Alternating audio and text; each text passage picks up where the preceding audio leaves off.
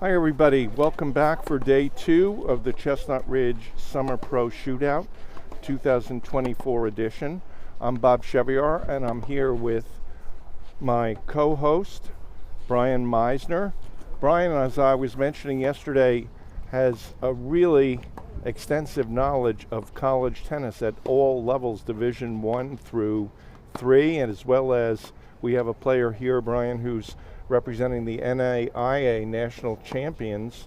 Tell us a little bit, just before we get into everything else, NAIA, what does that mean in terms of eligibility to play college tennis? Oh, well, it's the eligibility rules for NAIA are much different and good than they are in the NCAA, and it's a little bit looser as guys come in and can play after playing several years on the Pro Tour, which NCAA is the clock.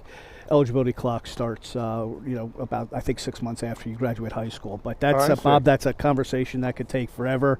Good afternoon, everybody, and welcome back to Chestnut Ridge. We have 2 great semifinals here for you today.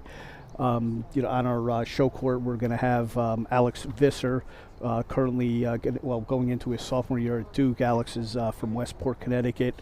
Played the Pro Shootout a couple years ago when he was still in high school, and I believe made either the semifinals or the finals. I'm sorry, I don't recall. But Alex, looking really forward to this match. He's going to play Billy Suarez, who just graduated from Tulane University, played number 1 for Tulane. So both of these guys play at a very high Division 1 level. Duke this year was a top 20 team. Alex was the only freshman to play in the lineup this year. Might have been the only freshman on the team now that I think about it, actually. And he played between the 5 and the 6 spots there and had some up and down results, had some very good results there this year. And in his first year of playing college tennis in perhaps the toughest conference in the country, in the ACC. So that's our one semifinal we have. On the other semifinal on court 8, we have Ciric, who does play in the NAIA, plays for Georgia Gwinnett, the national champion of the NAIA for the last 4 years, and he's a teammate of Aleksa Ciric, who won this event for the last 2 years. And he's going to be taking on Pane, and I was told after the match, I did speak to Pane a little bit and was told that I was incorrectly pronouncing his name, so I apologize to him. But we got it now. We do that, and we got to look at him yesterday and how quick he is. Of course, played his college tennis at Pepperdine, graduated in I think it was 2018, and has been doing different things since then, but is really competing well. So looking forward, Bob. I'm really excited about these 2 semifinals. Phil, do we have a graphic with the past winners and all? Okay. Now, Phil is our director-producer. He does an amazing job. He gets me ready with my microphone every time. You'd think I'd learn by now.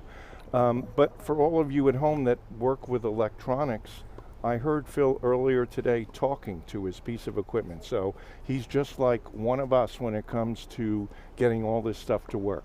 So what you're looking at now, the sort of the grandfather of this summer shootout, is the Chestnut Ridge Pro Classic, which you see began in 1980 and ran all the way through 2006. And we had some of the big-time stars of Eastern tennis winning this event.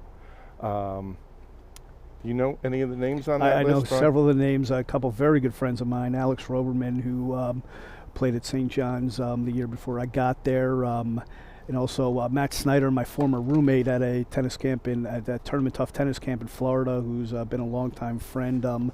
Several names, John James, of course, who very good friend of all of ours. And now we're looking at the past Pro Shootout champions, which is the reincarnation of this tournament. Yeah, this is Brad Breakstone's baby. He's done a great job bringing this tournament along. And Gary Kuznarovich, you could see a few years ago, this guy had a serve, boy. We were playing some of these matches indoors, and it made his big serve even tougher. And we had some, like you said, Germendi winning the last 2 years in this event. Carl Poling played at Princeton. And Gary, of course, played first year he played at Army and then transferred to St. John's. But we had Henry Ruger, who played just finished up his college career. Actually, I heard that Henry is now going to play his 5th year at Vanderbilt next year, but played for Columbia for the last 3 years, and played on a very, very strong team at Columbia that made the quarterfinals of the NCAAs this year. Mm-hmm. So now we're looking at the prize money breakdown for this event. As you see, there's quite a bit of prize money at stake here. It's not going to change anybody's lives, but it's going to make for a pretty good weekend for these boys. It is, and in addition, and ladies, I forgot we have a ladies This draw. is the first year we've had a women's draw here at the summer shootout, and that's a pretty nice paycheck, $800 for the winner of that match, which is coming up following the men's semifinals. Okay. Well, Bob, let's take a look at Suarez and Visser. Now, you've seen. We did get to watch Suarez a little bit yesterday. Visser, somebody I've been watching for several years. His father is a friend of mine. I was just talking to him before the match. I followed Alex's progression over the years. But what do you expect out of this match? Well, one thing that I was remarking to you yesterday was, once the ball is in play, I mean, I'm sure there are a few miles per hour difference between these guys and, let's say, the qualifying round at the U.S. Open, but the serving is not quite up to that pro standard.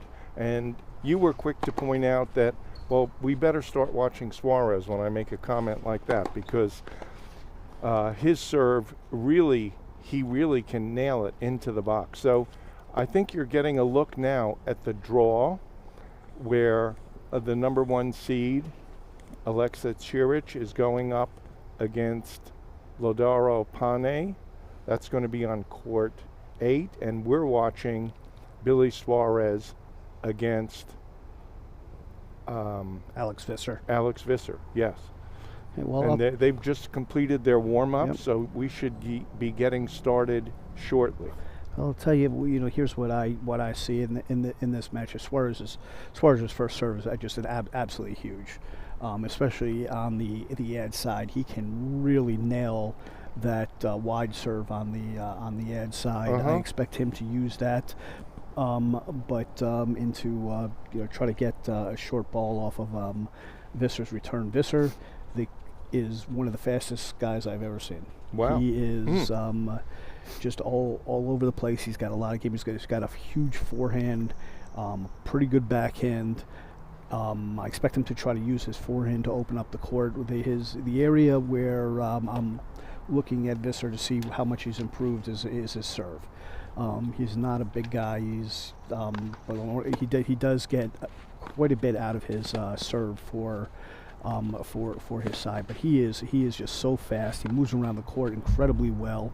He like yesterday against Salazar, he was coming to the net too. Mm-hmm. And that's a great win. He showed some incredible touch around the net. So let's see how we go. Now it looks like Alex is going to start us off here serving on the far side. Here we go.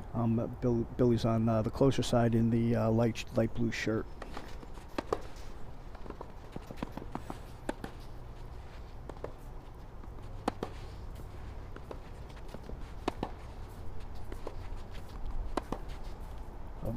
You see right away Billy trying to take control of it by changing up the pattern and going down the line. Perhaps pulled the trigger a little bit too early there. But these guys I don't know if these guys have ever played before, but it's going to take them a few games to size each other up. Yeah. And wow, that was a big serve there from Visser down the middle. Perfect placement, and it was pretty. It was moving too. Now, of course, Visser's coach at Duke is Ramsey Smith, son of Stan Smith. Duke also had a very, very good assistant coach in Maciek Saikat, who just became the head coach at Elon College. So Duke is going to have a new associate head coach just this year. And I expect Duke to be very strong again. They've done an outstanding recruiting job. They are losing some key pieces of their team this year, but they have done very well in the transfer market. So, and a big serve there from Visser into Billy's backhand. So is that as big in tennis as it is in, let's say, college football and basketball? Are people transferring left and right? Left and right. Oh my kids goodness. are transferring. Not really a fan. just a little wide on that serve. But as you see, Visser serve out wide. It doesn't have the pace on it as the T serve, but it does have quite a bit of that spin was on an it. excellent second serve right inside the line. Excellent second serve. I think it was a little bit of what we were talking about yesterday, the chestnut bounce there, but it was very nice. Well, I'm glad you mentioned the chestnut bounce, because I want to go back and say to Chestnut Ridge, I'm sorry, sort of, because I was watching the championship match in Hamburg earlier today, and top-level men's tournament finals in the main stadium. There were many more bad bounces there than there are at Chestnut Ridge. So we're doing something actually pretty good, not so bad. Okay. So we're going to get a chance now to look at Suarez serve. Let's take a look at how these two match up via their UTRs. Alex Visser's current UTR is 12.41, and Billy's is 12.65. So, they're very, very close, statistically close, but 0.2, there is certainly an edge there for Suarez. Mm-hmm. So let's see if how the UTRs hold up today.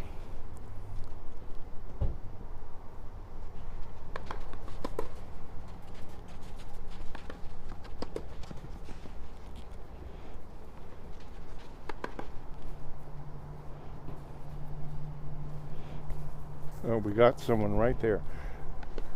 Well, we got a good look there about how a good first serve can make the rest of the game look pretty easy. Way to put the pressure on early. Yep, a big serve there.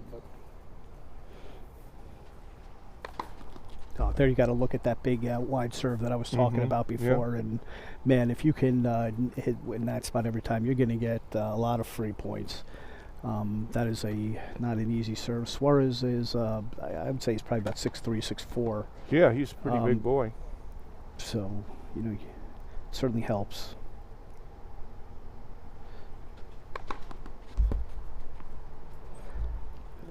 According to the his bio on the Tulane website, he's 6'3". And by the way, Billy is also a local product. He is from New York City and trained at the John McEnroe Tennis Academy. Beautifully constructed point there.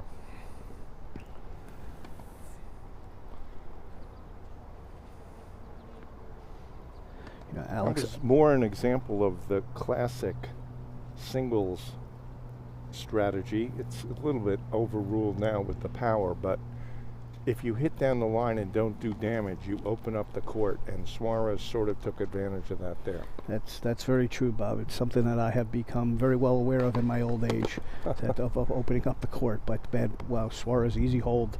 Easy hold. Beautiful serving. Couple big serves, gets a few free points. So here we are at 1-all.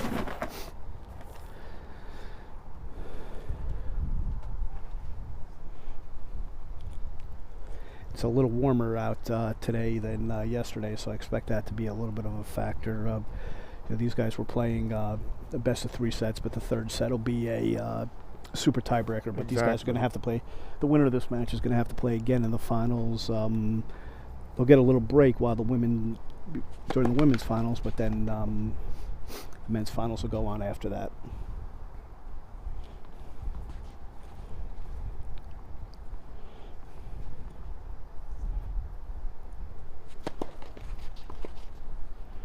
So, to me, Brian, when you just play a service game to come out like Suarez, people talk about in tennis sending a message. The way he really controlled that game, I think puts a little more pressure on Visser immediately to start the match to say, I cannot drop my serve. Absolutely. And Visser gets Billy hit a errant backhand long there on Visser's second serve, and so 15-love.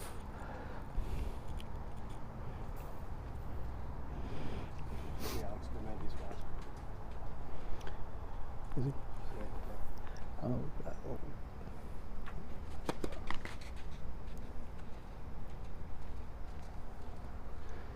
Got a double fault there from Visser, so maybe he is Feeling it a little pressing bit. just a little bit. Mm-hmm.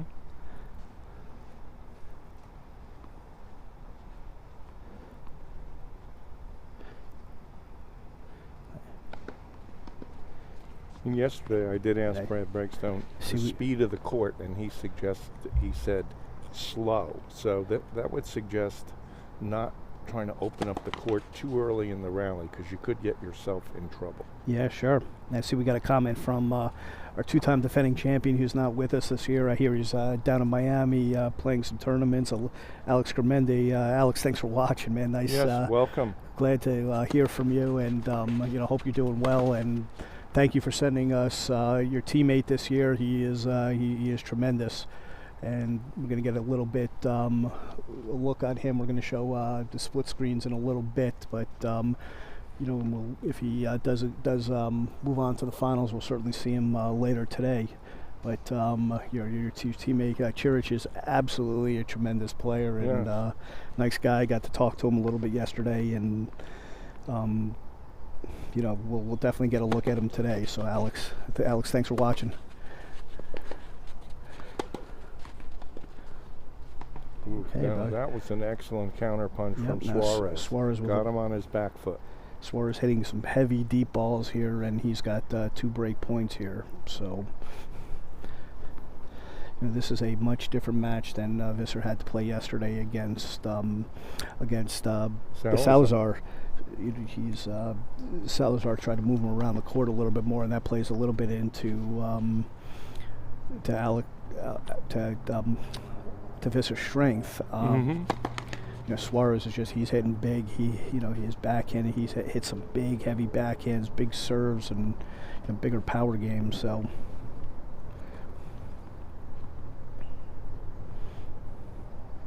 And Alex having a little trouble getting his.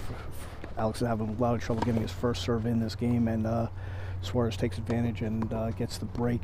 All set up by that return. All set beautiful, up by that deep, heavy ball down the middle.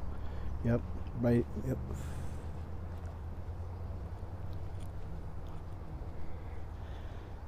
Now, when I talk about return a serve, one of the clearest examples is go back a generation in the women's game. Lindsay Davenport was an expert at hitting that deep ball down the middle, getting it to come short, and then placing it to the corner.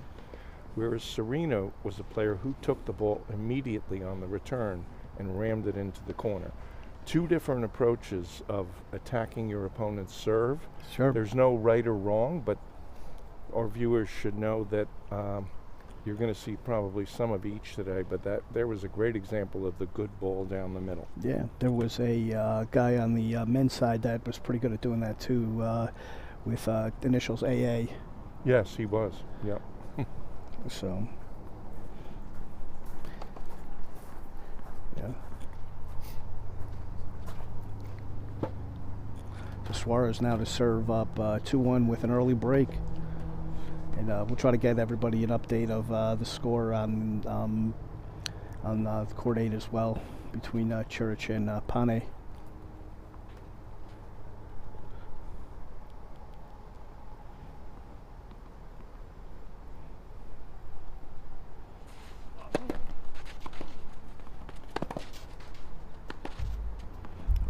He opened up the court nicely, rushed that shot. Definitely rushed that shot a little bit. Felt a little bit of pressure there, but Suarez getting another big heavy first serve in there.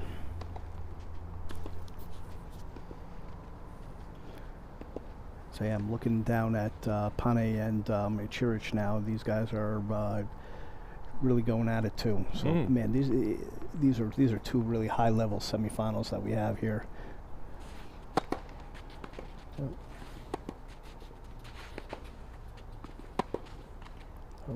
Alex Visser handled that one really nice. Yes, he did. That serve, Suarez didn't get it out quite as wide as the others, and Visser was able to push him back. Beautiful.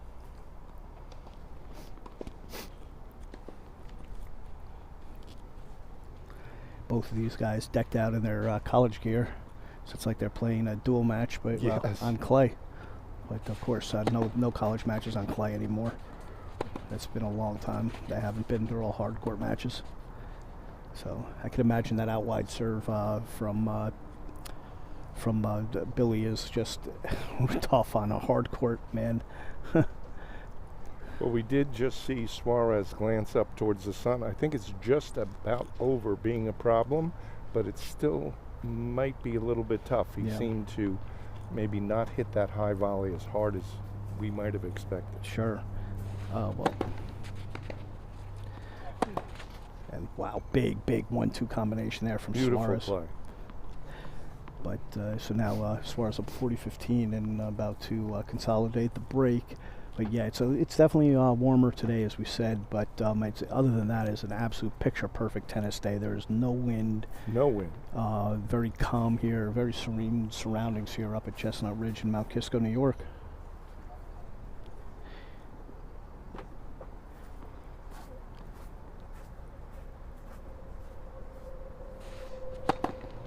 Wow, boy, that's that's just ridiculous. That is sick. That's just so good. It's that's not coming back at any level. That's no.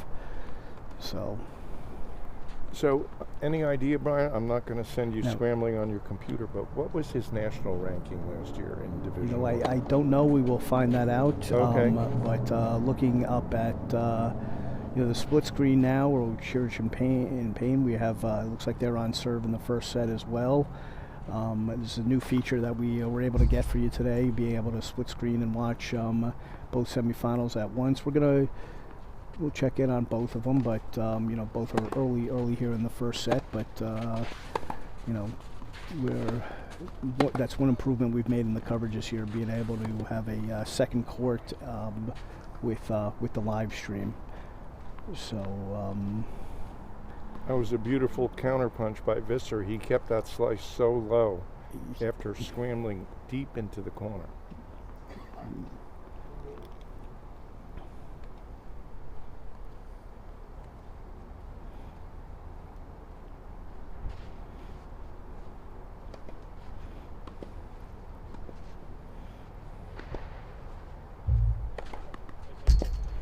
Beautiful.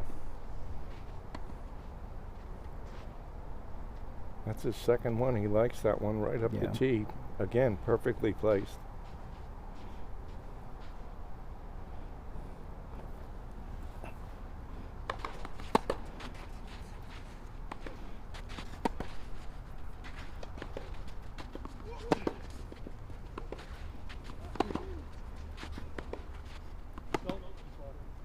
Yep, just missed it. Just back.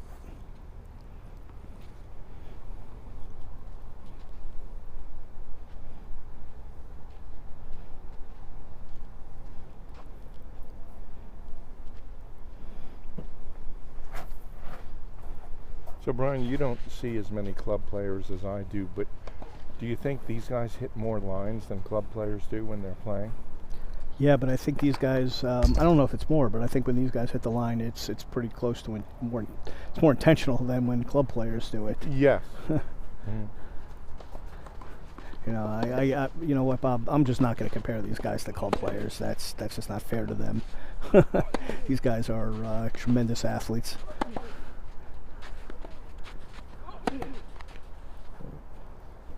Well, I was only comparing them in the sense of how close to the line they can hit and still keep it in. Yeah. I was applauding their abilities. I understand.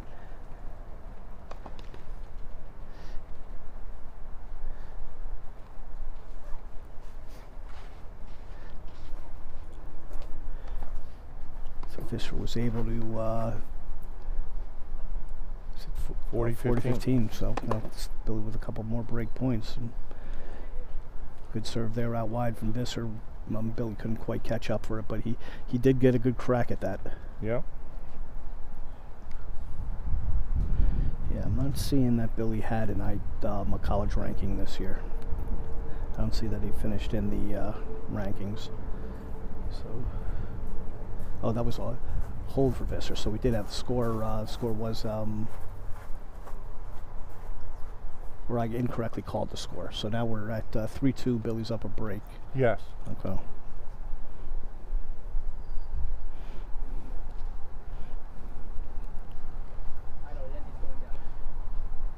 And we've got a break point down there on court 8. Maybe we could go to court 8 for a Some second. discussion. Oh, a little bit of controversy over a call out on court 8. And our referee there, Andy Weiss, is heading out to resolve the situation.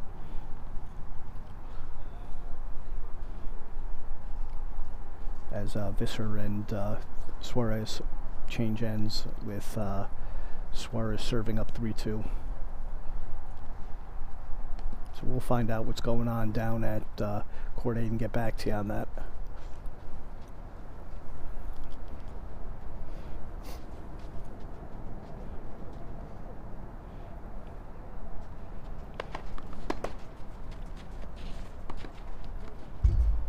We lost track of that one.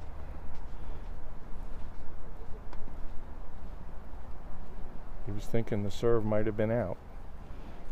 Visser goes to check it. Yep.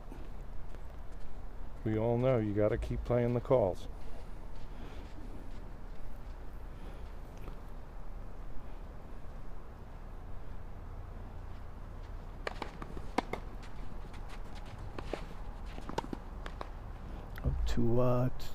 Two errors there for Suarez, so he's a little bit of an opening here for Visser.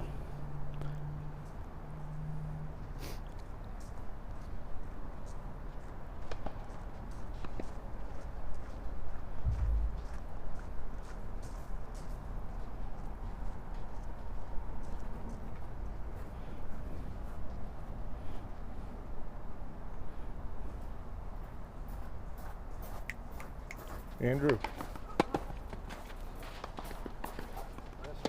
can you give us a little rundown about what was going on out there on court 8? There was a ball hit by the sideline that was called out. The other player went over to look. I looked, and the ball mark was right next to the line. Put the ball down. There was no way to tell it did not clip the line, so I had it overruled. I see. Thank you. Okay. Mm-hmm.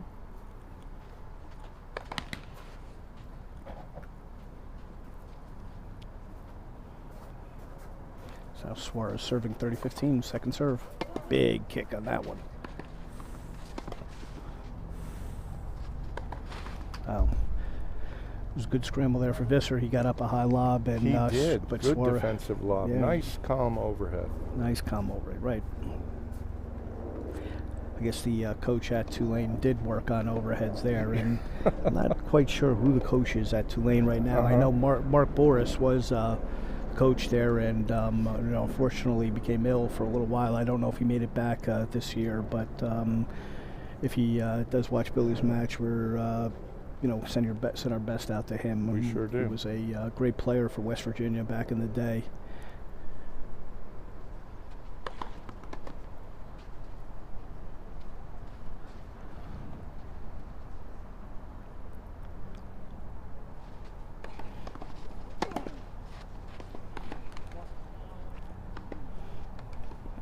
Well, the 3 points for Visser all have come from rushed forehands here in this 6th game. We're at break point. Yeah. Really big moment for Visser, especially if he can get back even here.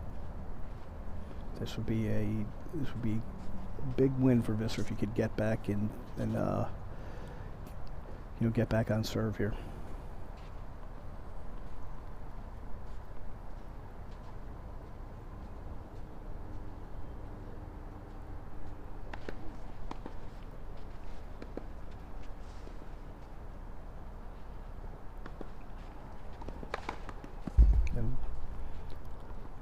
Win for his favorite, right? Went for his favorite, but did miss it by a pretty good clip.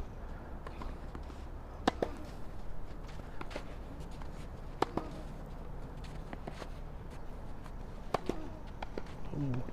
I like that strategy from Visser. He just overcooked that forehand just a little bit too much. But man, did he have Billy just pinned in that backhand corner with that with his return. Hit a great return. It must have been about a foot inside the baseline and about 3 inches from the sideline. But Billy handles that wide backhand very nicely.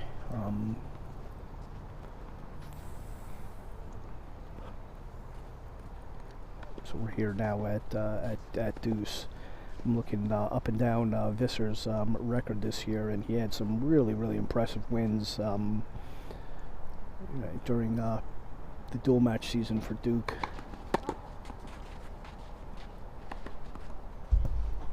Beautiful serve to set up the shot again for the finish. Yeah. Had a great win in the national indoors over USC. Also beat Valdemar Pape, who was playing 6 for Harvard earlier in the year before he got injured. Pape is a very, very tough competitor. Good win over Mons Dahlberg from Virginia, who at the time was ranked 104 in the country. So that was Visser's first ranked win at the college level. And man, you just talk about, I'm looking at, through their schedule, you don't get a night off when you're playing for Duke. No. Their schedule was just absolutely ridiculously tough this year. Had a great win at number 5 over Florida State, Florida State ended up winning the ACC championship this year. Good win over Holden Coons from Wake Forest. Well, this was sort of the story we began the match with, the serve being the thing that's going to spell the slight difference in Suarez's favor, and he did it there, saving a break point and then capitalizing. Perhaps Suarez tried to overcook that inside-in forehand because of how fast Visser is. We talk about how much pressure Suarez's serve puts on Visser to hold, but what about Visser's speed? That puts a lot of pressure on his opponent to hit big shots. I mean, when I played a guy like that, I was usually on offense when I played my best tennis. But I just tell myself, you're still going to get it by the guy. It's just going to last 2 shots longer than you're used to, but you're still going to get him. Correct. Don't overplay.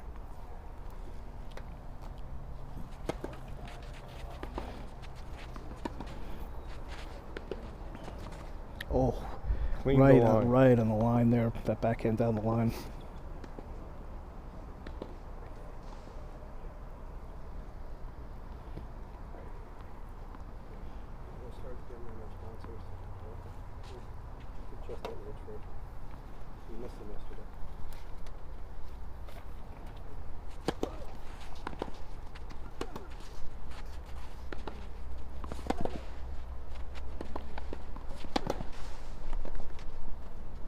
Oh, great stab volley there.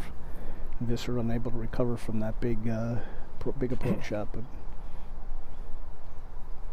so Suarez now with an opening at 15:30 and really put a stranglehold on this first set.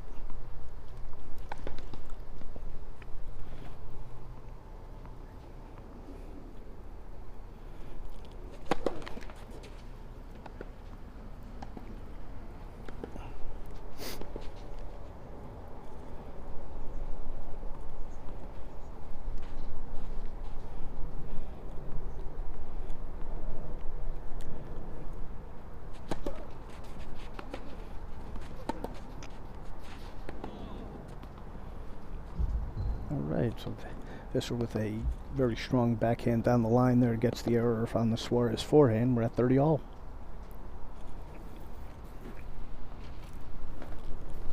Yes, so far that's where the few errors are coming from on the other side of the net. Yeah, well, Suarez's backhand is just rock solid, and his forehand is big. But again, like as we've seen, that is the side that will probably break down first because he is going for more on the forehand than he is on the backhand.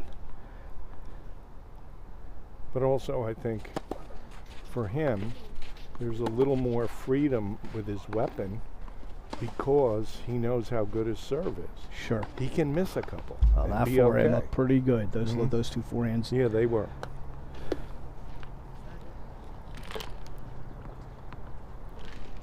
Suarez now with a break point to go up an insurance break.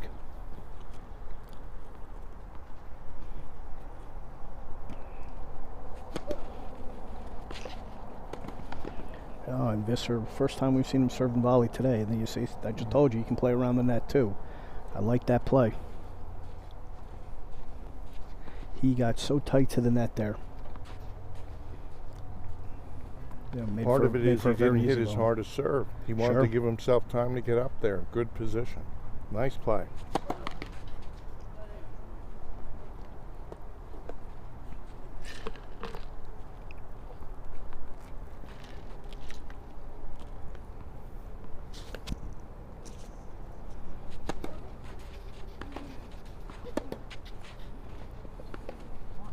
Oh, and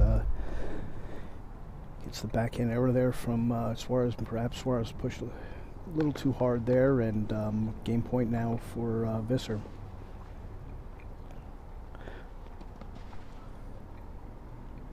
So I'm looking down on court A. Just saw Pane just hit a pretty touch half volley drop shot, and Ciric unable to catch up to it. But man, that guy is moving. Talk about two guys that have a lot of game. They're playing down on court 8 too.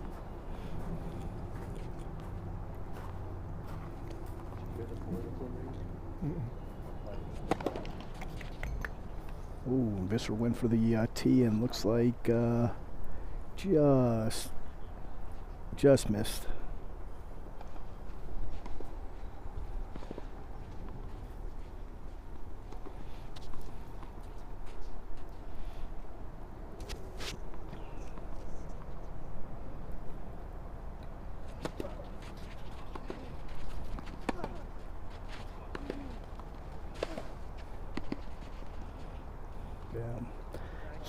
Beautiful forehand. Beautiful. To set that up. He uses that inside-out forehand very nicely. Really got Visser way off the court there.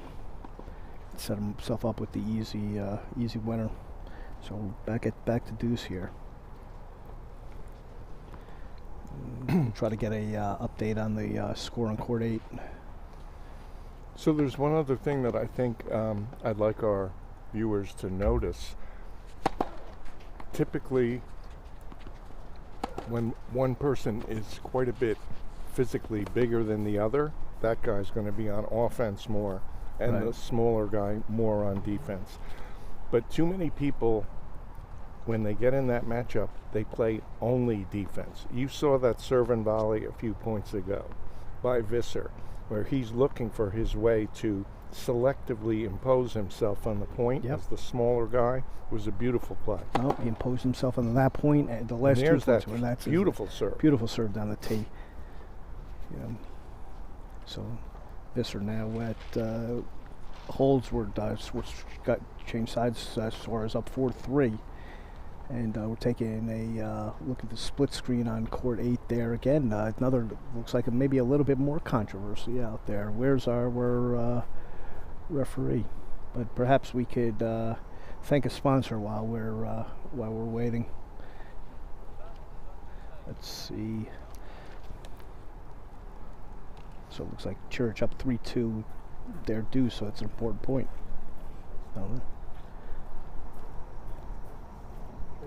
Okay, well,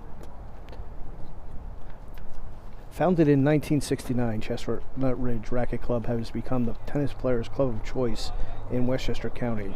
Our 6 indoor and 4 outdoor hard-shoe courts allow Chestnut Ridge to offer many programs for tennis enthusiasts of all different ages and levels.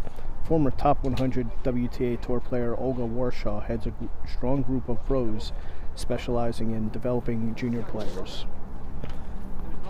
So thank you, Chestnut Ridge, for hosting the tournament once again. Thank you, Brad, for organizing. Great job. So now Suarez serving 4-3 up a break here in the first set. I'm not sure what the outcome of that controversy was down on court 8. Well, Suarez just missed the wide serve there, but man, just missed it.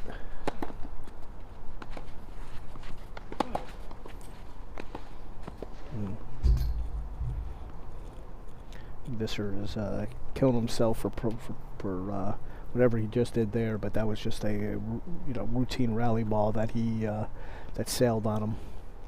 Ended up missing by about 15 feet.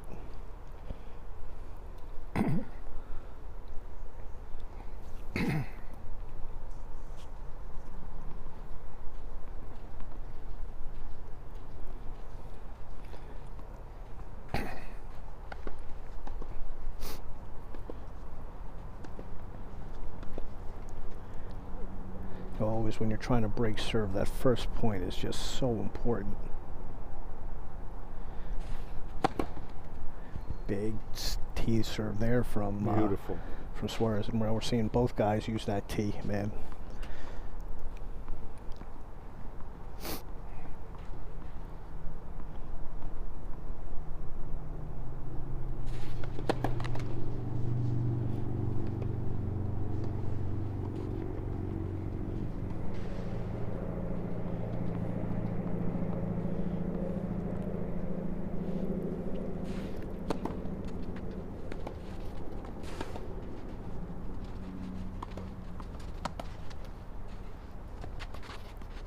Tricky ball there, a lot of spin, well handled by Visser.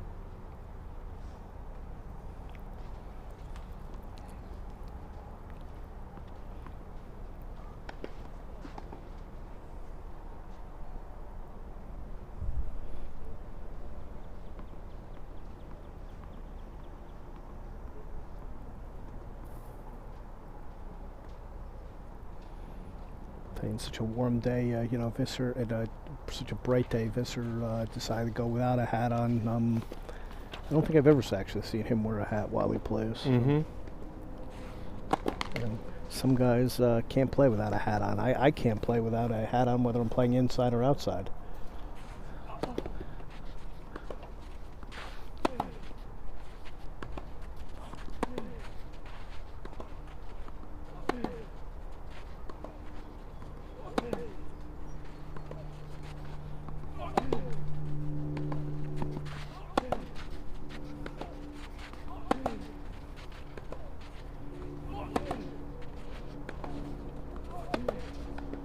Oh, what a shot there by Suarez, showing a lot of range.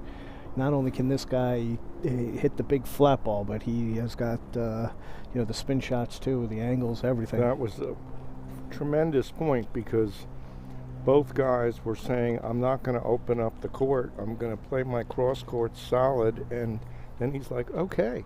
Yep.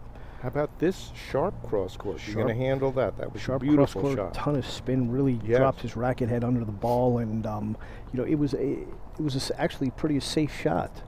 It wasn't too close to the line. When it came over the net, it was, you know, fair, you know, with a good margin over the net, and it was. Just the spin just dipped, and man, now the drop shot, you know, those are not easy points to win against Visser. Not at all. So Suarez with the hold of 5-3 is a game from the set, so Visser will serve to stay in this first set. We got a YouTube comment. That's on screen there. Okay. Yep. I don't know if you can translate it. I cannot. It must be from one of Ciric's relatives, Ivan Ciric. I'm sorry, Mr. Ciric, I don't speak Serbian, so I know it says something Aleksa. I'm not sure, but thanks for watching. I'm guessing he's singing some good music. So I think he's saying he's. I think he's well. wishing Aleksa Ciric some good luck. Oh, okay. That's what I'm that could be it. Yep.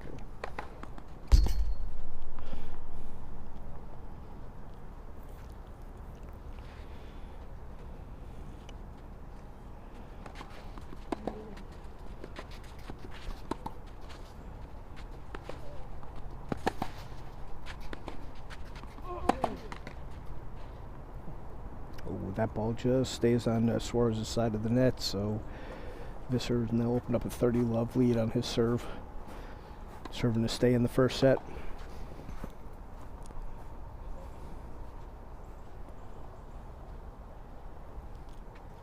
I think we're getting everything we expected from this match here. I think so. Mm-hmm.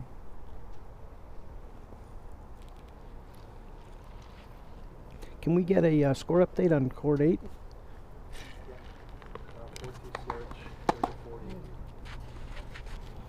Okay, so Ciric has gone up a break in the first set on court 8. He's up 4-2. And Suarez with another big forehand, just continues to push Visser back with these with his returns. Set up the easy short ball.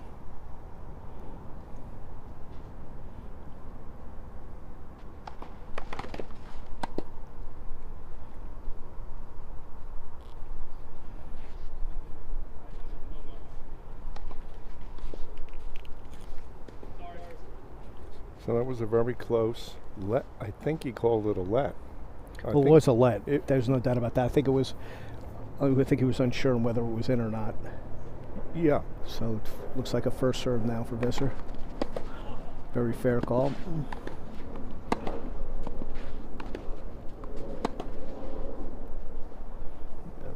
Solid playing from Visser. So Visser's got himself 2 game points to stay in the set.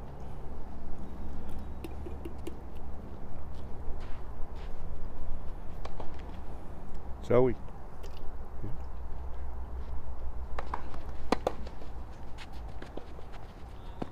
Oh, just missed on that drop shot. I think so. Yeah, it just sailed a little wide. I think that was the first time we saw Visser use his touch. I saw a couple shots he hit yesterday, especially one drop volley that was just insane.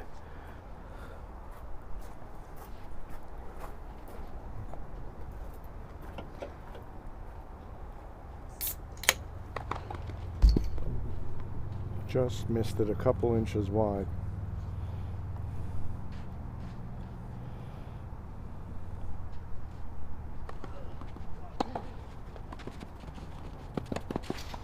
Oh, well played there again by Visser. So yes, it was. He's going to force Suarez to serve for the first set. So one other quick comment before we bring up another sponsor. When you play a player like Visser and you have a good drop shot, you should do just what Suarez did, hold it in reserve.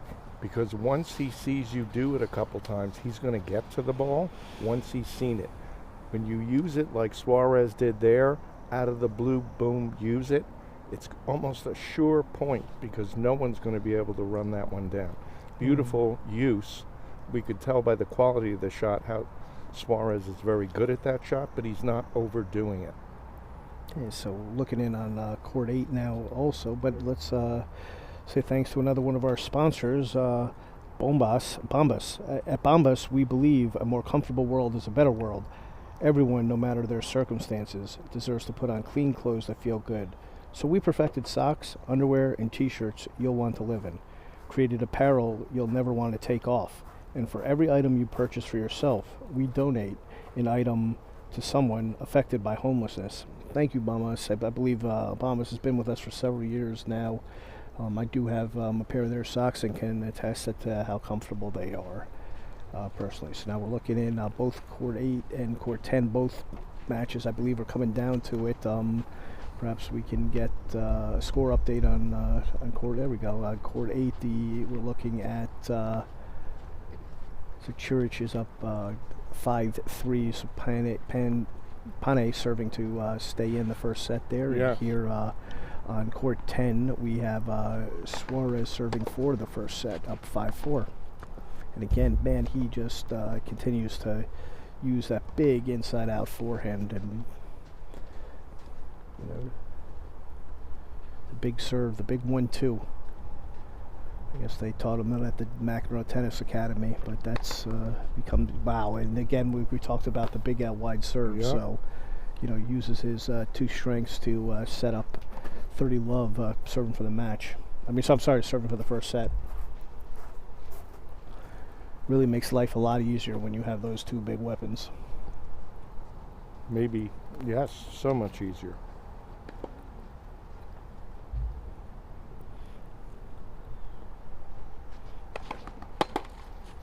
And again, puts a big T serve in a spot there. That ain't coming back. Visser did really well to get a racket on it, but really tough to get that one back. And Suarez serves out the first set at love. So, oh, I'm sorry, 40-15 now. No, that is I was right. That is the first set. We had our trusty advisors on the score were a little off there. That's game. That's game in first set to Billy Suarez. So now let's take a look in on Court 8. Let's see if we can watch the meat of the first set down there. Looks like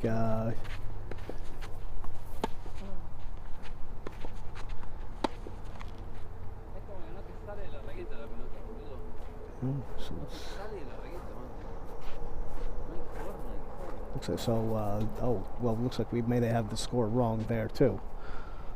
So Ciric is up now 4-3 serving, Pane serving, Pane serving down 3-4. Okay.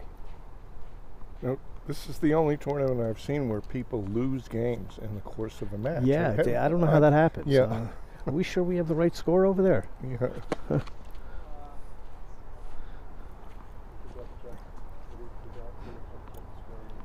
Does look like it's 4-3 if you look at the balls on the on-court scoreboard, right? Man, Ciric, he attacked he that second serve beautifully. He's like Conan the Barbarian with a tennis racket. But now yesterday, he had a couple pretty easy matches. He did. Because he played a lower rated player, very comfortable, and then he played a player who won the first round by default. So he hadn't really proven himself as well. And that was also a pretty easy match. This is his first real test that he's having today. Yeah. Pane just tossed his racket a little bit in disgust there, and looks like that's the game for nope, we did have so Ciric just broke to go up 5-3, and he'll serve for the first set there. 5-3. Yeah. Can we Thank you. Can we stay on court 8? Yep. Let's watch Ciric serve for the first set. Oh, great return there from Pane. Yep. Yeah.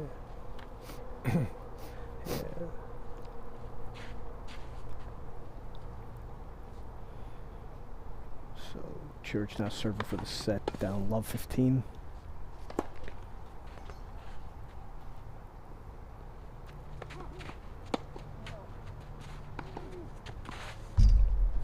That ball looks like it just out. So Pane now looking little to break chance back, here to love get 30. back in. Yeah. So Bub, we were talking a little bit before, earlier you asked me about the eligibility for NAIA being much different. There's a lot of things that are different about NAIA tennis compared to NCAA tennis. There are some very, very strong teams in NAIA, but it's not nearly as deep as the Division I tennis in the NCAAs. Another big difference between NAIA tennis and NCAAs is the amount of scholarships that each team gets. In the NAIA, each men's team gets 8 scholarships. I believe in NCAA Division I, there's only 4.5 scholarships allowed. Ooh. So in Division I, there's very few players that get a full scholarship. It's usually divvied up between the number of players on the team, and you try to make up the shortfall with hopefully you guys are getting some academic money. They might have to kick in some cash on their own, but the big difference. So we've got a double break point coming up here. We have a double break point from where Pane looking to get the break back.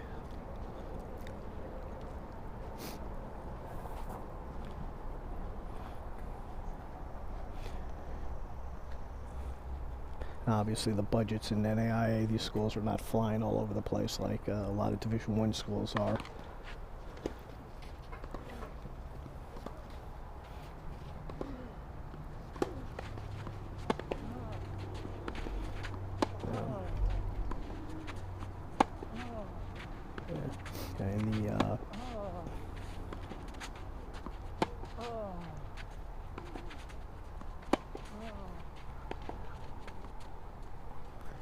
And Pane does get the break, so good for now him.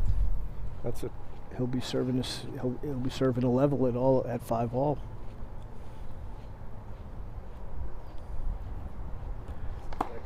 So yep. We'll come back to court 10 for a moment, but I would like to see what happens in the next game. on court 8. Oh, big forehand there from Billy. That time he pulled the inside in. You know, Beautifully placed. we've seen him use the inside out very effectively, but it just showed us he can do the inside in too. I tell you, for a 6'3" guy, Billy moves really well. So we got a break point here. Break point in the first game, second set. And Visser goes for the tee again and just a bit outside.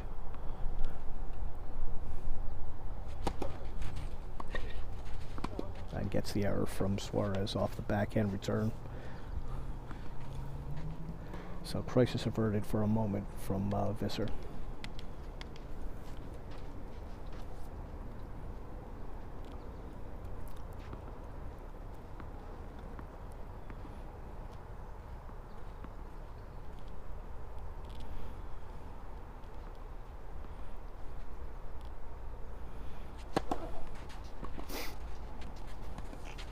Oh boy.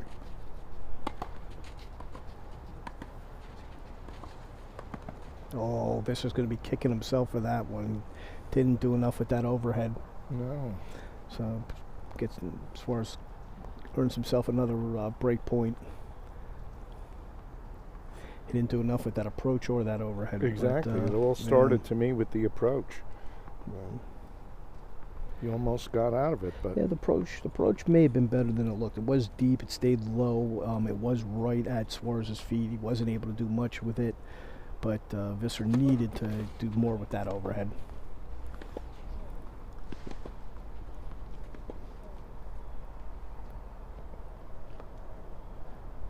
So yeah, let's go back to well, let's watch this point first. Let's see what happens here.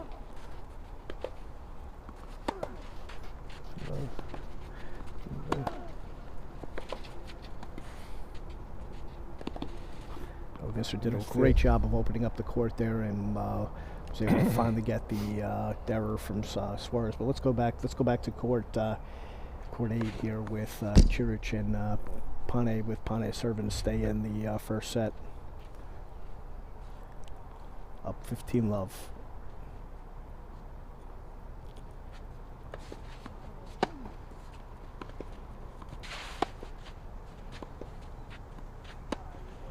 And Pane got the error there from Ciric.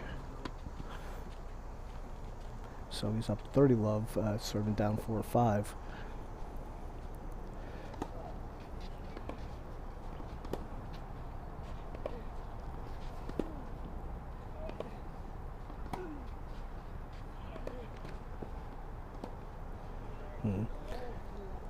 Yeah, I gotta tell you, Bob, we're covering two matches here, and it's very, very tough. And I'm thinking, about the guys that cover college tennis, especially the Crack Rackets guys who are covering, just an insane amount of college tennis and have done great things for promoting college tennis. Not only in one dual match are they covering 6 different courts, but these guys are covering, multiple dual matches going on at one time. It's very impressive what they're able to do. But here, trying to cover 2 matches at one time is not easy. But we're looking at Pane serving up 40-love now to level that set at 5-all.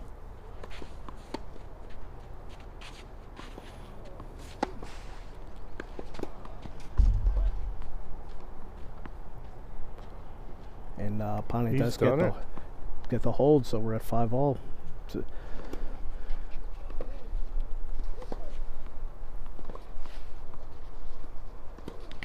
Oof. What?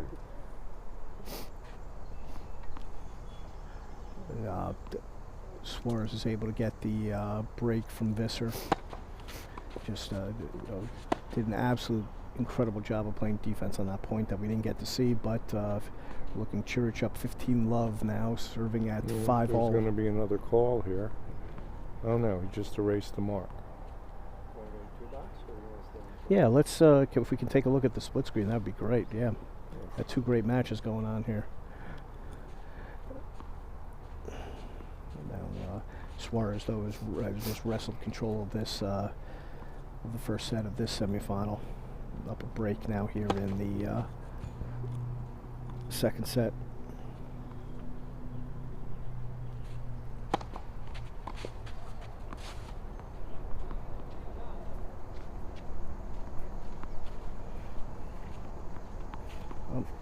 I just so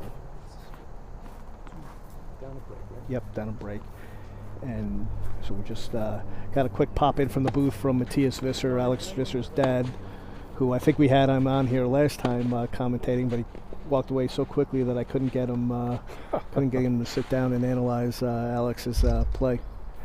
And not to start a conversation about politics or anything, but I did just see a message on my phone that Biden is dropping out of the race. I got my next door neighbor here. He checked in 10 minutes ago. Passed the word as he went to his seat. So Yeah, well, that's all I'm going to say about politics. We're not going to talk politics here. This is a politics-free zone. We could talk tennis politics if you want, but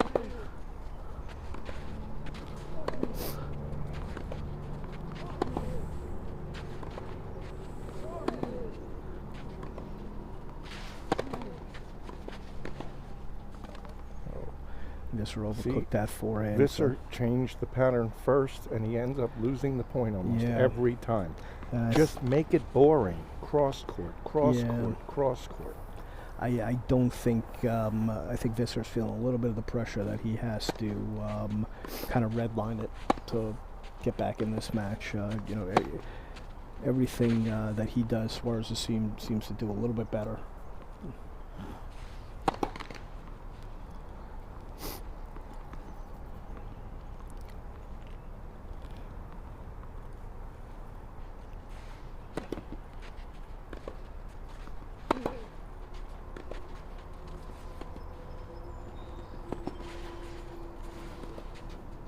Oh, well done. Well handled there by What are we going to call Suarez. that one? Was in. That was in? Yep. Yeah, got the line. Incredible counter drop shot and an even better pass. Incredible shot. That was not an easy ball to handle. Not only did it stay low, but it had a little bit of side spin on it. Totally. So Suarez up 30 love here. And we're having a technical difficulty down on court 8, so our producer has gone down there to adjust the camera a little bit, but we'll catch up on what's going on in court 8 in a moment. I'm not sure who won that last game.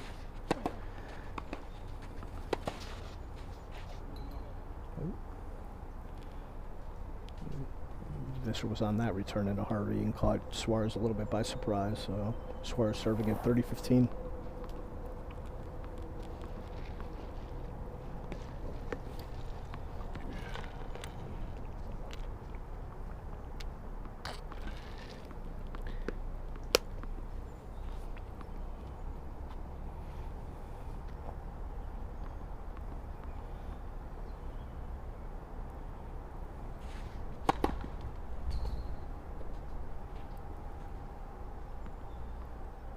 Second serve.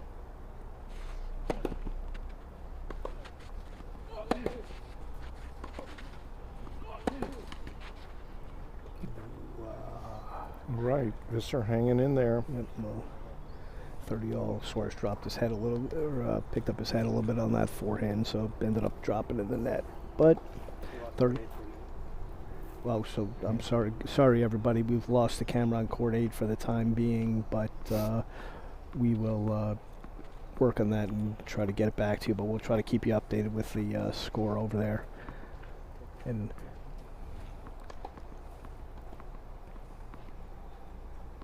well, I can't say that I'm disappointed.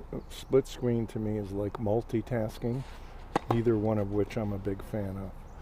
So I'm glad we're back to a single court that we have a good look at and we can talk about. I'm still saying Visser has to play some longer points.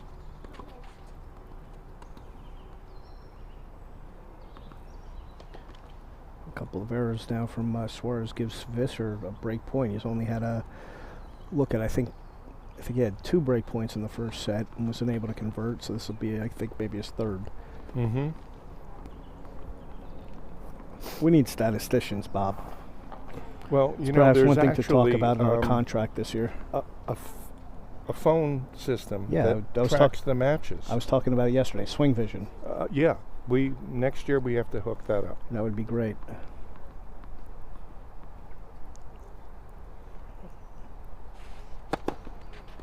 Big out. Oh, man, Suarez gets himself out of another Beautiful. jam with that big out wide serve on And the inside. right inside the line again. Yep. Very tough ball to handle.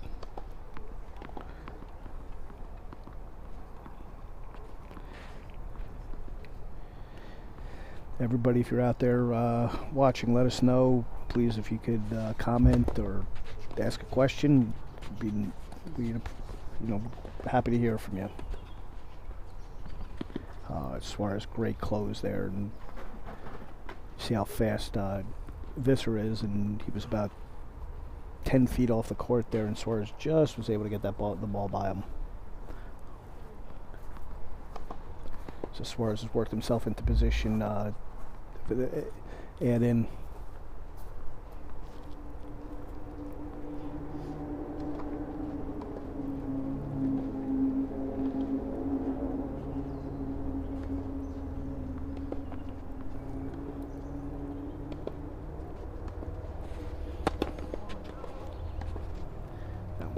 Little deep on that one, I believe. Huh? What's our call? Up, I believe Visser just gave it. Nope. Second serve. Like, I guess it was a little deep.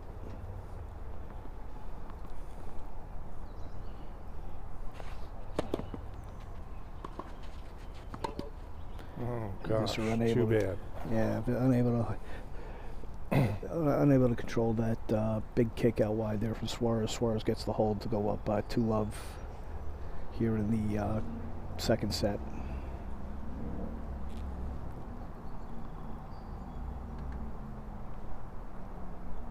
I'm not sure we have that score right either. I believe it's 3-1. I think it's 3-1 here. I think it's too low. Could be wrong, but it looks to me, yeah, it could be. We'll try to get confirmation on that.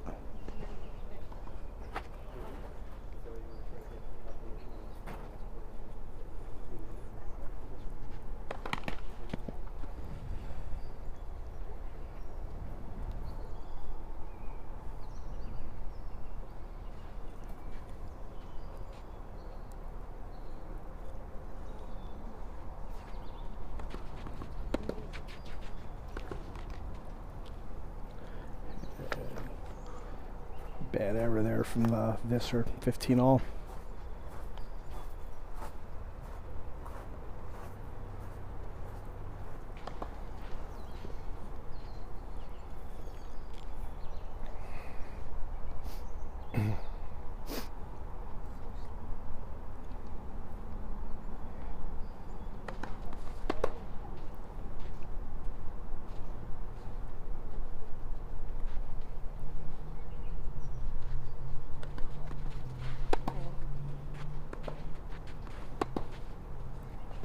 That was a little wide there, but looks like Visser Called it good? Visser gave it to him.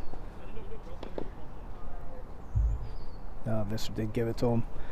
I thought it was a little wide, but good sportsmanship there. I don't Again. know. There's got to be a mark to look at. Come on. I think he called it out. Ultimately. No, I think he gave it to him. You do? Yep. Okay.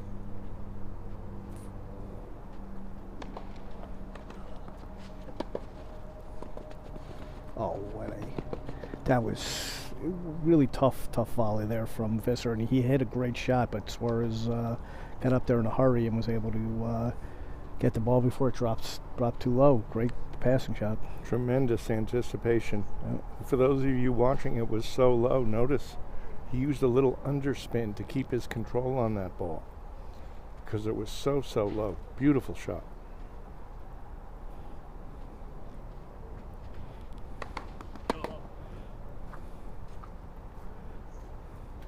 I think both these guys, I think their first serve percentage has dropped a little bit.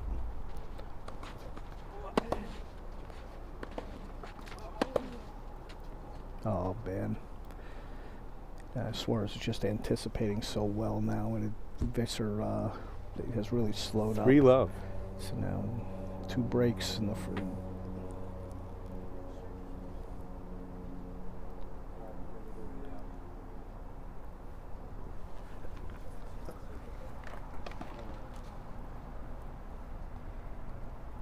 Bronx Lacrosse. The Pro Shootout wants to thank Bronx Lacrosse for their support of this year's Summer Pro Shootout. At Bronx Lacrosse, our mission is to improve educational opportunities and life outcomes for underserved middle school and high school students in the Bronx, using lacrosse to build community, invest students in school, and improve academics.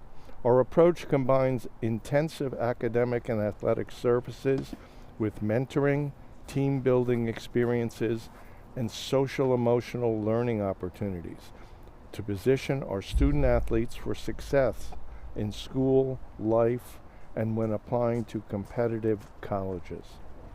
Thank you again, Bronx Lacrosse. So we did confirm the score is 3 love, but maybe we could take a look in court 8. Let's see. Can we get the score on court 8? 7-5. Ciric won the first set on court 8, 7-5. So looks like the 2 guys they're taking a little break, and so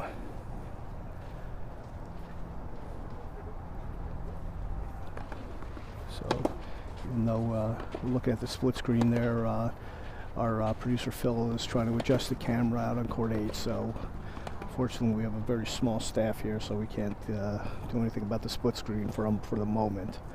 But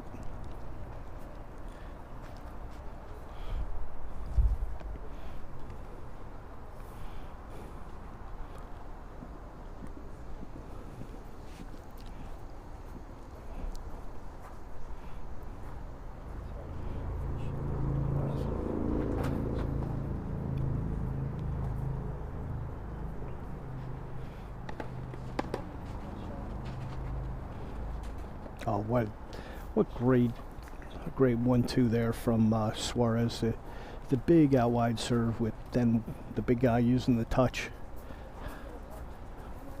Such a good shot too when you're establishing a big lead and you're really like sticking it to the guy.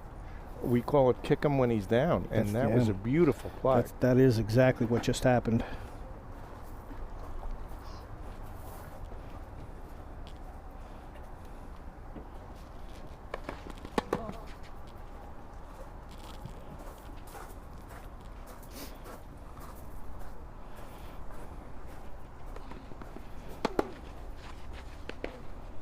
A little bit of a miss hit there from Suarez. They're up 30-15 now.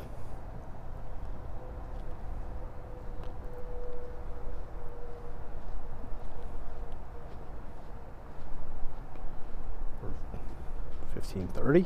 Oh, I guess. So Visser's got.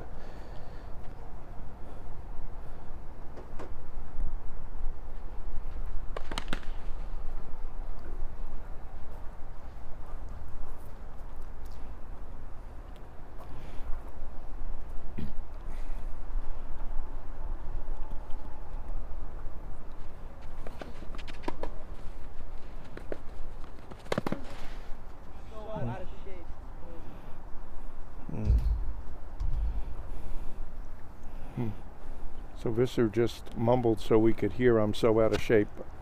I'm more inclined to give Suarez credit for a really nice down the line backhand. That was a really good shot.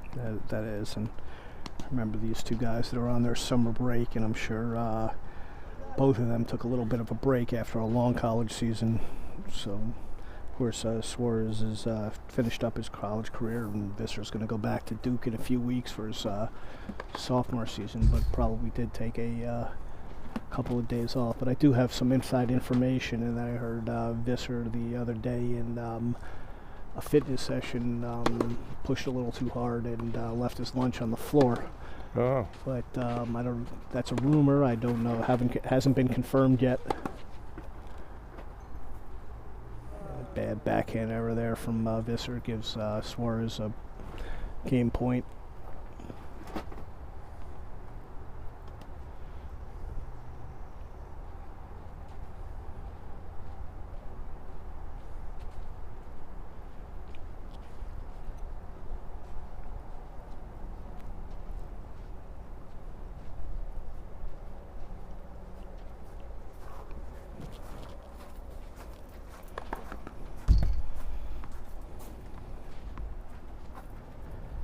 Suarez just misses that T serve down the middle.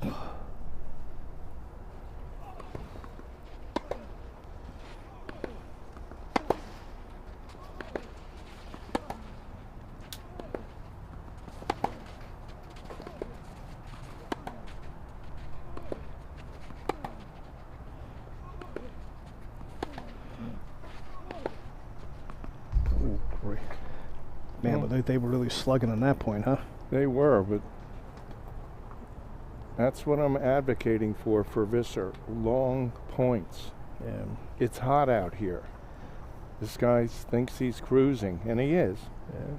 Make him work. Yeah. I'd actually like to see Visser get a little more air under the ball and push Suarez back a little bit more. You know, even though Suarez did miss that backhand down the line, that was one could have gone the other way.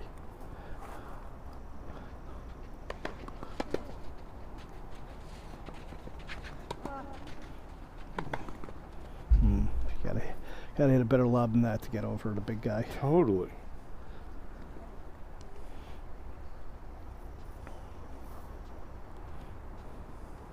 Right. So that approach shot stayed very low. It didn't give Visser much to work with. He did a nice job with that slice. Yeah, he kept it really down.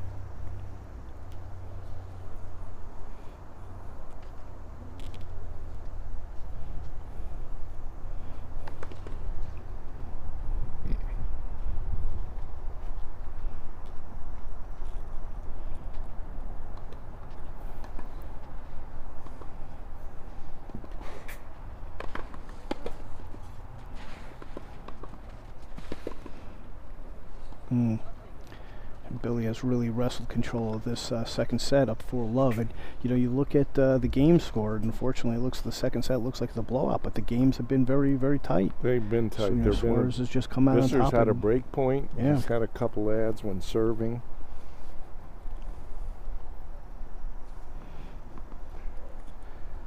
So let's see if Visser can get something going here.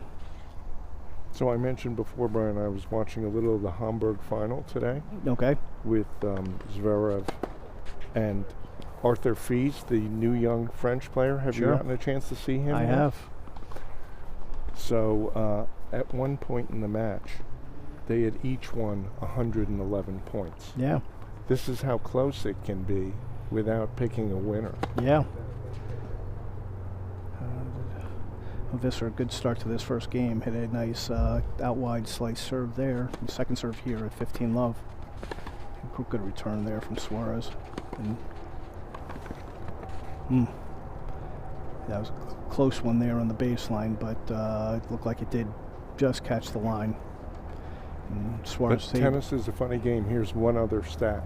Zverev won 1 of 22 break point chances. Wow.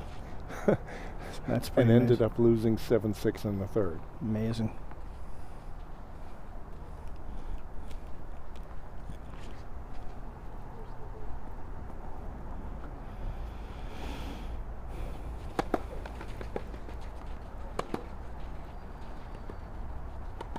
A little too much. Chopped that volley a little bit too much there, and Visser is really in a hole now. But it looked like trouble, yet Suarez got himself right back into good position there. He didn't leave him a big hole to hit that volley into. Yeah, but all he had to do was hit a pretty decent volley, and you know, would have given himself Visser would have been in good position. You know.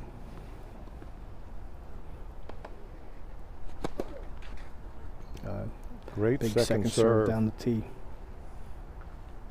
And I think that might be the first time he's gone down the tee on the second serve. I agree.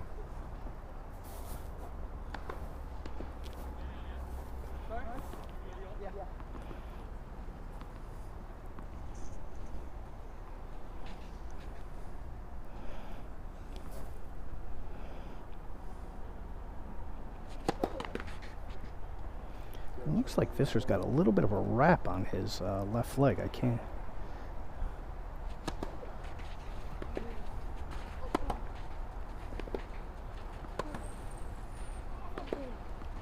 Oh, Suarez again using that inside-out forehand just beautifully.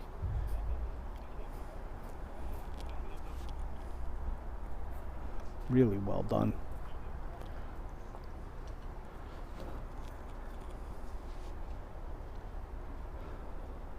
Do we have a second set score? 1-0 Surge. So Suarez is up 1-0 in the 1-love in the second set. Looks like they're on serve.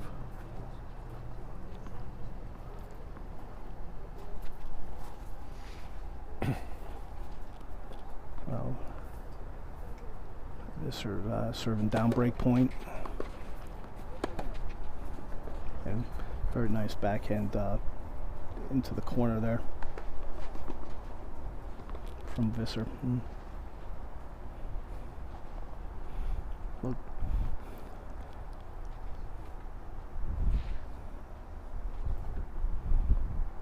Getting a little breeze now. It feels very good. And Visser again using the out wide. Beautiful So that's a beautiful serve. I had a great sight line of that serve, man, and I just watched it curl wide, and you know, it didn't even have to be hit that hard, but it had a lot of action on it and curled further away from Suarez to give Visser the ace. So.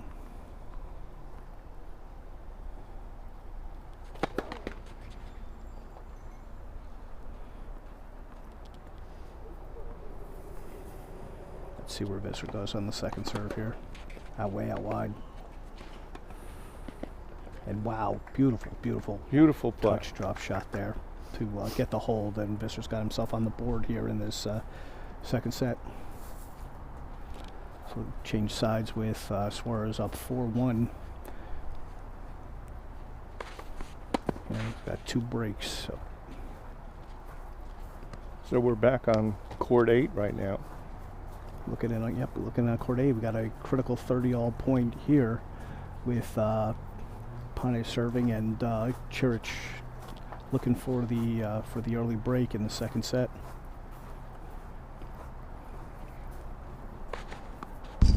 Wow, Pane missed that first serve by a mile.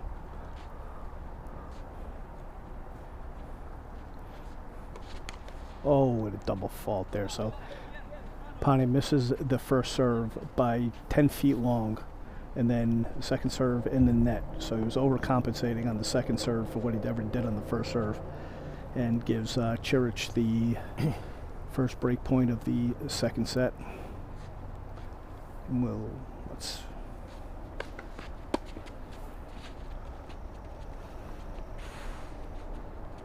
And Ciric just hit an absolutely unbelievable shot to get the break. No, let's go back to court 10. So Ciric now wrestled control of court 8, and we're back here with Billy Suarez serving up 4-1 in the second set, having won the first. So he's trying to close this one out. Now Suarez uses the wide serve. Wow, absolutely beautiful.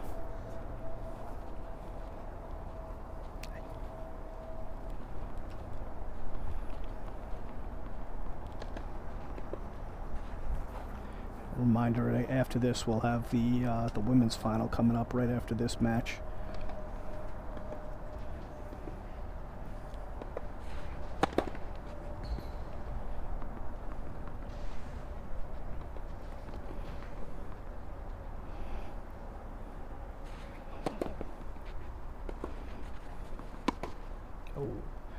Suarez unable to catch up with that one and puts we got to go to the one of the tournament Diadem director balls now. in the woods.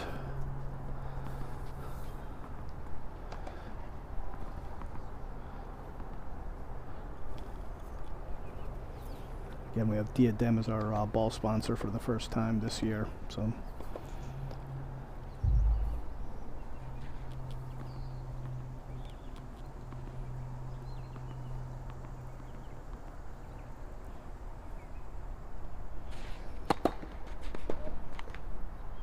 Big serve down the tee there from Big Suarez.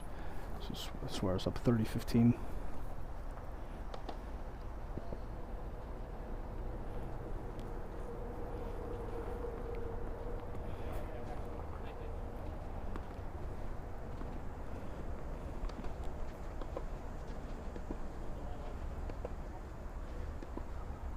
Yeah. I think our tournament director gave them a new ball, and he can't mix that in with a set of balls at the end of the first set. We're gonna have to talk to our tournament director about that.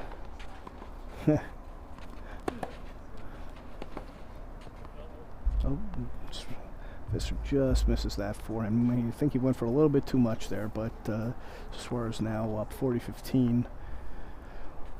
Looking to go up 5-1 in this second set.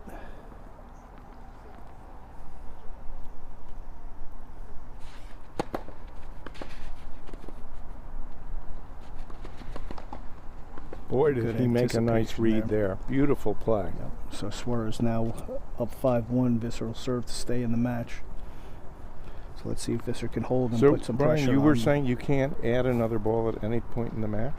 Not that you can't add a ball, but you can't add a new ball into a set of balls that they've been playing with. Oh, not a new ball. No, it has to be a used one. Right. I think I think they were given a new ball there that didn't quite match up. Oh, okay. That makes sense.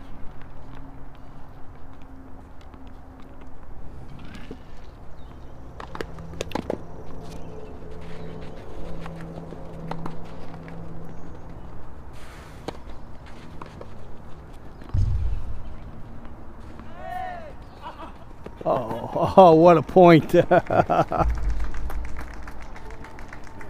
looked like Alcaraz against Alcaraz. That was a tremendous touch around the net. Both players showing a lot of range. And I got to tell you, Suarez did a great job over here in the corner to start that exchange off where he hit kind of like a shovel forehand. Really tremendous. But yeah.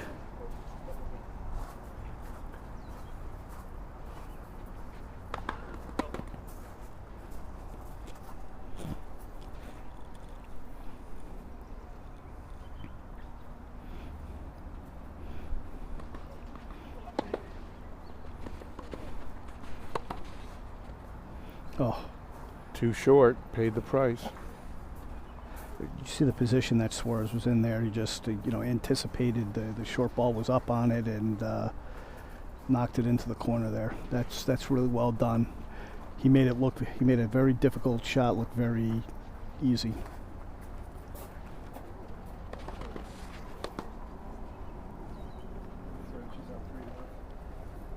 Ciric now up 3-love in the second set there, so he's now a little bit of separation there. Another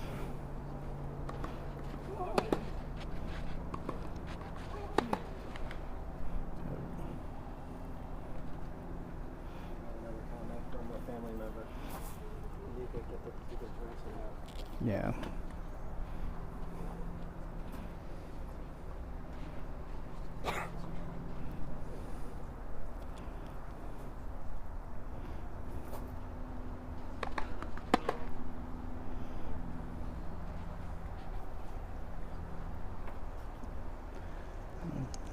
Second serve coming up for Visser, up 30-15, down 1-5 in the second set.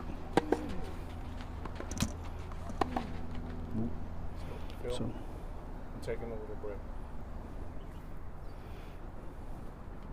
So Visser with 2 game points and to hold and put the pressure on Suarez to serve for the match.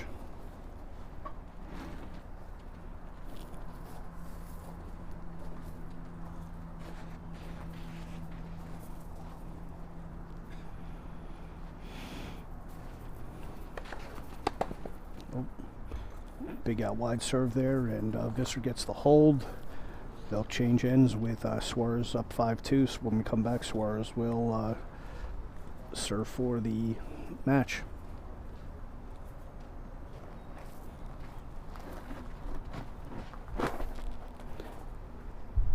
Now looking down on court 8, I think I see that Ciric is now up 3-love with Pane about to serve. So one break over there on court 8 in our other semifinal. And again, right after this match on court 10 finishes, we'll have the women's final for you between Michelle Ryndin and Liisa. And again, I still haven't gotten the official pronunciation on Lisa's last name, but she joins us from Michigan State. So Pane now serving, 15-love, and now if we could go back to court 8, Suarez is going to serve for the match. And a miss hit from Visser gives Suarez the first point of this set. I see we still have some of Ciric's family watching, and we thank you again for tuning in and watching, and we thank everybody for tuning in, and hope you're enjoying the tennis on this beautiful, beautiful day from Chestnut Ridge Racquet Club in Mount Kisco.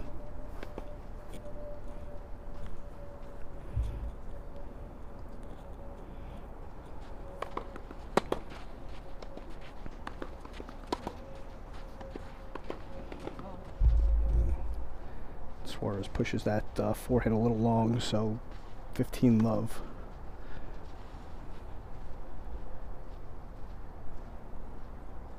Again, Suarez serving for the match here in our first semifinal of the day.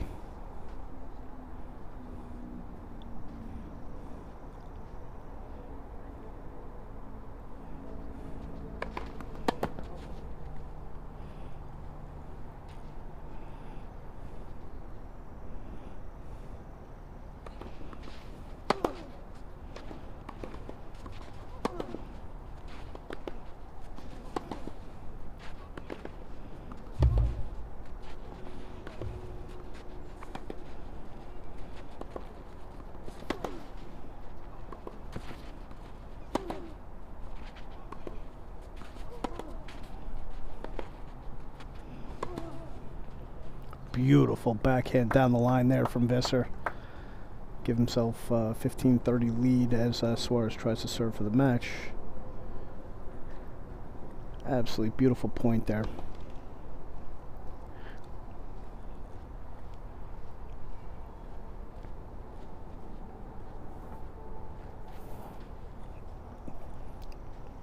$15-30.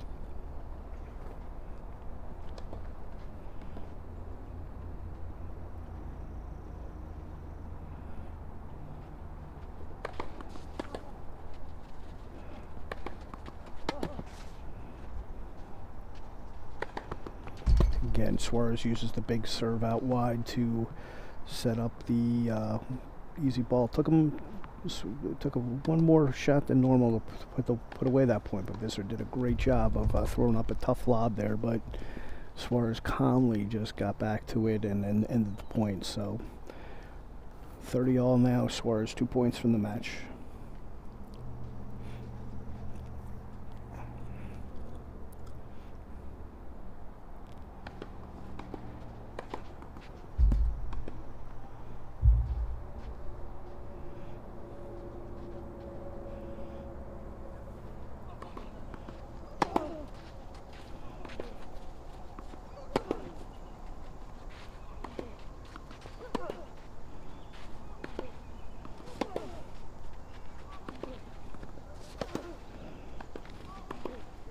Oh, Suarez again just using the forehand to move Visser all over the place. And let me tell you something, folks, that is not easy to move Visser, who just is incredibly fast all over the place, and to open up the court. But Suarez still had to hit the ball on a dime to get the winner there. So now Suarez with his first match point.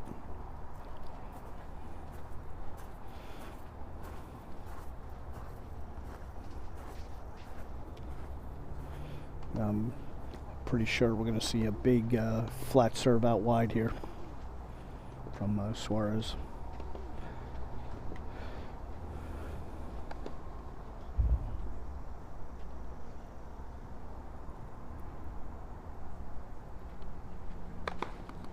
He did go for it, but missed it a little long. So second serve now with the match point.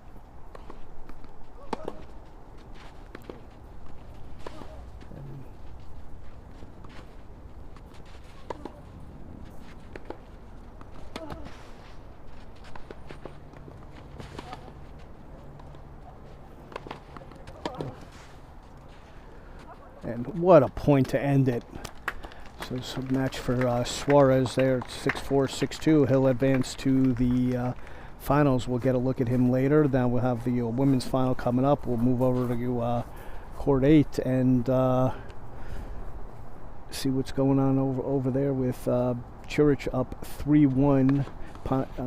Pane with a break point now to get the second set break back. And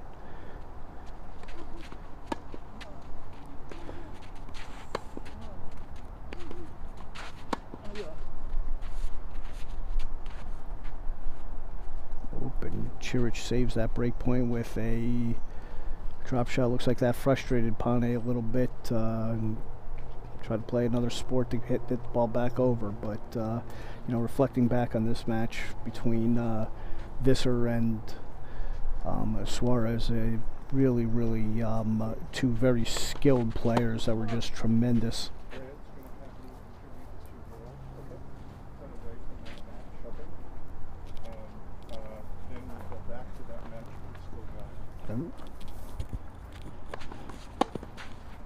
We're going to take a break, and Bob is going to bring in the two women's finalists and get to know them a little bit before they go out and do battle.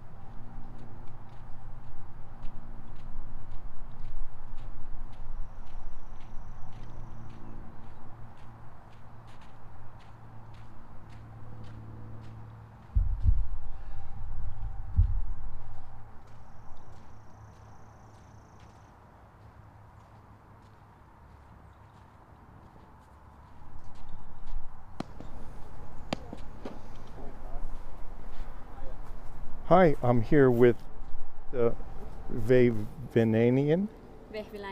Vehvilainen. See, I was willing to try it. It's not like you go to the doctor now, because I have a complicated last name too, and they just say Robert, you know. Right. So Yeah, that's the same for me. Yes. Yeah. So congratulations, you're going to be in the finals here. And tell us a little bit, you played at Michigan State, and you started the year we were looking at number 3 and worked your way up to number 1. Yeah. I played it my sophomore year pretty much the whole season at 1, so it was Oh, a little you bit, did? little Oh. bit of a drop there. Oh, okay. But yeah, I made my way back to 1 at the end of the season. Junior year was probably my worst so far in college tennis, but it was still a pretty decent one. Good. And tell the fans a little bit about where you got started, how you got started in tennis.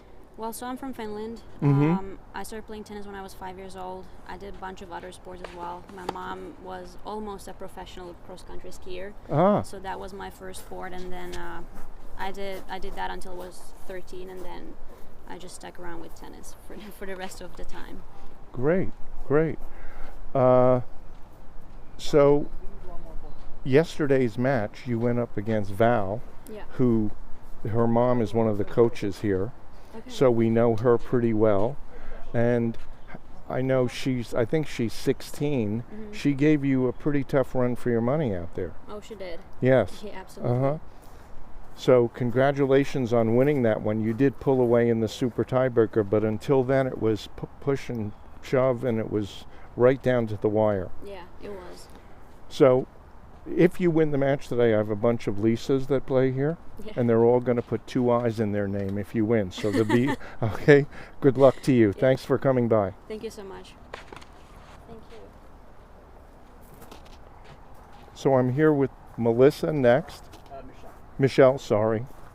I knew it was an M. Hi, Bob Chevier. Nice to meet you. So you're a player at Cornell, Yeah. where you played number 1 and 2, or Yeah, I played 2 mostly. mostly number 2? Oh, here, this is for you. Oh, thank you. And Okay. where did you? I saw you grew up in Staten Island. So where did you get your training here in the East to develop your tennis game? I played at Brunswick Hills. Okay. Yeah, and a little bit at Garden State too. Uh-huh. Yeah. Wonderful. And are you still associated with those programs? You are. Yeah. I always think that's great when someone has that continuity in their development as a player. That's true. Uh-huh. So,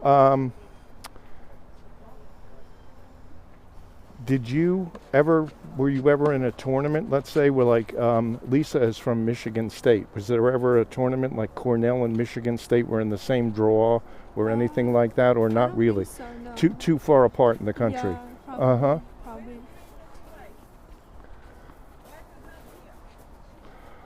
Well, just one other comment I have. You played Mia yesterday, Yeah. who was a state semifinalist last year in high school, Mhm. and actually in the sectional had beaten Victoria McEnroe, who was the Oh, wow. state champion of all of New York State. And I've seen her play from the time she's like 11 or 12, and she has tremendous grit as a competitor. She never goes away. But I think you really frustrated her, because the second set, she was losing some hope out there. So what were you doing that got to that point? I was just kind of trying to stay in the points and Uh-huh. keep it going as long as possible. Try to keep her away from hitting winners and Uh-huh. just grind it out. Grind it out. Mhm. Okay, well, we're going to be looking for that today. Maybe you'll have a different strategy here against Liisa. Good luck to you. Have a good Thank match. you. Thank you.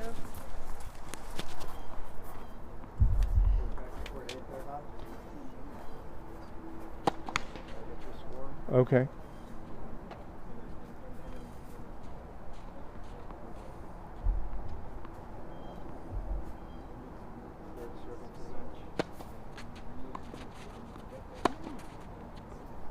Well, Ciric has really taken control. He stands at triple match point right now at 5-1, 40 love in the second set.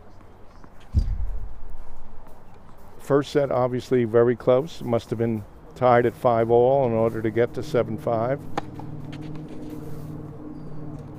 And he's just done it. He has taken the second semifinal, and he'll be back later today in our final, probably around 5 o'clock, but check in a little sooner because we're not sure exactly how long the women's match is going to go.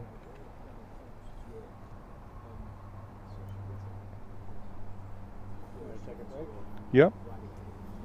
See what everyone will see in a couple minutes, I guess. Is Brian still here? Where'd he go? Yeah, he's here. We'll So- come back in about 10 minutes or so. Okay.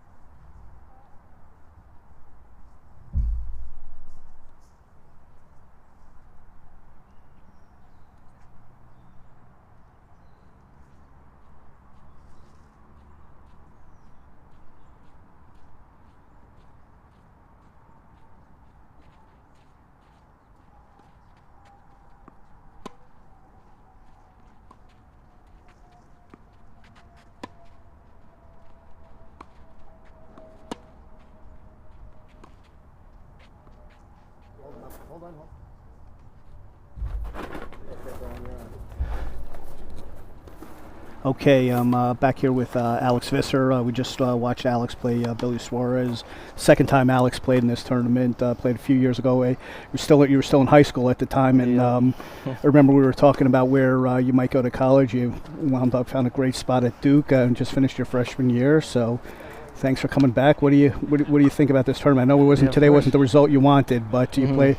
Watching you, we were talking a little bit off camera, and I think you've improved a little bit. But tell us, your insight. What did you think about the tournament and the match and today? Well, no, I mean, I always love playing this tournament. It's close to home, and but no, like overall, I thought I played 2 physical matches yesterday.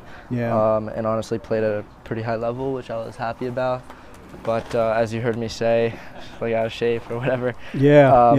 I was traveling for a bit, wasn't playing that much. So definitely, those 2 matches yesterday, I was still feeling it, and don't think I was really able to play my level today. But credit to Billy, he definitely, gave me a hard time out there. It made me very difficult. So. Well, I have a little inside information, and I don't know if this is true or not. I'm going to ask you to verify this or not, but I heard you had a tough training session the other day on Thursday, and your lunch may have wound up on the floor. Yes. No, it was my first practice back from vacation, and my coaches they gave me a work for it. I mean, I did some running, played like 3 hours, and so my information was good. Your I'm not going to tell you the source of it, but correct. Yes. But it was Todd Paul, and who told me. That's pretty funny. Yep. But but it was great seeing you out here and playing. So what are you doing for the rest of the summer? Actually, probably going back to school in a few weeks. Yeah, I'm going back pretty soon. I'm signed up for 2 more PTTs, one in Boca and one in Texas. Okay. Just trying to get some more matches in before I get back to school, maybe get in some better shape too along the way. But I mean, I go back pretty soon, so just trying to play a couple more tournaments, and that's about it. Okay, looking forward to your sophomore year. What's the team going to look like this year? I'm excited. We're looking good. We got a lot of transfers actually. I noticed.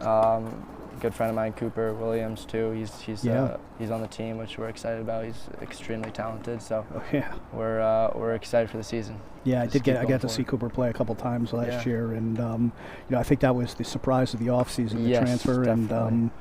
And I'm sure he's got his reasons, and it's but he's going to add a lot to your team because you guys are losing 2 really strong players. So Cooper coming in is going to add a lot to the team, and you guys, I think you guys hit the transfer market pretty hard. We did. Oh my gosh. So I'm sure your practice is going to be pretty competitive. You're back there, and I'm sure you're going to make a great sophomore season. Thank you. If you could, change anything that you did about the match today, what would you, looking back at? I know it's easy to say when you come off the court, I should have done this, I should have done that. We're sitting up here in the booth. We're playing Monday morning quarterback, but now you had a few minutes to think about it. What was there anything you might change tactically that you about the match today? Honestly, I mean, the main thing, I keep saying it, but is really just getting in shape. It's hard to bring your level when you're physically not in there. But if I were to change like a couple things tactically, I think digging deep a little bit more in some certain points instead of I pulled line quite a few times when the points got extended because I was feeling it. So maybe in hindsight, if I could have just stuck with the rally, kept it cross, and really just waited for the right opportunity to move forward or to take my chance going line. But I mean, even then, I mean, Billy was, he was hitting the ball deep. It was kind of hard to get inside the baseline. So well, thanks again for playing. It's always a pleasure to see you. Get to catch up with your dad. I wish you the best of luck this season. I'm going to try to watch as much as possible again. And thank you. Thanks for coming. Yeah, of course. All right. Brian, sorry, I have a quick question. Sure. You need your microphone there, Bob. Bob's got one question for Alex. Let's see what's coming here. So I think from listening to your comments, you pretty much answered my question for me. Looking at the matchup, him being the bigger physical guy compared to you, that court speed, quickness, consistency was going to spell the secret to success for you. And yet, many times in the rallies, when you had a choice, you changed direction in the ball. Yes. And it usually didn't work out so well. It did not. And so my question is, but I think you're answering it, you didn't feel like you wanted those longer points, which I was advocating for, because you don't feel your conditioning. But I think a possible way, this guy's very good who you played, but a possible way would have been to play high percentage cross court over and over and let him be the one to change direction. Yep. What do you think of that? Absolutely. I was wondering if we were going to get to a question. And you know, my coach at Duke would say the exact same thing. He's not happy when I change line, especially from like 50 feet beyond the baseline. So I think a little bit more of discipline probably would have rewarded me in the long run. So well, you live and you learn, right? You live and you learn, exactly. Pleasure having you at the event. Hope to see you again next year, and good luck. Have a wonderful season. Appreciate it. Thank you very much. Thanks. All right, yeah, appreciate it. Good to see you. Yeah, you too. We'll be back here in a moment with the women's final.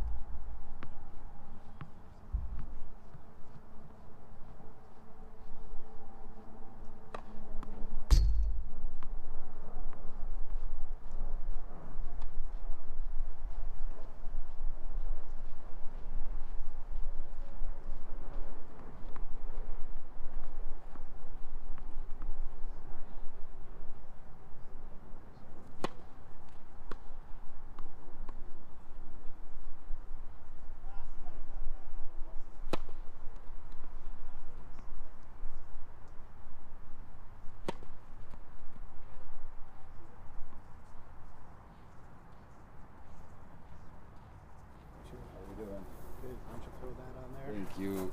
Yeah.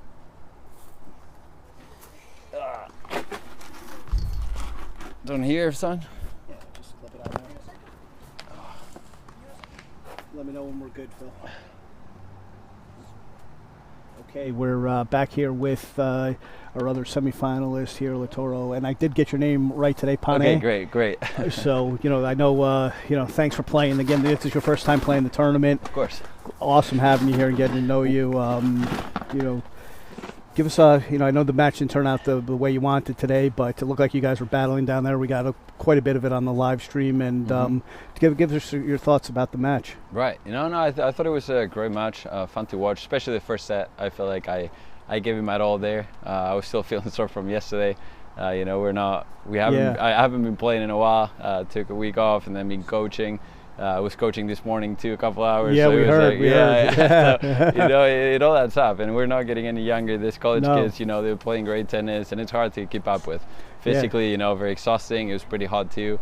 And then once that first set kind of slipped away, it was just down the hill. Yeah, I'll tell you, I got to hit a little bit this morning for about an hour and 15 minutes, and then came up here and just watching you guys play. I'm tired now. Right, exactly. So, but give us your thoughts about McChurch's game.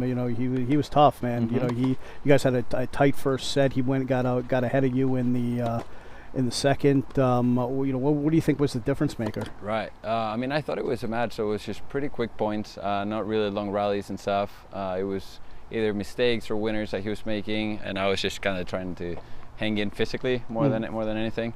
I felt like I was moving slower. I felt like he was 1 or 2 years up in terms of like ball speed and then movement as well. So I was just trying to kind of like bring it a little bit more, just more used to kind of like the coaching pace of tennis. So I felt like that was a difference. He had one more gear than me today, and then yes, I feel like he was he's been playing. I think he's been doing well. He's been playing, so I felt like that was mainly the reason. Didn't feel like maybe I played my best either. I don't know that he played his best either. I felt like it was lots of mistakes and short points, but overall I thought we had good points and stuff. I had my chances as well. Maybe I should have taken him to the tiebreaker in the first set, and then kind of lost my focus, let a couple points go away, and then that was pretty much it for me, I feel like. All right, well, that's good insight, man. So now you're working at one of the local clubs at Old Oaks for the summer. Right. Just what are your plans moving forward and after the summer? And That's a great question. I'm taking it day by day. I'm still trying to figure out. Okay. Yeah, I've been trying to play for the last couple of years, playing in the Pro Tour and stuff. Yeah. But just had like a bunch of injuries that didn't really let me.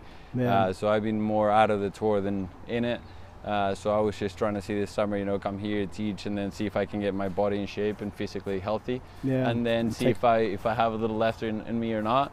But definitely you have to be ready for tournaments like this, Absolutely. matches like this. You can't just show up and just think that it's gonna go okay, because this guy's have been playing, practicing. So, but it's always fun to come on the court, play, sweat a little. Yeah. Can't complain. Well, it was a pleasure having you here for this tournament. Getting to know you, and if you are around next summer, we hope you come back and 100%.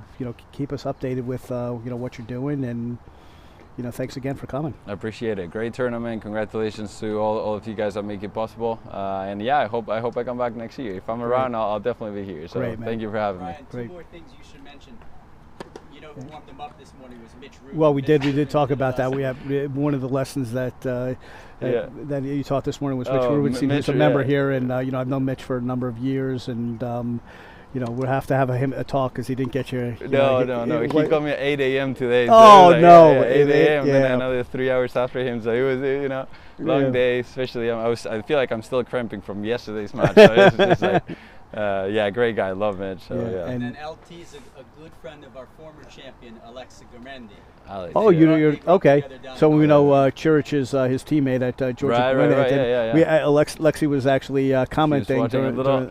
he was on the match, and I guess he's down in Florida. Right. Playing some tournaments. Little, So that's good to know. Yeah, great. Yes. And Lexi. then you have a little paycheck. Okay. There you go. So appreciate it. All righty, so my much, man. man. Thank you. That's My for you, pleasure. my My pleasure. Thanks for All coming, right, man. Thank you very much. Great tournament. Great getting to know you, and we hope to see you again, man. 100%. Thank Thanks you very again. much.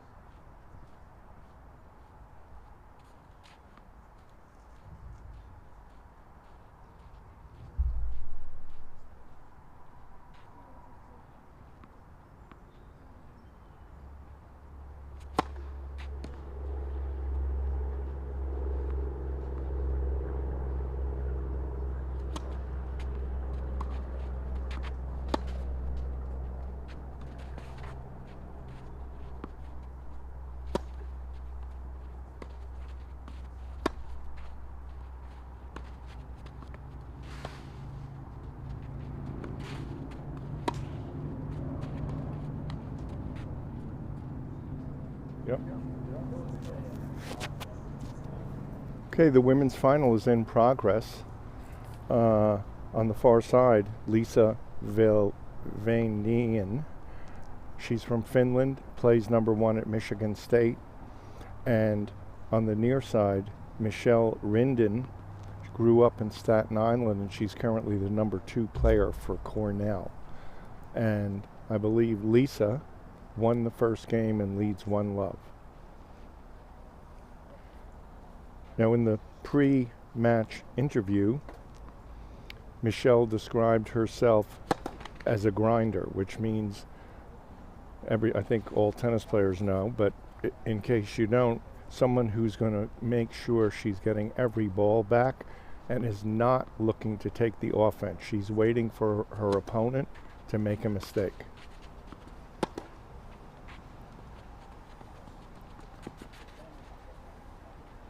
Beautiful feel there.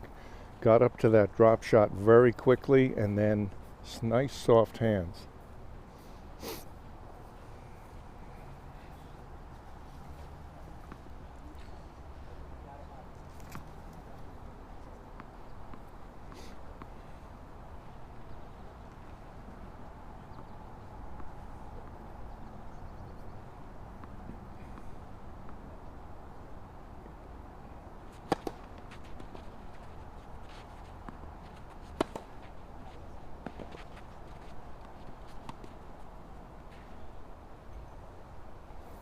Well, she actually did take charge of that point, but looked just a little uncomfortable making an approach shot there. 30 all.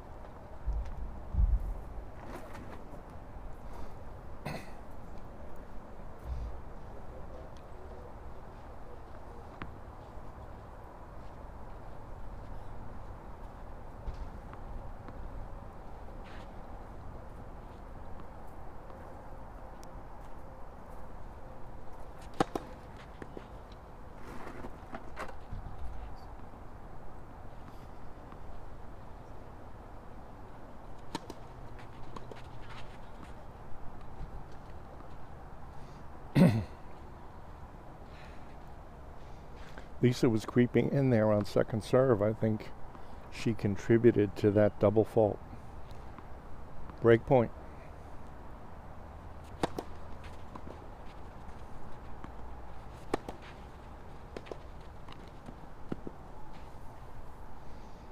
Couple of nice serves there from Michelle, getting some nice pop on that first serve.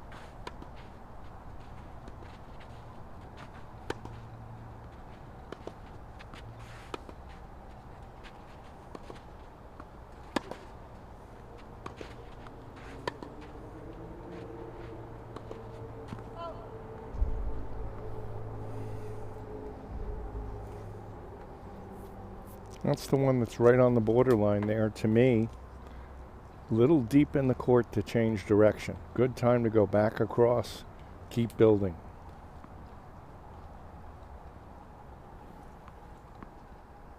Head in.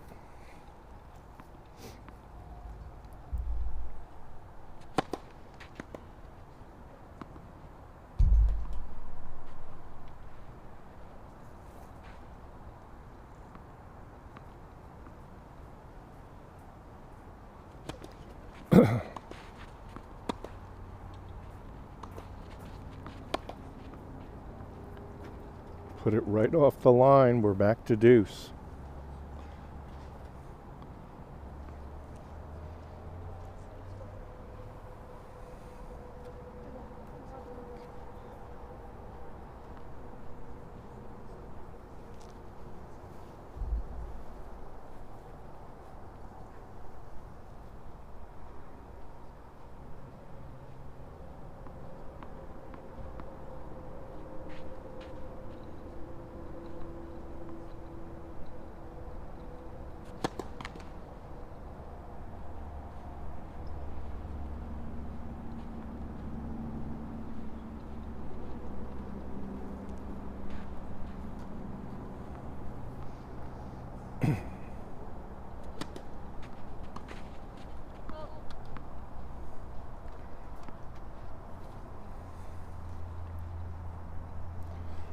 So Michelle has a little bit of a unique thing at the start of her serve. I think all of you have gotten a good look at it. Reminds me a little bit of Sophia Kenin, the American Grand Slam champion.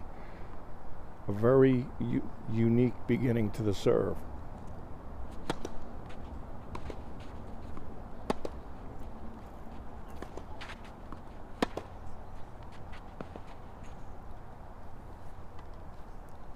And survives that break point to come back and tie the score up 1-1.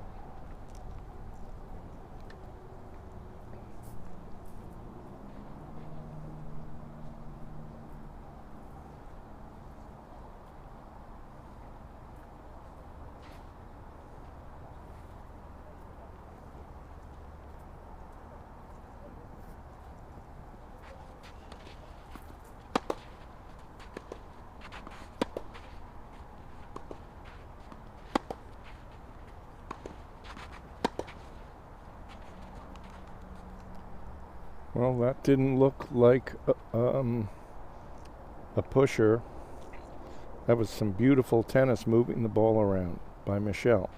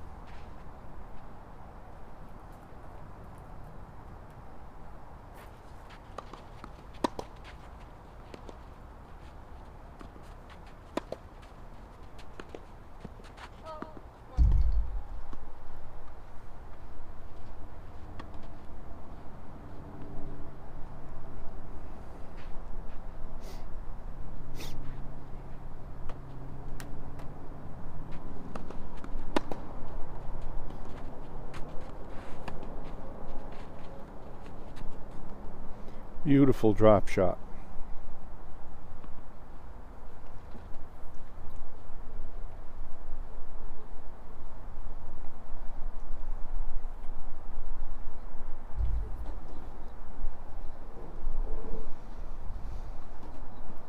That's typically love 40 point where I'm trying to coach my player, who's the returner, to be more aggressive. Don't let the server play their way back in, particularly on that point. Raise the risk dial.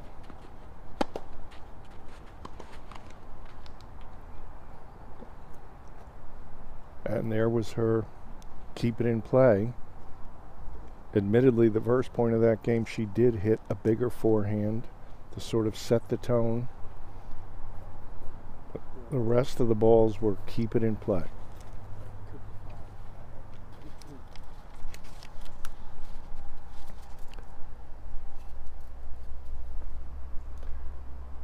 We want to thank Cooper 5 Ventures, a new sponsor here for the summer shootout at Chestnut Ridge.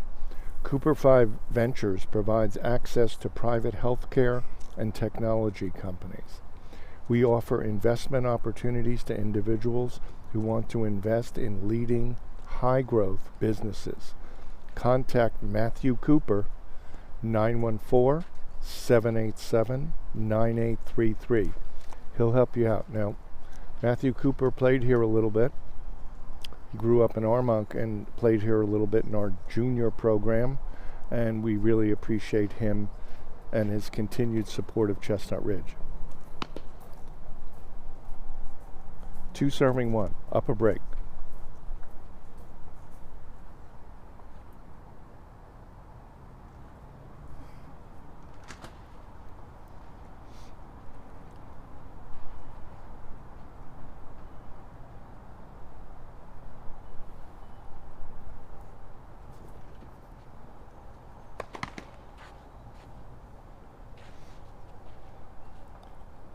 Just barely missed it. Again, there was some nice pop on that first serve from Michelle.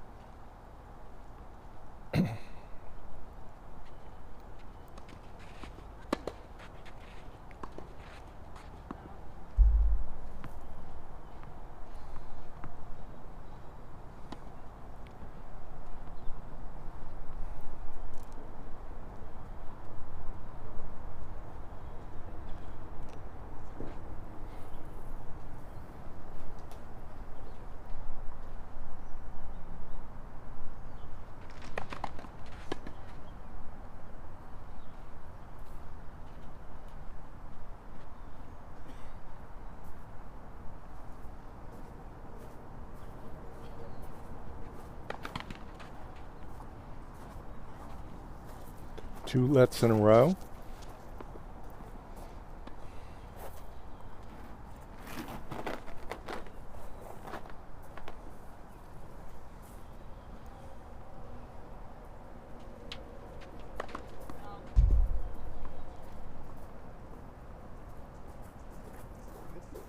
Good news, Bob. I'm back. Welcome back, Brian. What's going on here?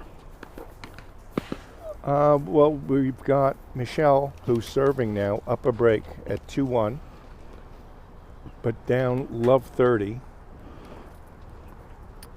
I'm not sure if you overheard my interview with her, but she self-described herself as a grinder.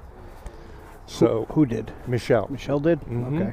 So, but I'm actually seeing her, particularly with her forehand, do a little more than just that. So.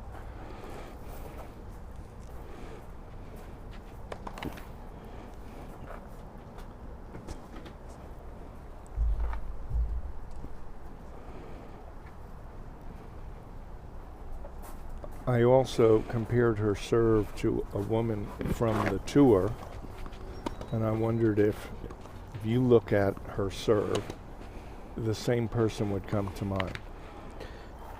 Well, I have seen her serve and nothing came to mind, so we can... I think you'll get a better look, though, when she's on this side. Okay. Well, we'll wait till she comes on this side then.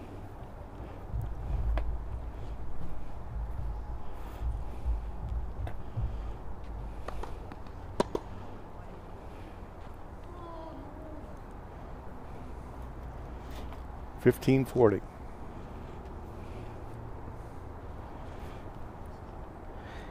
And before the match, I did ask Liisa how to pronounce her last name, and she did tell me, and I still can't pronounce it. So I think we're going with Liisa V. We're going to go with Liisa.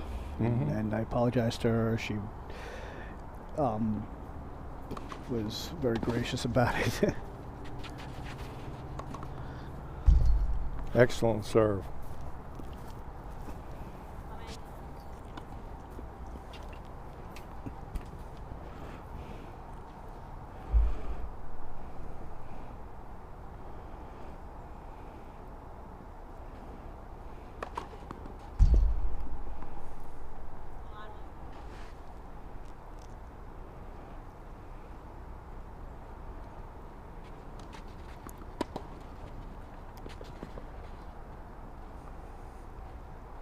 Now that's the play there on the second serve. Did you happen to see that return? I saw it out of the corner of my eye. I did. Very, very nicely done there by Liisa. See, off with these off-speed kick serves to step in and take the ball much earlier. And the good news was she'd done a couple before, but she raised the gear on that one, and she was coming to the net just in case the ball came back. So that's going to be an important part of her game if she can get it going. 2-all.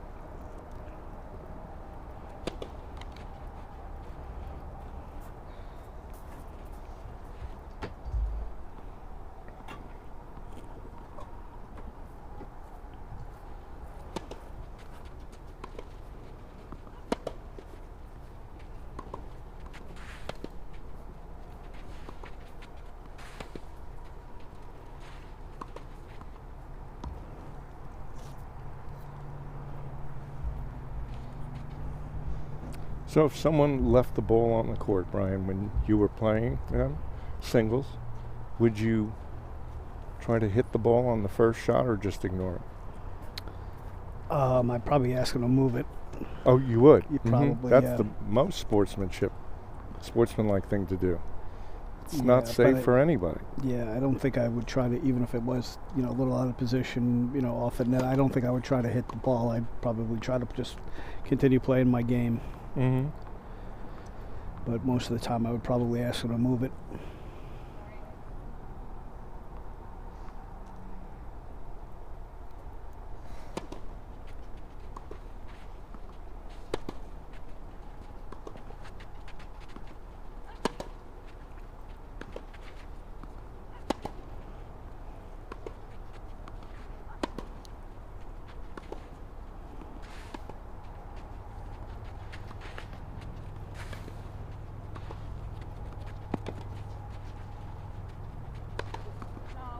Oh, just missed it. But both girls showing a lot of athleticism there.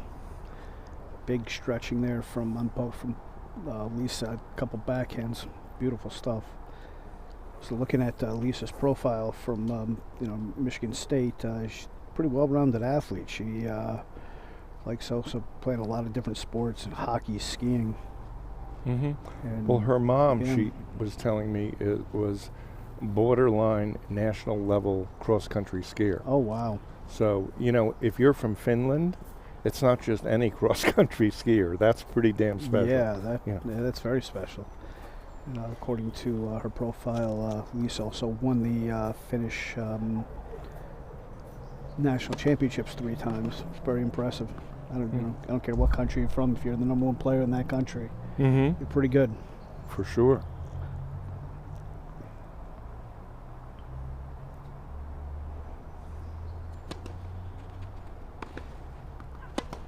She's actually studying economics at Michigan State. Well, she also told me as a sophomore, she was number 1 the whole year. And this year she started at number 3 and had to work her way back up. And she's hopeful for her last year, I guess, to raise her performance level and do a little better for the team. Good. That's what you want to hear.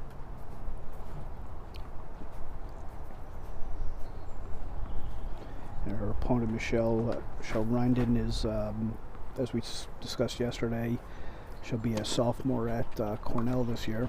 Played number 1 all, as a freshman, and she's enrolled in the College of Arts and Sciences. She's originally from Tottenville High School in Staten Island.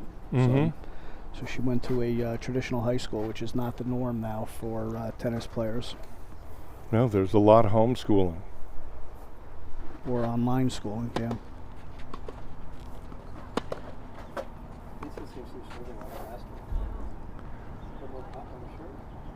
Then yesterday? Yeah.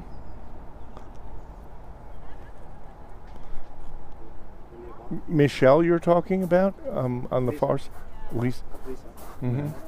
Observation by our producer Phil says that Liisa's serve is popping a little bit more than yesterday. So.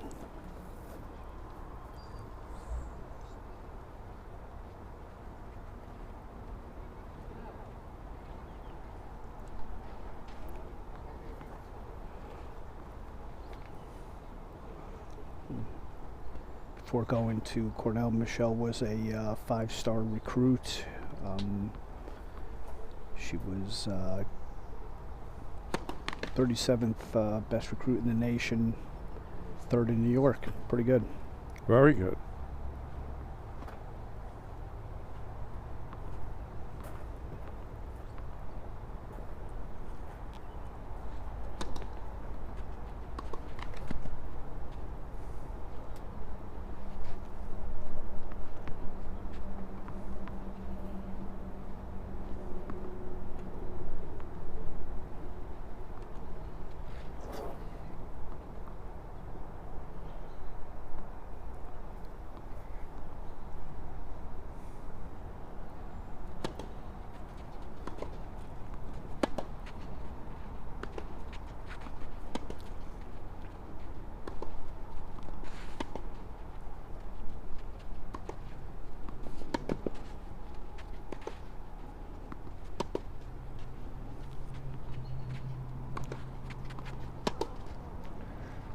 She was getting her grinding game going there. I was telling Michelle before the match, we were talking about the indoor facility at Cornell, which I got a chance to play in a few times when I was in college at St. John's, and I told her how much I hated going up there to play at that facility because it was so hard to see the ball in there. But it's a very nice facility, but for some reason I always found the courts to be very fast and had a hard time seeing the ball in there. So I'm sure they've changed the lights, but since then. Yeah. But,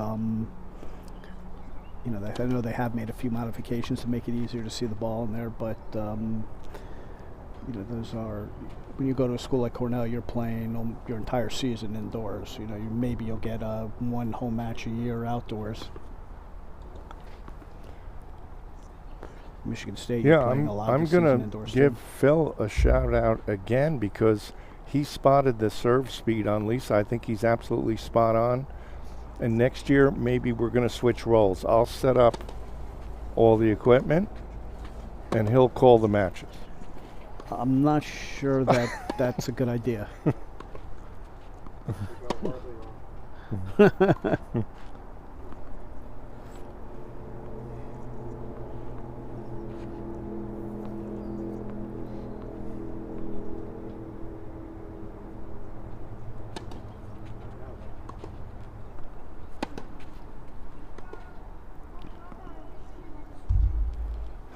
And we've got a break a serve, 3-2. So three breaks in a row.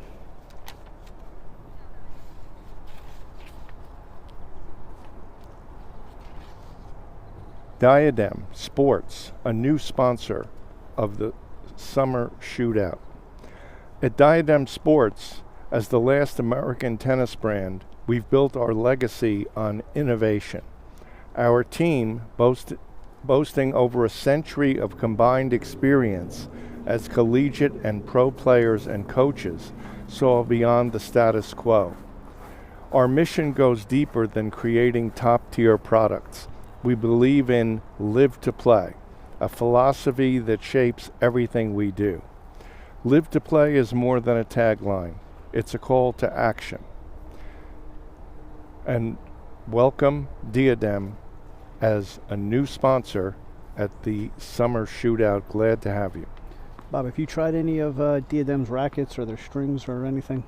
I haven't. They were coming around just at the start of COVID, and so the only thing I've played with is the tennis balls, which I like. Yeah, the tennis balls are pretty good. And I haven't played with, I did hit a few balls with one of their rackets. I forget which one. It's the one that Brad Braxton is using, and it is a very solid racket. It feels pretty good, but haven't tried any of the strings, or the shoes look very nice, but I haven't tried them yet.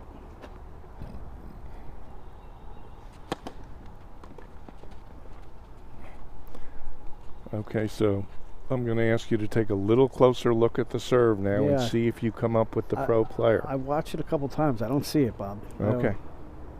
And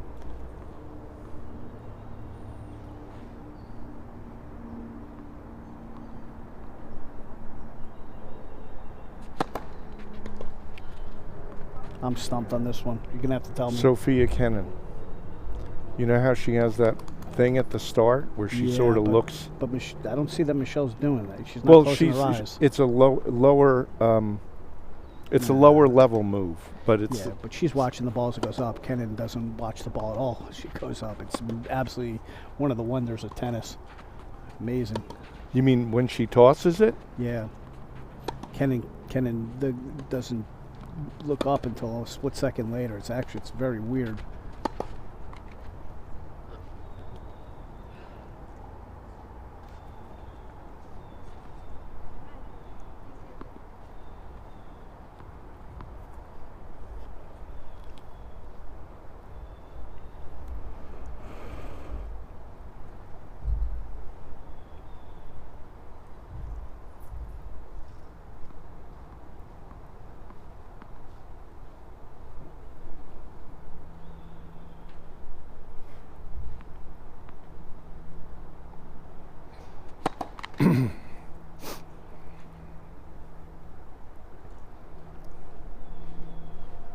This was similar to yesterday's match that I saw Liisa playing. Both players, they do hold, but I don't think it's even 50% of the time. There are a lot of service breaks. Yeah. So I was wrong. Actually, Michelle spent most of the year playing number 2 for Cornell. She did play one match at number 1, but that was it. But spent most of the year playing the number 2 singles spot. And bounced around between all 3 spots in doubles, finishing off playing most of the Ivy season at 3 doubles. Mm-hmm. So, but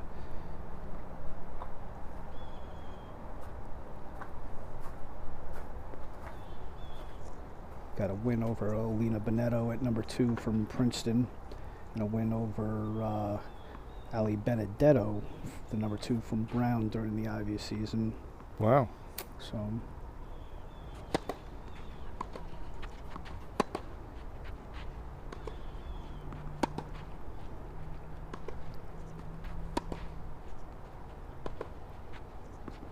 Interesting though, the Cornell women's team did not play any team that was not, well, they must have played a team that was nationally ranked, because I know that Columbia was number 38, Harvard was 39. Okay, Columbia women's team, man, they got the short end of the stick when it came to picking for the NCAA tournament. They missed it by 1 spot. Oh my goodness! Oh, I had no idea. Yeah. So we do have another break of serve here, and we're back even at 3-all.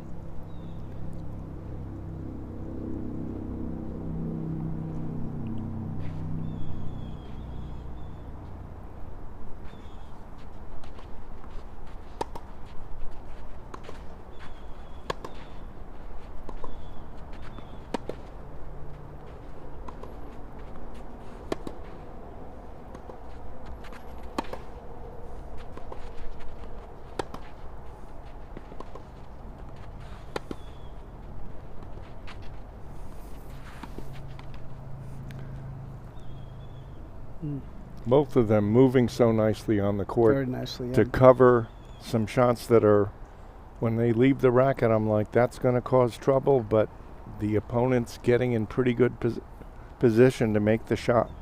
Good movement. You know what's amazing? Neither one of these girls, you don't hear much talking to themselves, or, you know, they just kind of go on and take care of their business. Mm-hmm. Not any screaming, very little grunting.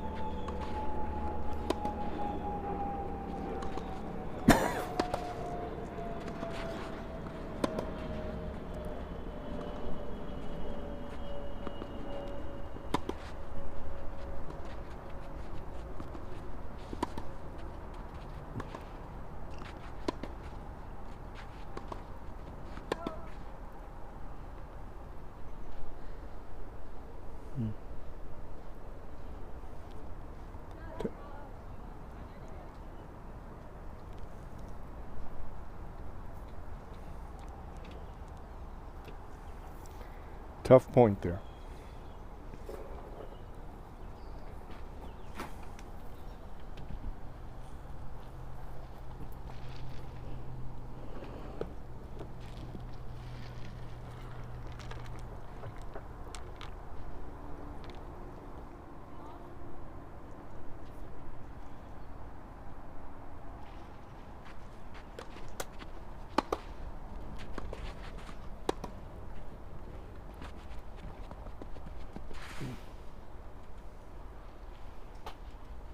She does have a nice drop shot. Very nice touch.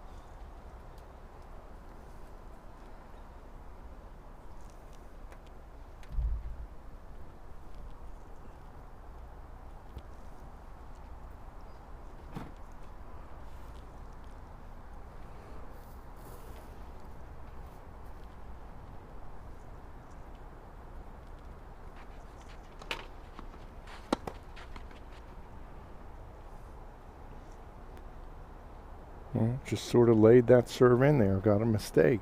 Yep. Very rare.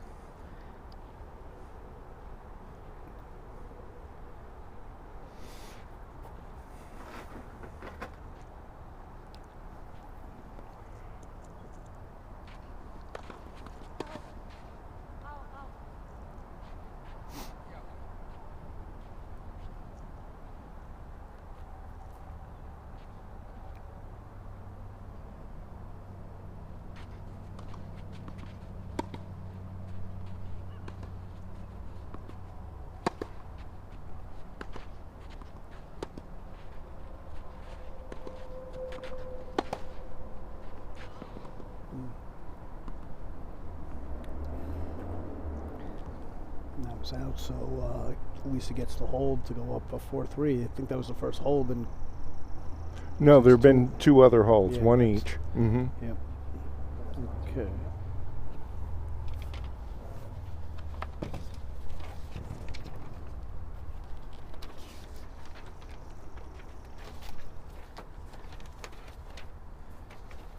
So GAF is the leading roofing manufacturer in North America, with plants strategically located across the U.S.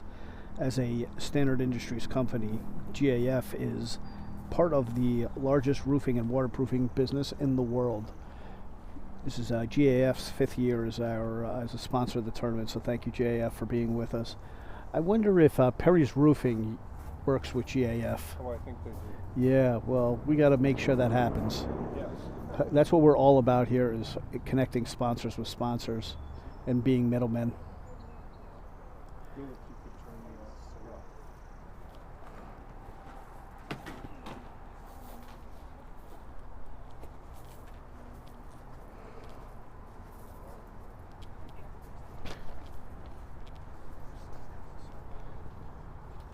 So now the 2 players change sides, and Michelle will serve down 3-4 here in the first set of this women's final.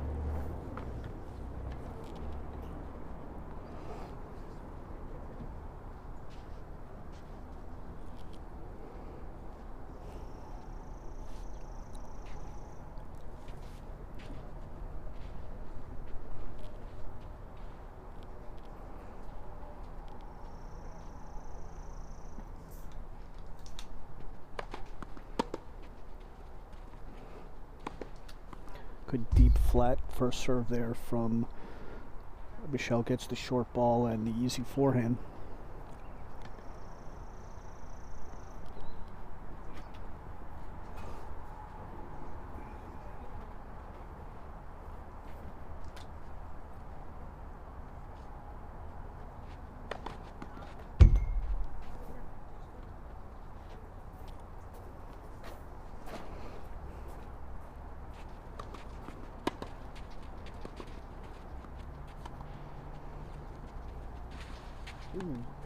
Nice touch on the drop shot there from Liisa, and was able to get the easy volley into the open court.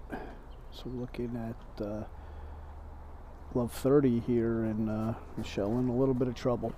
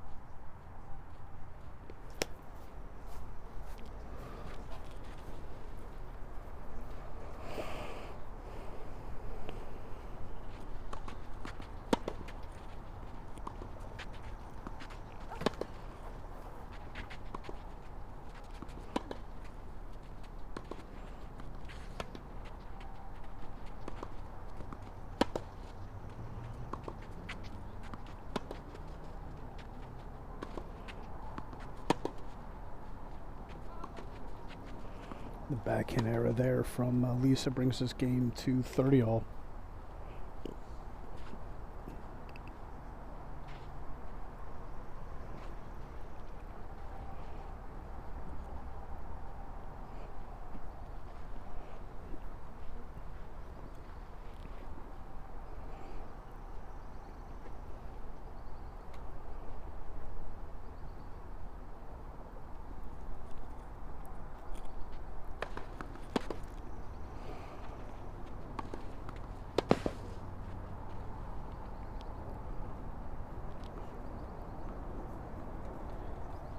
And Michelle gets the hold.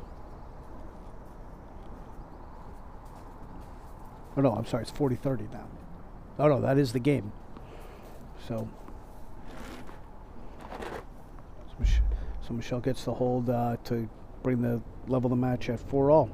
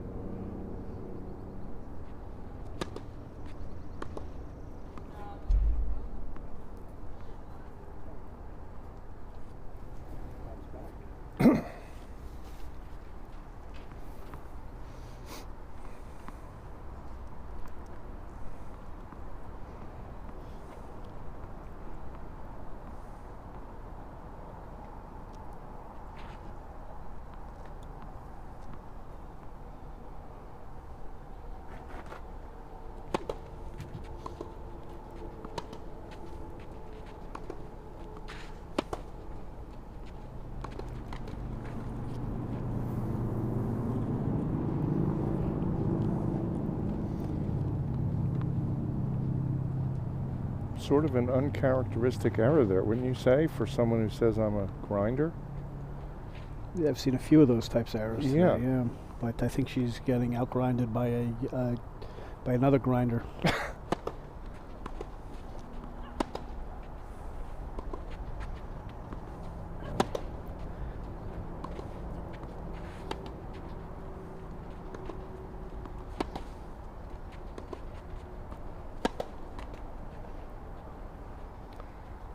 Well, it's interesting. This is just my anecdotal take, but yesterday when Liisa beat Val in the super tiebreaker, up until the tiebreaker, the long points, I would say there was a slight edge to Val in grinding those points out a little bit longer. I'm not sure she realized it, and the thing about having a tape of the match, I'm not going to do it, but you could go back and watch and just tabulate what they do for a pro match. 0 to 4, 5 to 8. Oh, what a backhand. 9 or more. That was a beautiful shot. The first time we've really seen Liisa just step in and really drive that backhand. Look, Liisa seems to be playing a lot differently. It's a lot better today. She seems to be hitting on the ball a lot more than she was yesterday. I know Phil noticed her serve seems to have a little bit more pop today. And I would agree. Her entire game looks like it has more pop. Looks like she's moving with a little bit more intention than she was yesterday. The thing I got to say about Michelle's game is if she is grinder, she shouldn't be. She when she hits through the ball, it's very heavy.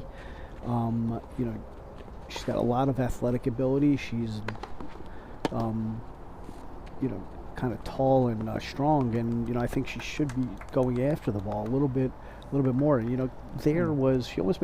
did come up with a nice shot there, but man, she was kind of backing up and on her back foot when she hit it, and didn't put herself in an offensive position where she should have been in to win that point a little bit easier.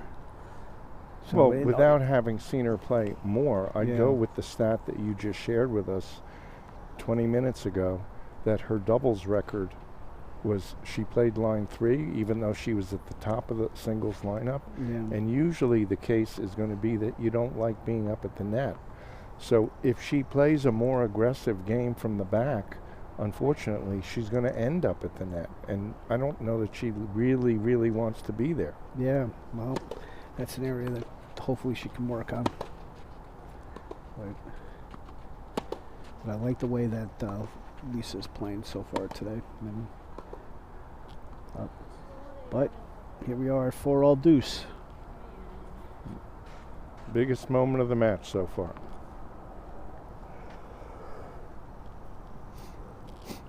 Now, if these two were playing in a college duel match, this would be a deuce point. It would be. So the pressure would be immense.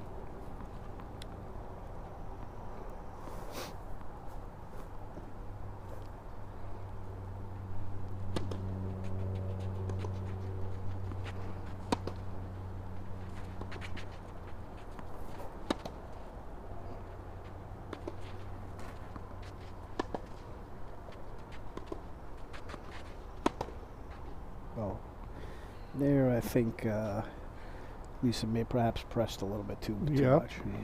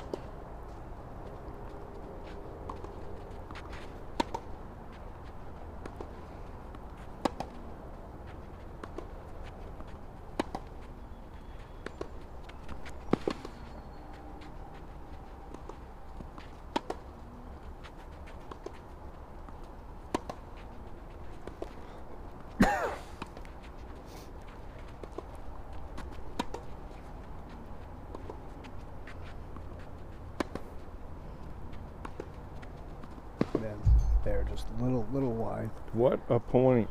Yep.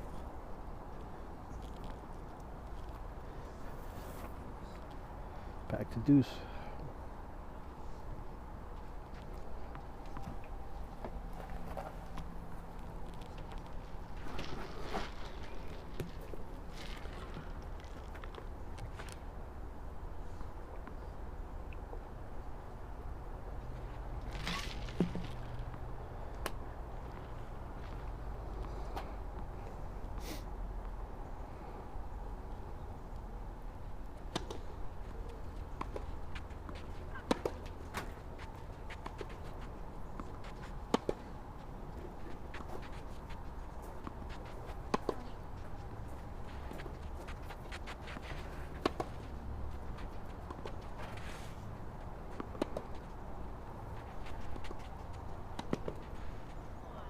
What a beautiful knifing volley that was.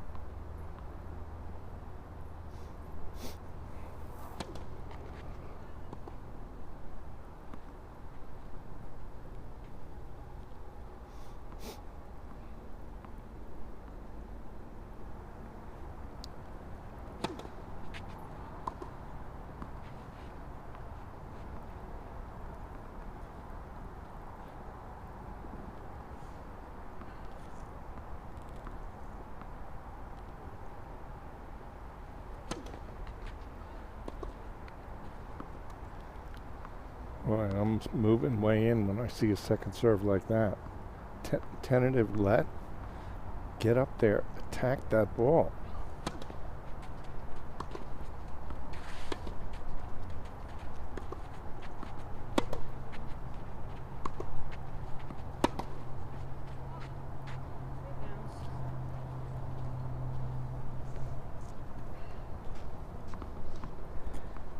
Bob, I think I'm going to give you the reins for a little bit. I got to stretch my legs a little bit.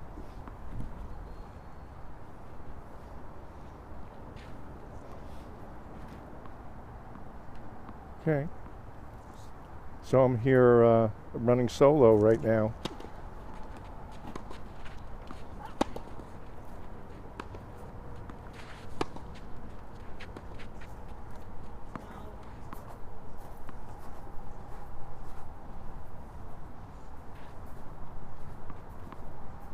Add in another fairly long point.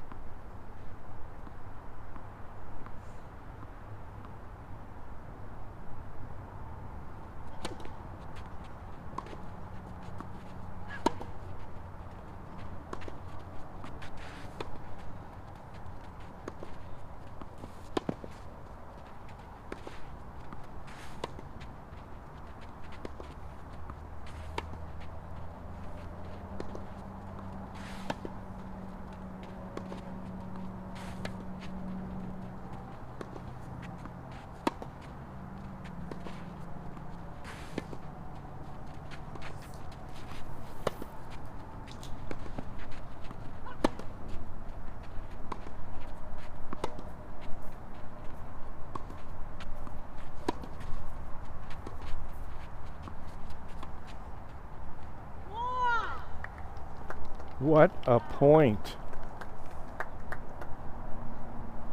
And a 5-4 lead now for Liisa.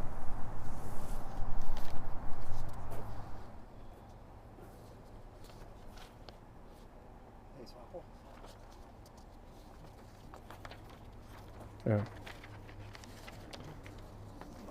We want to thank Hayes Hopple Real Estate, a brand new sponsor of the shootout. Whether you're thinking of buying your next home or selling the one in which you currently live, there's no better realtor to have in your court than Hayes Hopple with Sotheby's International Realty. A Chappaqua resident and Chestnut Ridge player, Hayes has been one of the leading real estate agents in Westchester and Fairfield counties over the past decade, earning a spot within the top 1.5% of all agents nationwide. Now, one of the people in the stands today is Julie Verone. She used to be the head pro at Mount Kisco Country Club, and she comes over on the weekends in the summer to watch her son play in the Westchester Men's League, and she's watched Hayes Hopple play a couple times and said, man, I love that guy. He never gives up, no matter what. That's the attitude Hayes is going to bring as a real estate agent representing you. Thank you, Hayes. Thank you for your support. So back to the match here, and Liisa is up 5-4, but Michelle serving.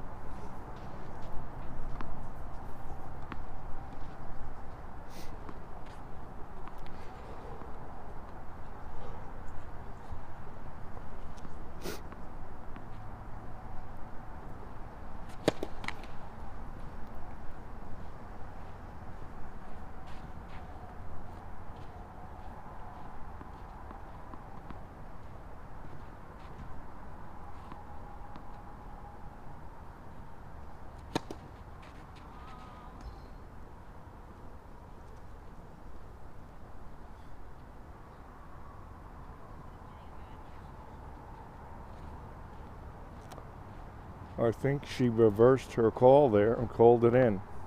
Could not find a mark. Once again, some more good sportsmanship here at the shootout.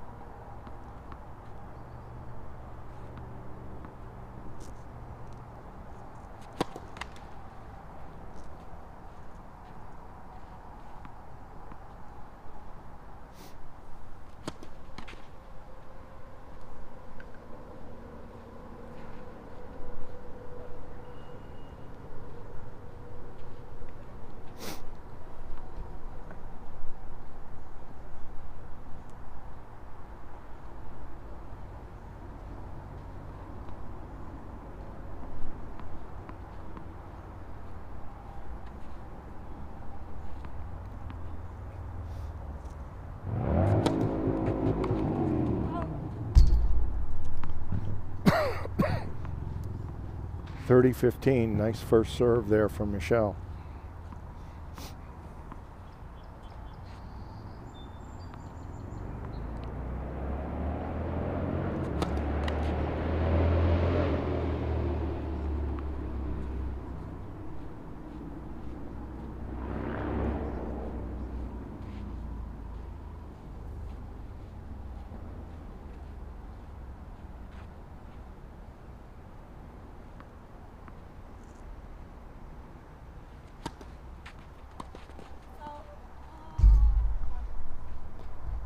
Not too bad. I like that play from Liisa. She actually likes taking the backhand on the rise more than the forehand. That was her favorite. Just happened to miss it. 40-15.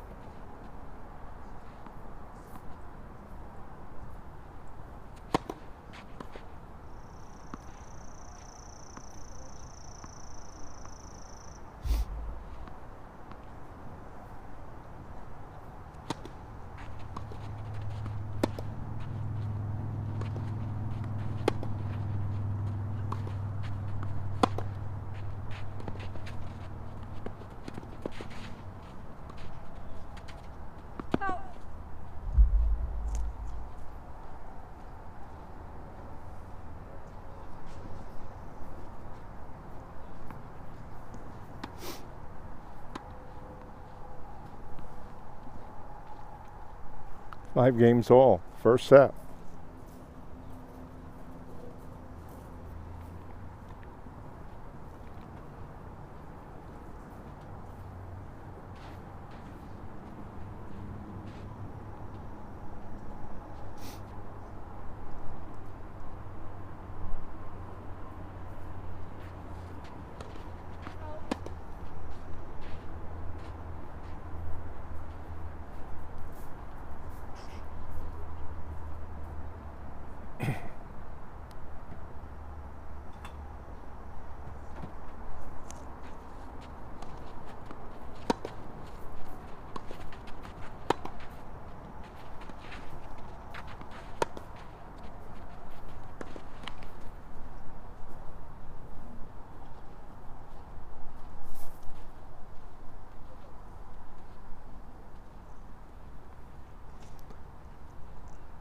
Love 15.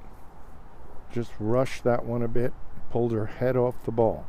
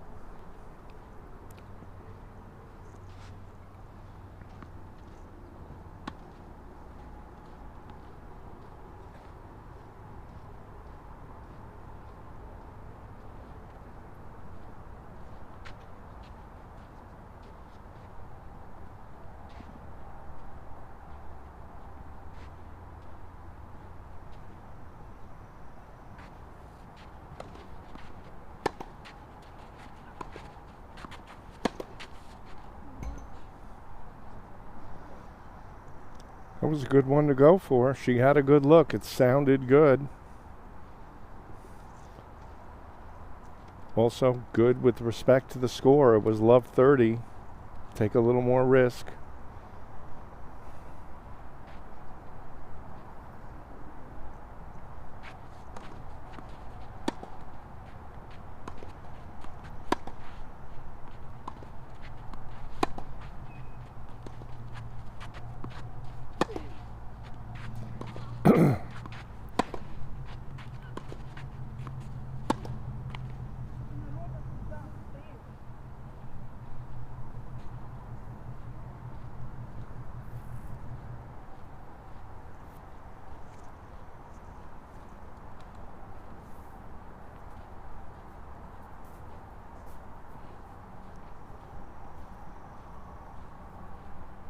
$30 all.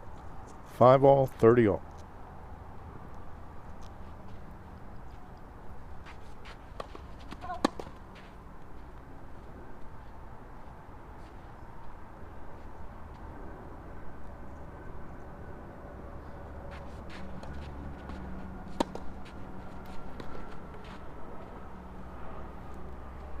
Ooh, got sort of a lucky error there. 30-40.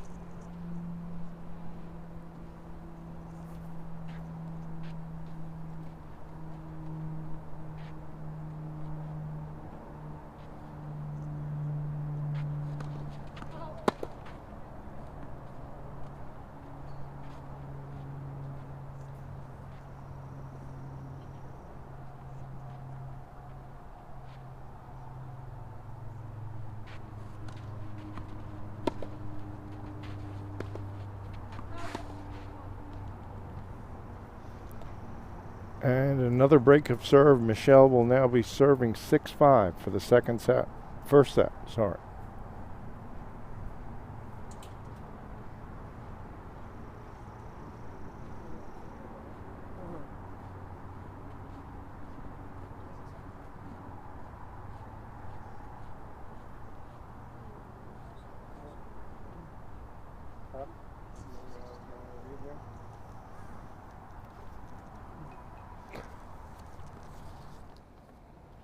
Horse's Mouth.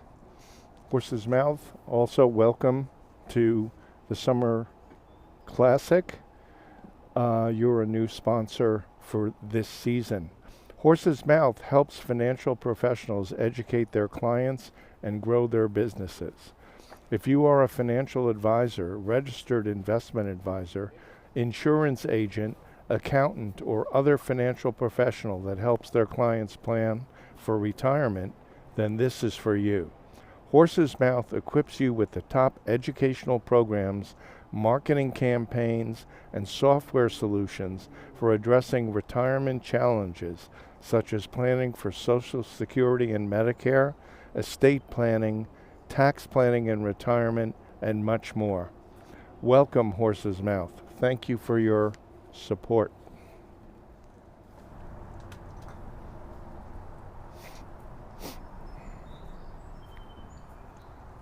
Zoe, this is really pretty fun. You can sort of ad-lib it a little bit, you know, when you're reading the ads and everything.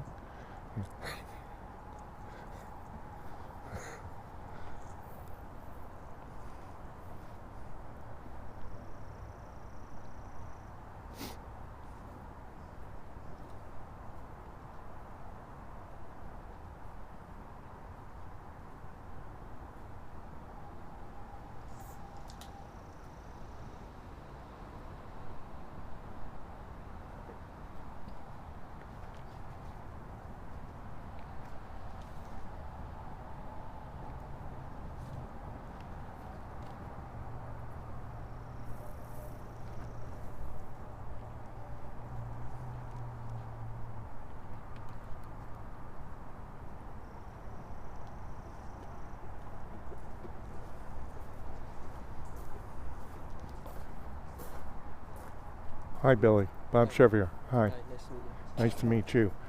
Are we good, Phil, to have him? Yeah, Okay.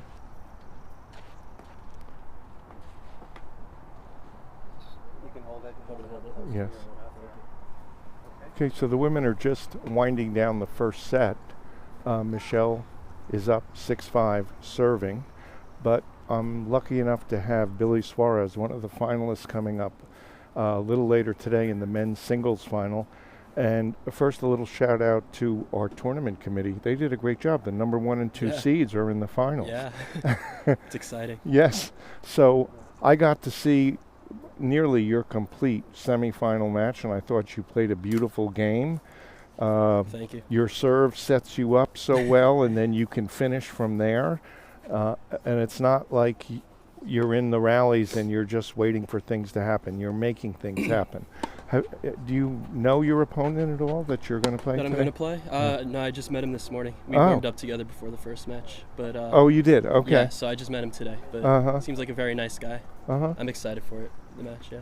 So tell us a little bit about your tennis background. Where did you learn the game and where did you grow up? So I grew up in Long Island.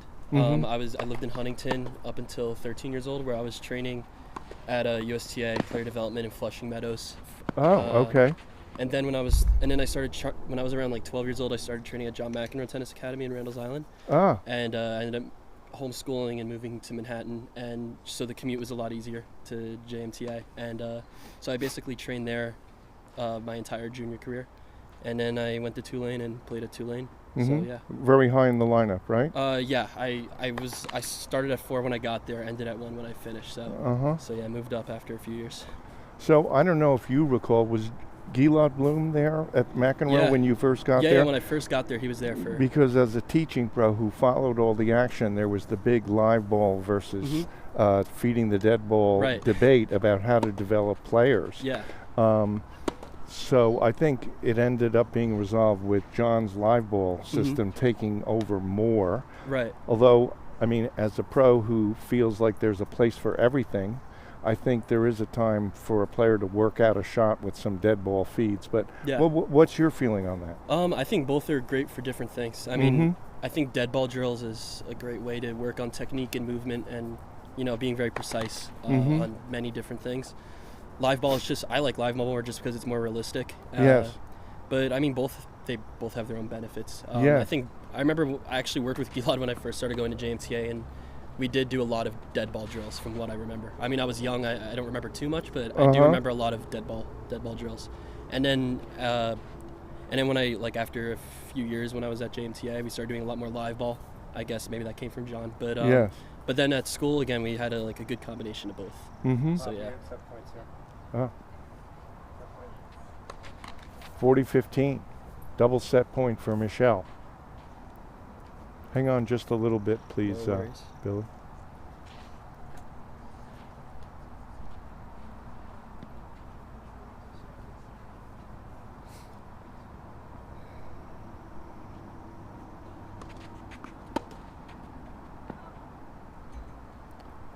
And Michelle is coming away with the first set, 7-5. Players will take a 1-minute break as they get ready for the second set. Well, Billy, I just want to wish you good luck in the finals. Thank you. I really enjoyed your semifinal, and I haven't gotten to see your opponent, the #1 seed, play yet because he's always been somewhere else. Okay, but I've seen his scores, and I know the people he's beaten, so it should be an awesome match. Yeah, it's going to be a good one. Good luck to you. Thank you very much. Okay, thanks for coming over. Thanks for having me. Yeah. Here you go. Thanks.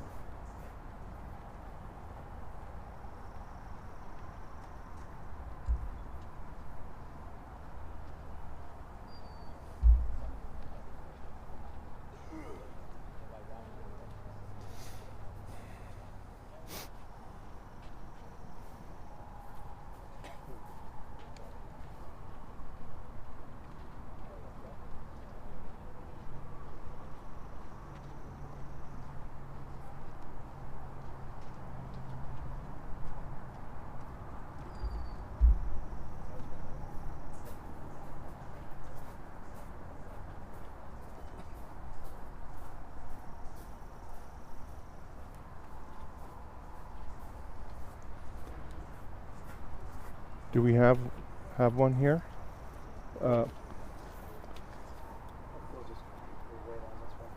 Okay.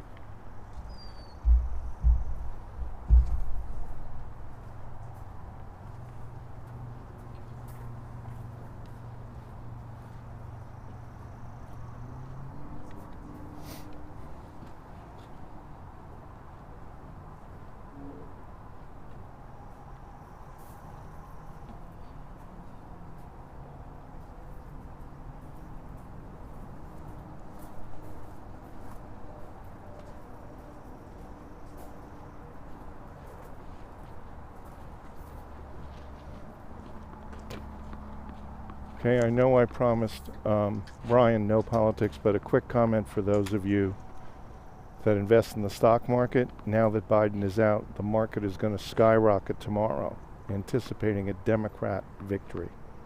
End of story.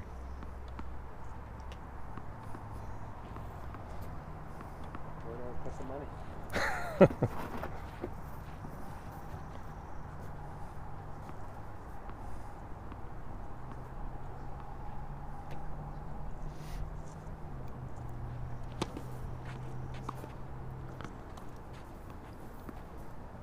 Liisa starting it off. First game, second set.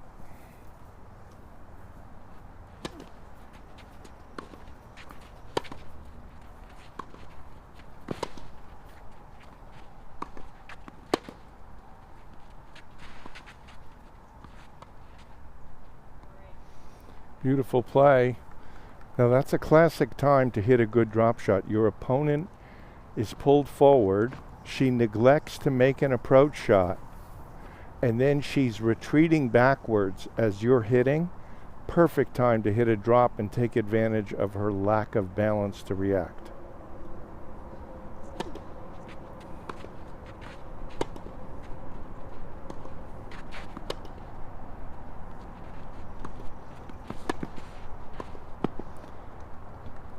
Well, we got to look there at what I was talking about before, with Michelle coming to the net, not looking very confident with that approach shot or the volley to follow. The volley was so tough, though, because the approach shot didn't do its job.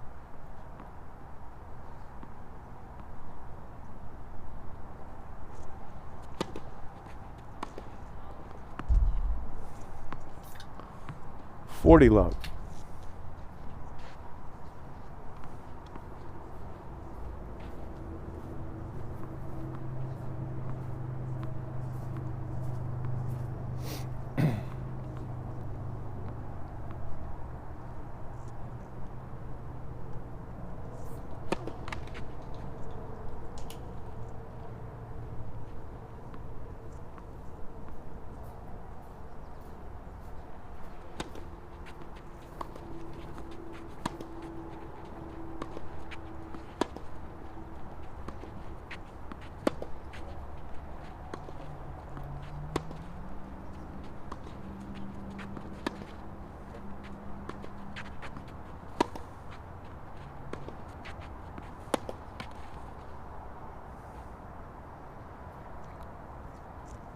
$40-15.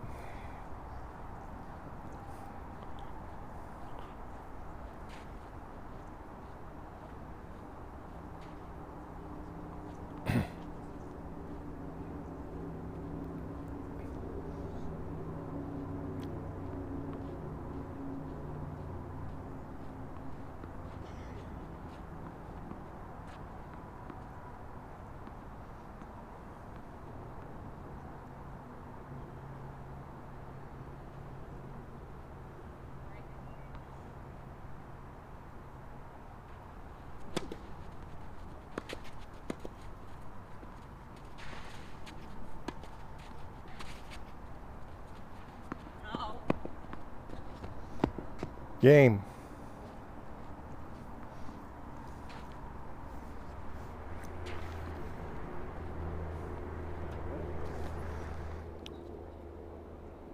Well, this is an easy one for me to thank the Little Shop of Tennis.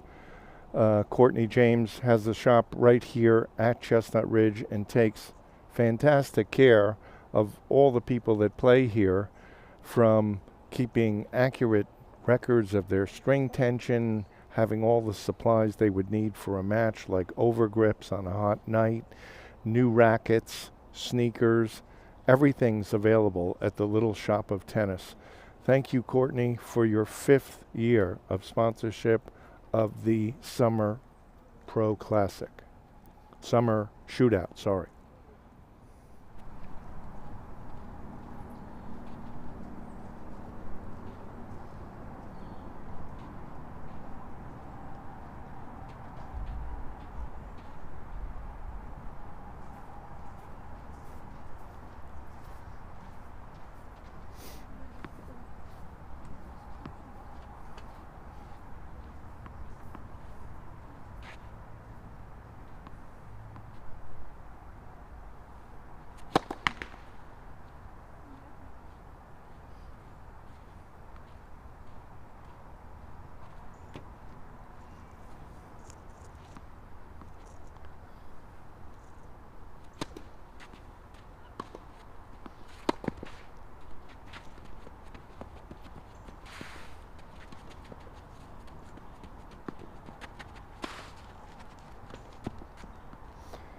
Beautiful drop shot, lob volley combination to set up the easy winner.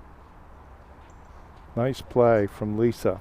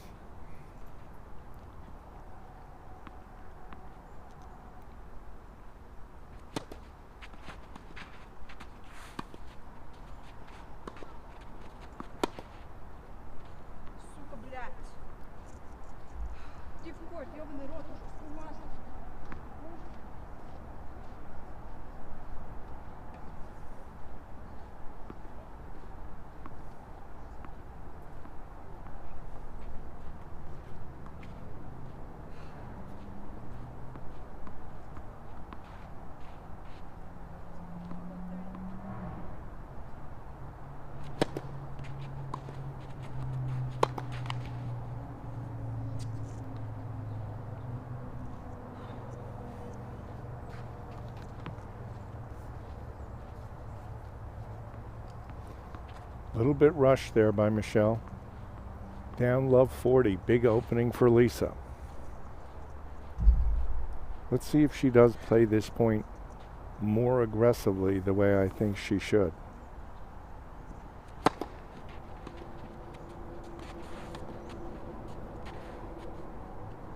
Well, she didn't get a chance because that was a really good first serve.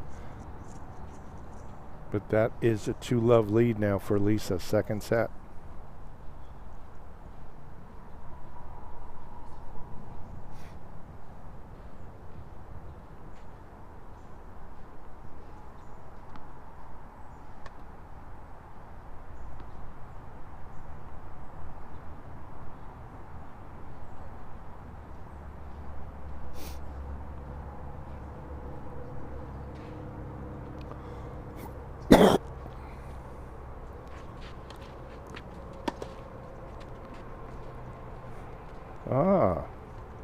Effortless, smooth, plenty of racket speed. That was a beautiful shot.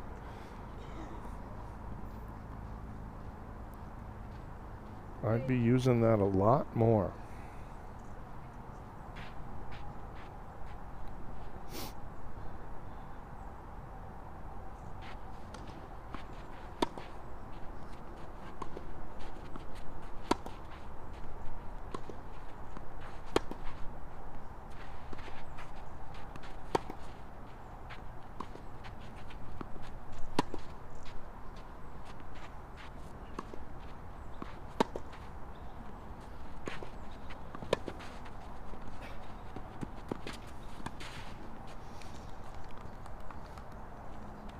She smelled that drop half volley coming, was up there plenty of time.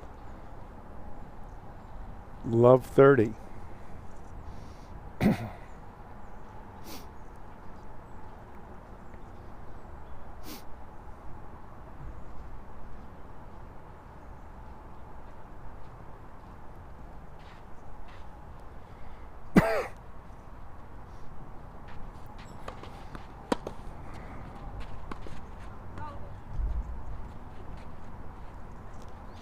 Just wide, love 40.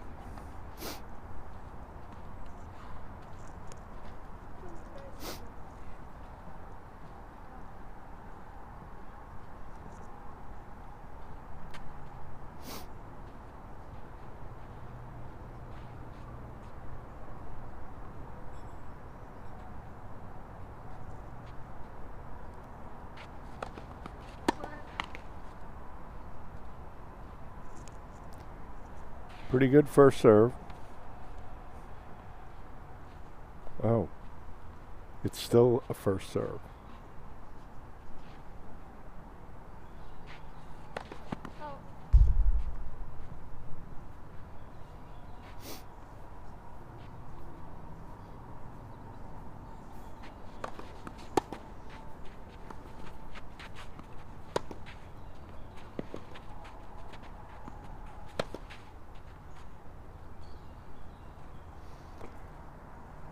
Now that's, see, for someone like myself, very closely related to the elephant, yesterday, Val had Liisa love 40 in the middle of the second set, second serve, and Liisa did the same thing she did right there. She went for a much bigger second serve. It worked against Val. She got an unreturnable. She did get the point here. And there follows another good serve, this time a first serve. But she holds that play in reserve for the love 40 when she hasn't shown it to you before, because she has by no means given up the game. She's trying to sneak a point in before you know what's going on. Very smart.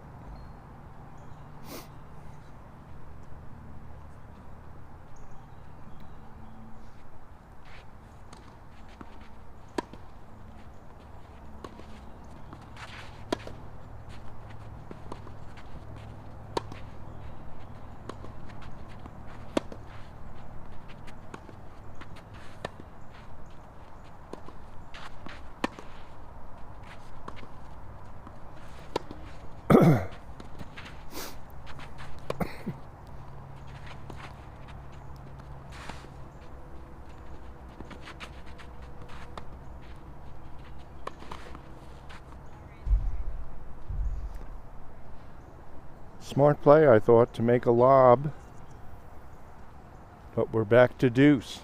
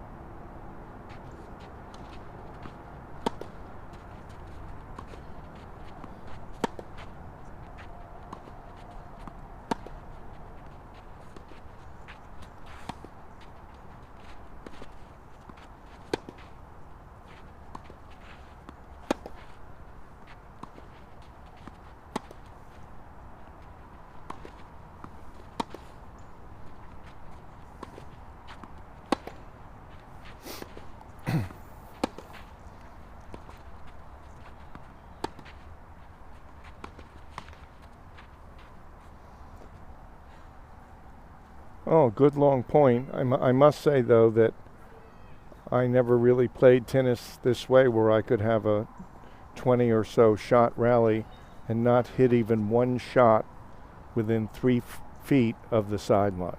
Everything was up the middle, and not that deep either. It was very conservative play from both players. Got to take advantage of that type of tennis.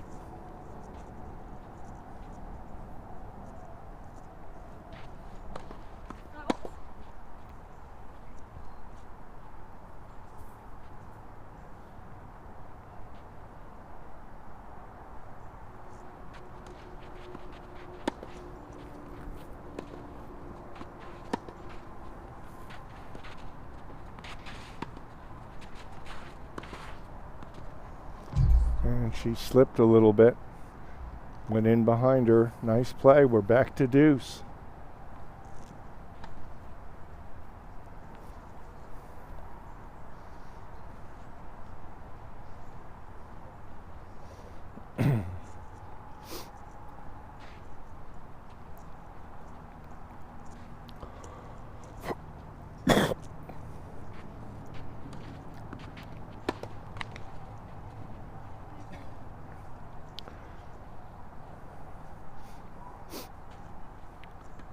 So it looks like Liisa might get her reward for that love 40-second serve here, as she's now got her ad.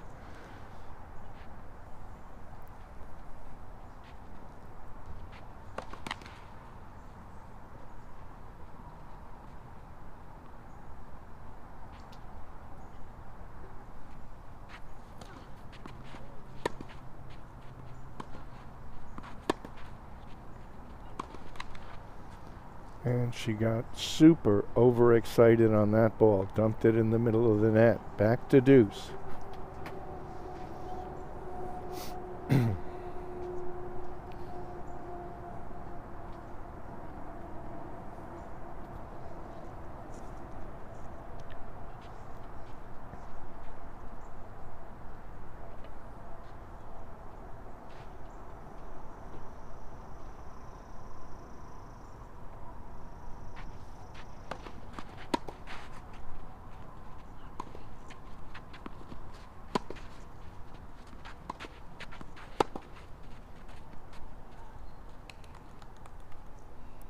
I believe that passing shot was good.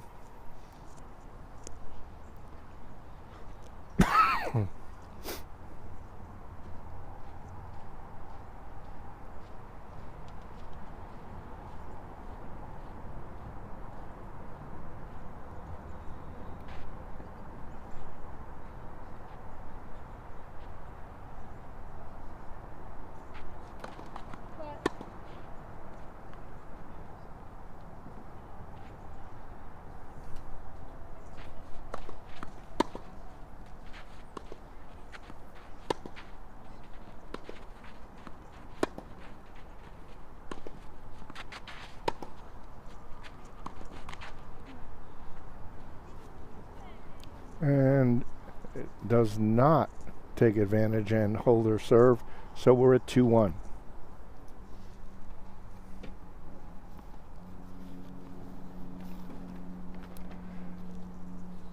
Next, management, another fifth-year sponsor. With offices in New York, London, Paris, Milan, Los Angeles, and Miami, Next Management is the leading global fashion management agency, connecting top talent in fashion and entertainment with prominent international brands. Founded by Faith Cates and Joel Wilkenfeld, Next is known for discovering and propelling the world's most recognizable models to stardom. Joel is a regular over here at Chestnut Ridge, loves to hit with Akash, and we're so glad that he's continued his sponsorship of the Pro Shootout. Thank you, Joel.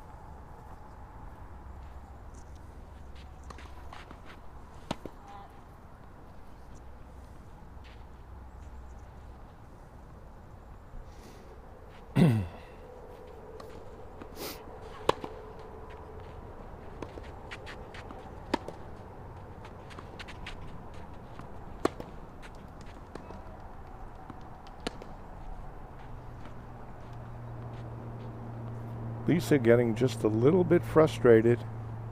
She almost pulled out that last game from Love 40.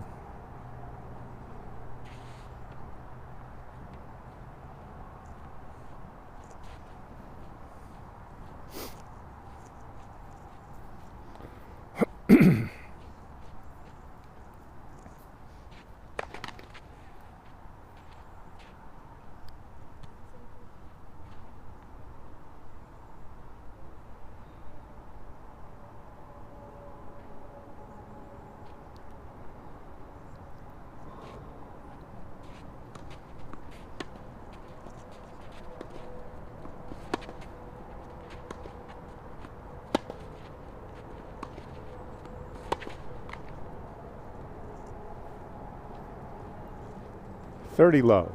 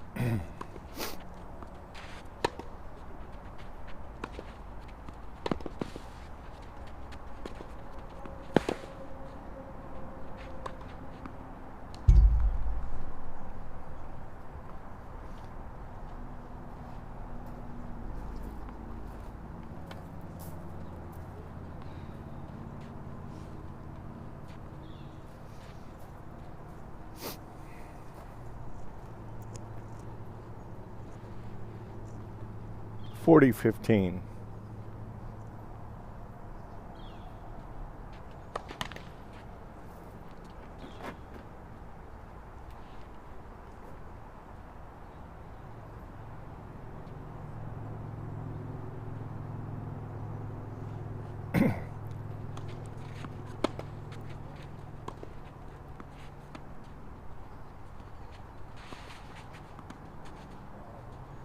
What a tremendous get.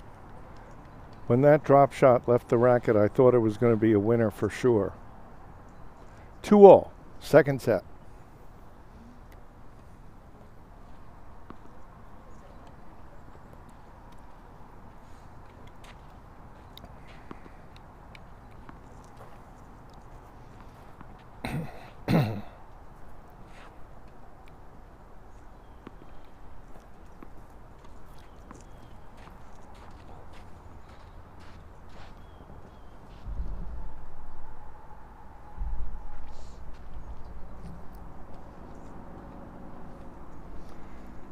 It has cooled down a bit from earlier this afternoon when we got started. You can see the main court now mostly in shade.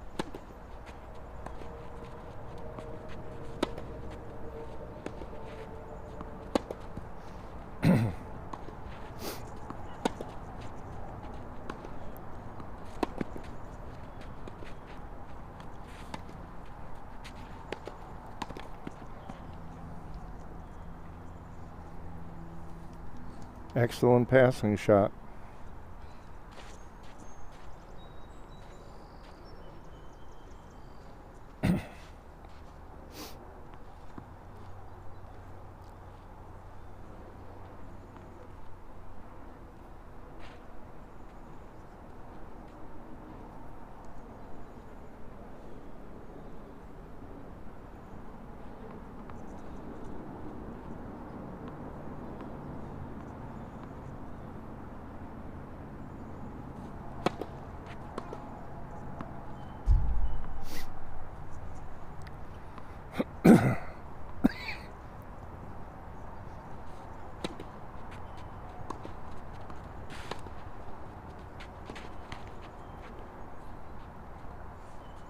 Again, an approach shot where Michelle did not look that comfortable really making a drive out of that ball, using an underspin instead, and it clipped the top of the net. It's odd because she has an excellent topspin forehand. Should be able to execute that with a real drive.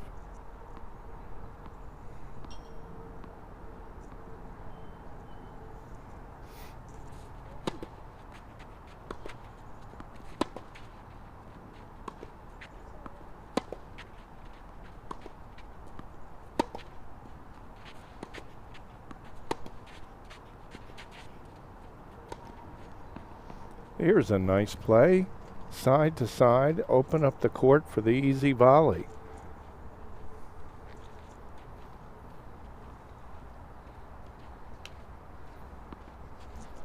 (30-15).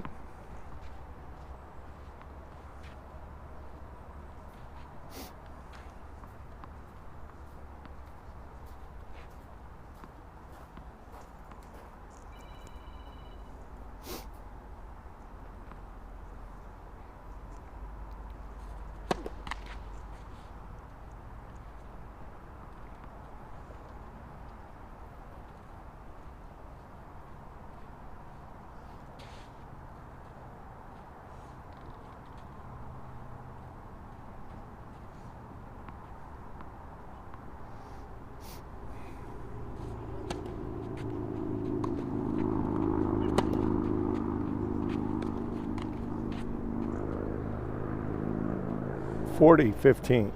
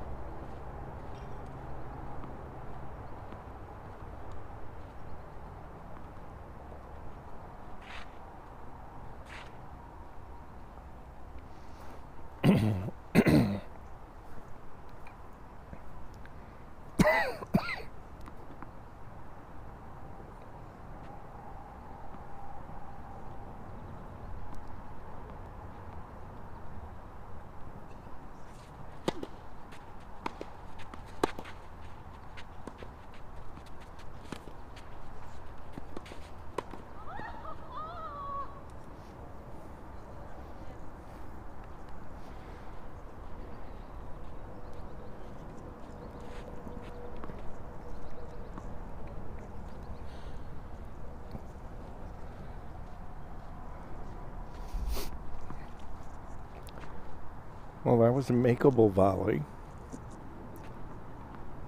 It's just that if you rarely come to the net, those volleys aren't so easy because you're not doing it very often. If you want the net to be part of your repertoire, you've got to play the net.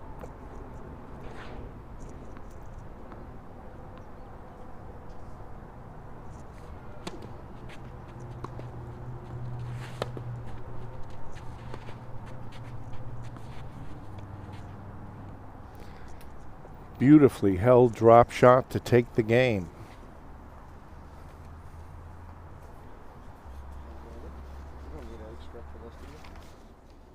Yeah.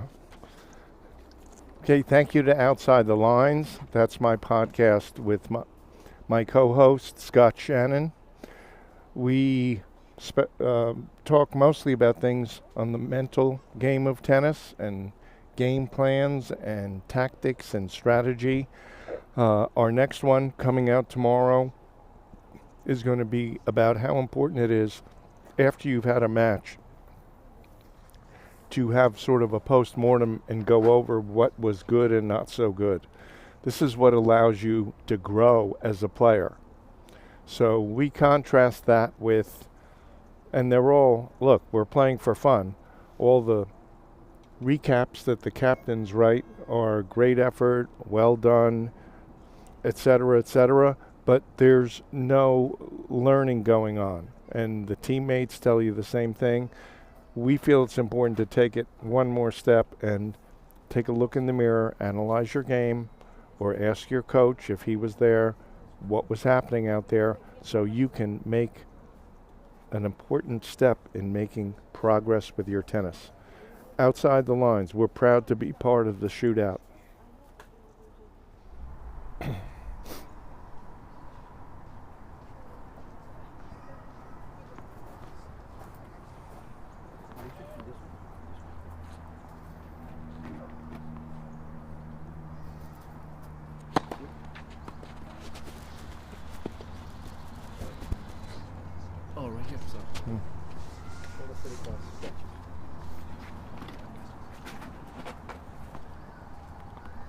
So I have got Aleksa here with me. Yes. Bob Chevier, hi, pleasure to meet you. Nice to meet you, sir. And I know your teammate was the defending champion 2 years in a row here. Alexis Gourmendi? Yes, and he actually checked in on the YouTube site and said, I'm here, can I watch that match? So we did have it on the feed, but we're certainly going to have the entire final for everyone to watch. Mm-hmm. Anyone in Serbia watching? Yeah, I think my family is going to watch and some of my friends. Okay, great. So you were the number 1 seed. You've come through to the finals against the number 2 seed. It should be the way the tournament director was thinking, an extremely good matchup. The first couple matches were a little easier for you, though, between an easier draw and then a player who got through with a walkover. But the first match this morning was a pretty tough match, yes or no? Yeah, I mean, I don't think the matches were easy, honestly. Like, oh, they I weren't? Like, okay. Like every match was like, juice advantage. So I feel like I play very good tennis, Like I play very good those first matches. And the last match, semifinal, the guy was good. It was really good. Mm-hmm. It was tight in the first set, was very, very close, and I'm glad I made the first set, and then second set I played better. Yes. I guess because I took the break on after first set, and I came back fresh. So, but it was a good match. So. Good. So your college team was so many years in a row now, NAIA champion. Yes, 10 years in a row. In a row? Yes, it's like I think it's fixed. History, yeah, yes. for sure, yeah. So yeah. Wow, that's a tremendous accomplishment. So you are how old, Aleksa? 24. 24. I just turned 24, yeah. So do you know Teodora Ristic? Yes, I know Teodora. Like we grew up together. I mean, we play a lot of tournaments, same tournaments when we were young. Mm-hmm. So yeah, we know each other very well, She was a pro here. Did you know that? Yes, I know. And then she had to leave for some reason. Yes, in Serbia. right. Yes, I know. Right. That, I know.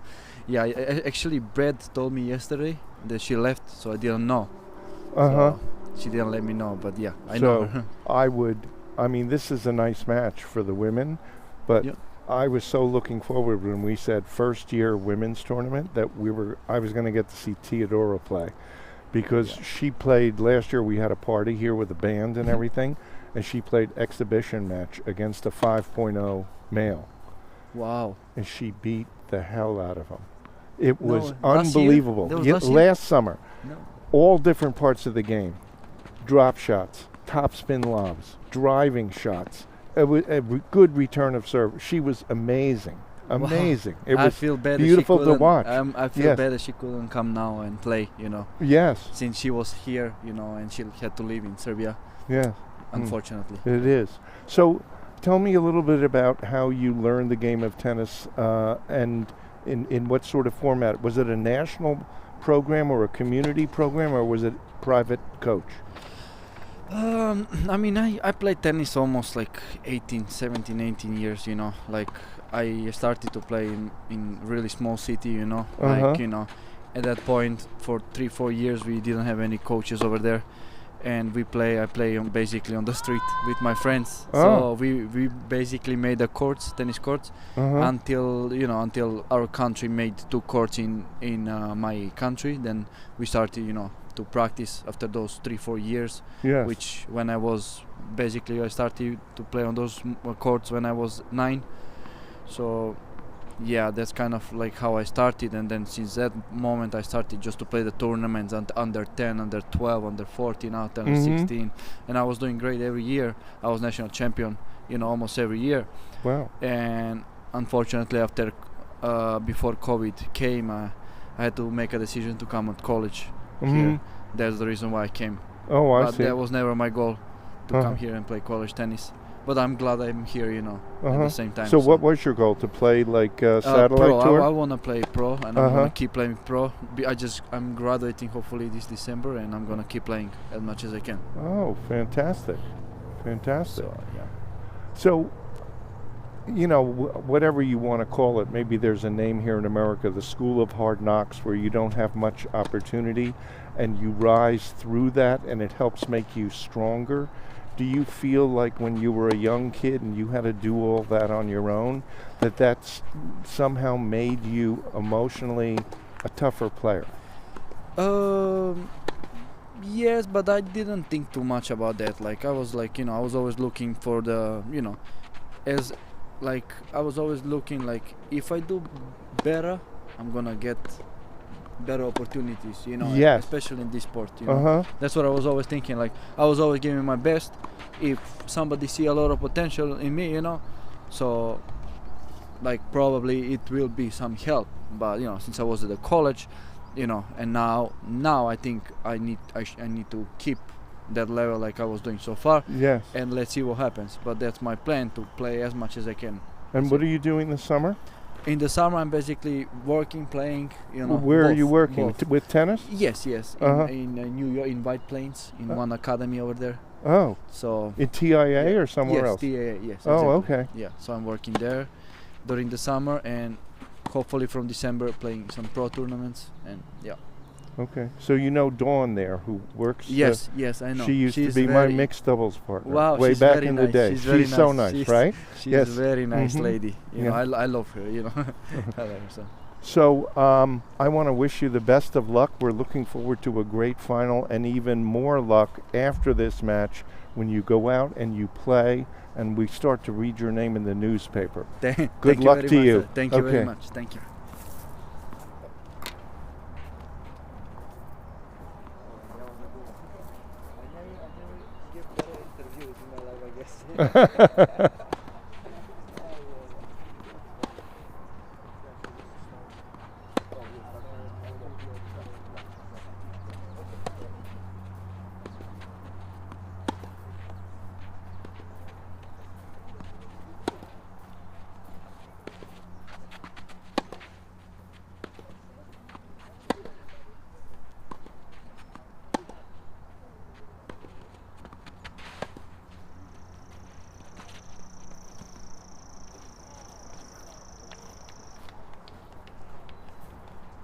Hey, George. Is around or he went somewhere?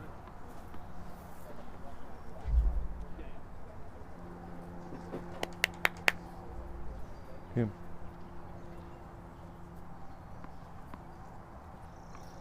Can you turn me off?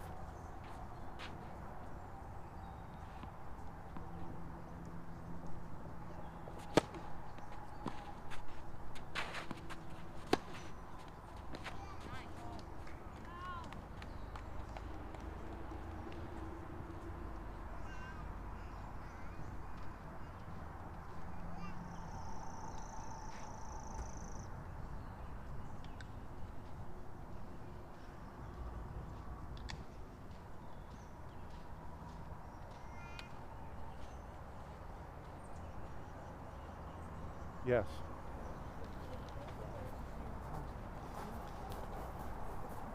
Have you seen anything? No. Mm-hmm. Got a comment from RL asking where you were, Brian. I don't know. Saving your voice for the men's finals. We'll just tell him I'm here. You're nice. Yeah. Don't worry, Rodrigo. I'm here. I'm just saving my voice for the men's final, like you said. But don't you worry. We got some stellar commentary coming. Great passing shot, and we're at 3-all now in the second set. Right down to the wire.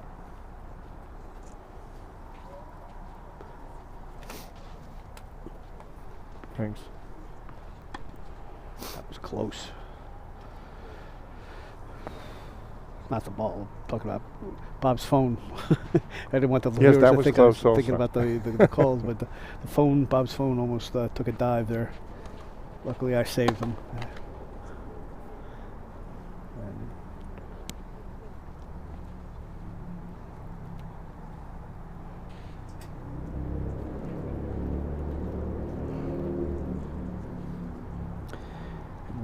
Because of the length of this women's match, we're starting the men's match out on court 8. We'll move them over onto the show court when this match finishes up. But we're running out of daylight here, so I think it's a good idea to get them started. Yeah, we're fine with that. See, somehow when she's up in the court, she doesn't have the confidence to hit with the same pace. The theory says it's actually an easier shot, because you're closer to your target. Yeah, I think that's just a theory, though, because the court's shorter. Yeah. You know, so the space you're hitting to it is smaller.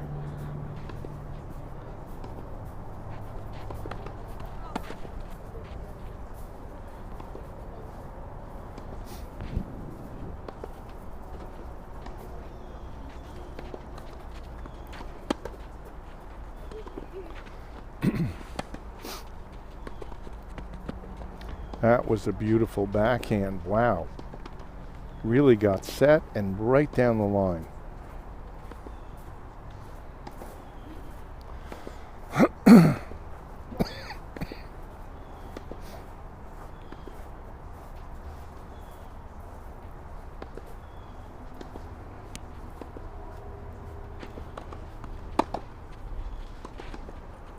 So did I hear that Chirk say he's working with our friends at Tennis Innovators this summer? Yes. Okay, good.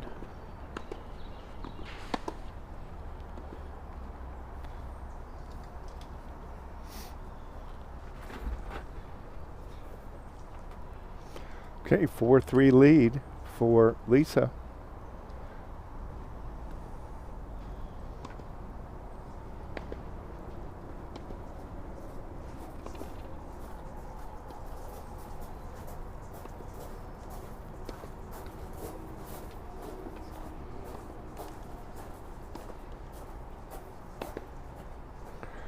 I would suggest, and I'm going to, I don't care that people hear this on the air, next year Brad should start day 2 earlier.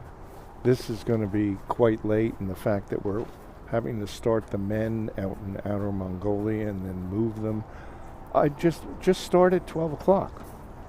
Yeah, I think, it's not going to be a surprise to you, Bob, but I disagree. Okay. Because I like that we had a little break in the morning. I was able to get out and hit a few balls this morning. Gave me a little bit of time. So I think 2 o'clock is fine.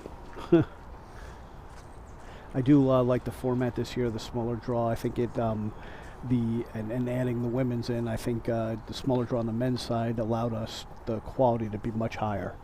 Very high quality. Yeah, I think we had a really strong group of players in the tournament. There were very few weak spots.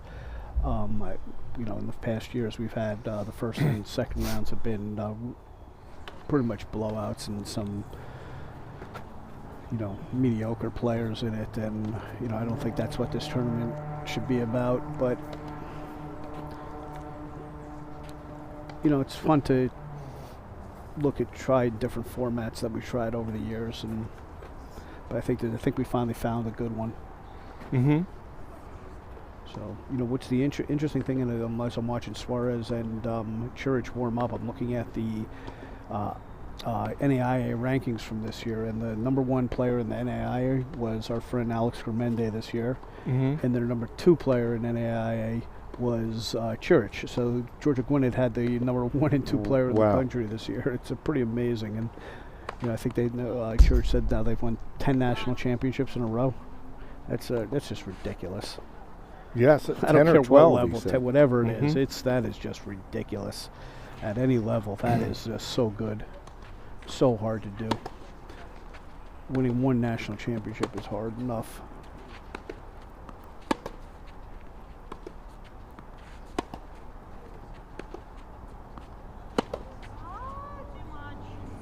By the way, Bob, I don't know if you've gotten to see it yet, but there's a new series on Amazon called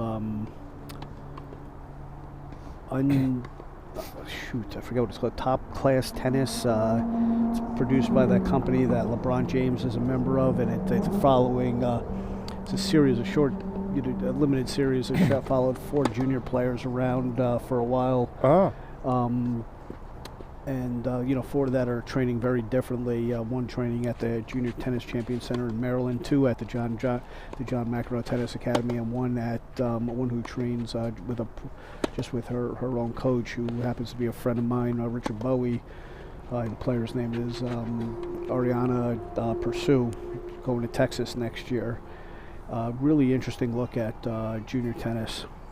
And 4 different ways of trying to accomplish something. Yeah, I would say 3.5. 3.5. Okay. But, still, that's 2 men, 2 women, and it shows very them interesting. how they build up to the Orange Bowl, which everybody knows is one of the premier junior tournaments in the world, and really, really interesting. What a beautiful serve. It's too bad Gramendi wasn't here. Then we could have a challenge match. Right. Between the 2 here, between Ciric and Gramendi.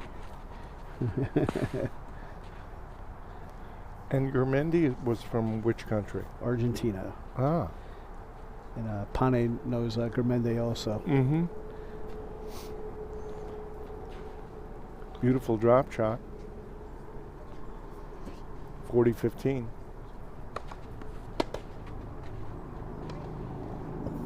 And a nice first serve. We're 4-all.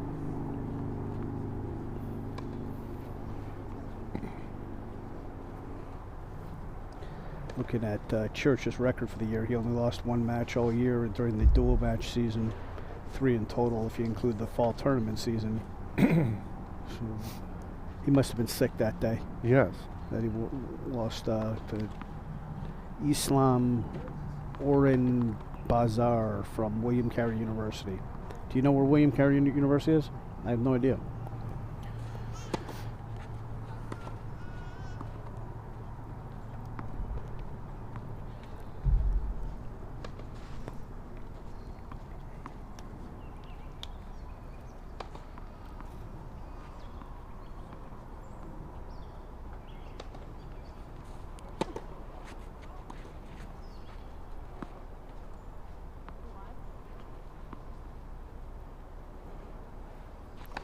Oh, he's going to take a look at this mark.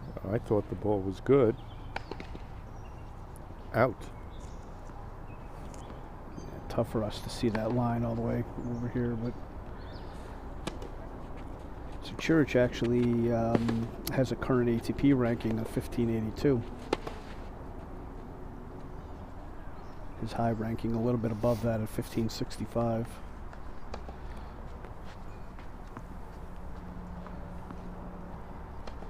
So a couple of years ago, I thought they changed the way the minor leagues of pro tennis worked, and I thought one of the ideas was you'd have less ranked players because too many people were getting 1 point and claiming, you know, I can do this and because I have 1 point, but well, they did. It seems like they have a ton of people. They did try that for a very short time and it didn't work. Oh, okay. It was an absolute disaster, actually.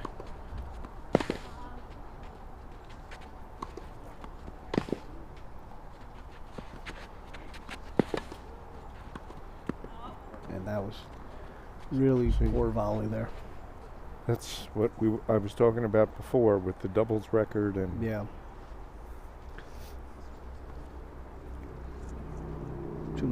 So what exactly was the problem when they were trying to limit the number of ranked players? I don't recall. Right now, you know, off the top of my head, I remember that it resulted in a lot of inaccuracies. People couldn't get into tournaments. There was a lot of confusion. Shocker that tennis created confusion on its own, but you know, I think we're the only sport that continues to shoot itself in the foot over and over and over again.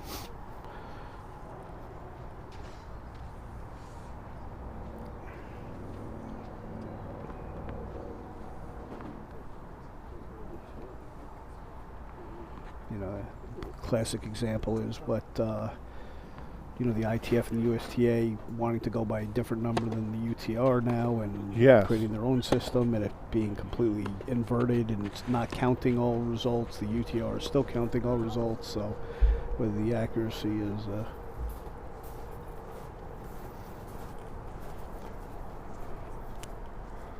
No, I think it's really a shame. I mean, we have Chestnut Ridge used to be in it years ago. A high-level women's doubles league. It was called the Connecticut League, mostly Fairfield County. 6 lines of doubles, and the top couple lines were like 5-0, 5-5. They have all these matches that could count towards your UTR, and none of them are put into the computer. So people go out and play those matches like they're practice match. I guess there's a role for that too, but it just seems like all this valuable information that's being ignored. But you can enter them into UTR, I think.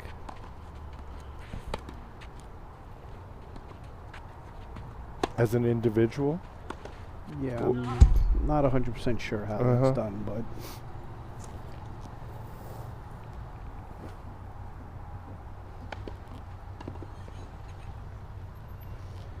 Now, Liisa nudges ahead 5-4 in the second set. Yes, Lisa's up 5-4. Something tells me this match is this set's gonna go to tiebreaker and the match is gonna go to a tiebreaker. I just feel it. Yep. There hasn't been much between these two. Looks like Suarez and Cilic Ciric, not Cilic. Right. Ciric just are getting going. Okay.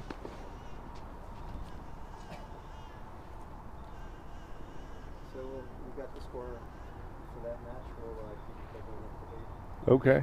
So I was just told we're starting to keep score on the Suarez Ciric match, and we'll try to keep everybody up to date. Looks like Ciric just held in the first game to go up 1-0. So you've seen him play a bit. What's his serve? It's not quite Suarez, but still very good, or how would you? Well, different. I think he places it a little bit better than Suarez has. Can move it around a little bit more. But you know, I haven't watched a full match from Ciric yet, so we'll see. But he's certainly got a lot of dimensions to his game. Yeah. Look, he's getting to practice with a guy named Germendi every day, so he's, certainly going to, he can play. Mm-hmm. Oh, okay, great. So we have the score of the men's final that's just starting over in the lower left corner of the screen. Unfortunately, we don't have a camera out there anymore. But we had to get the match started because of the length of this women's match. But we'll slide them over on Love 15. The main court after this women's match is over.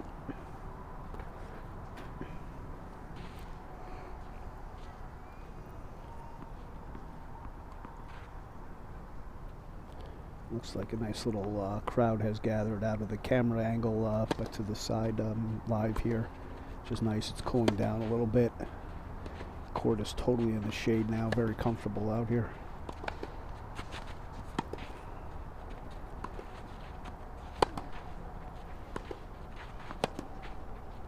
Oh, and Cormendi just said thanks for the compliment. I didn't even know he was still watching. You're welcome, Alex. Okay. Glad you're still with us. We're going to get your teammate on the main court soon, hopefully.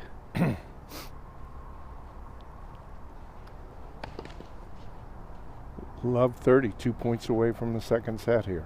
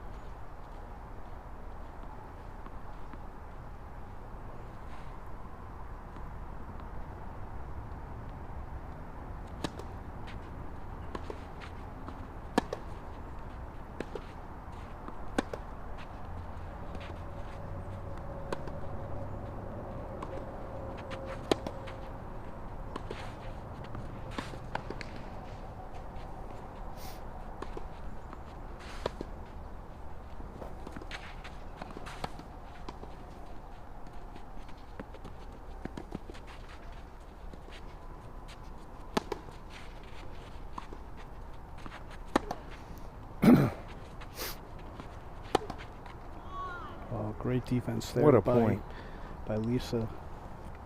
Love 40.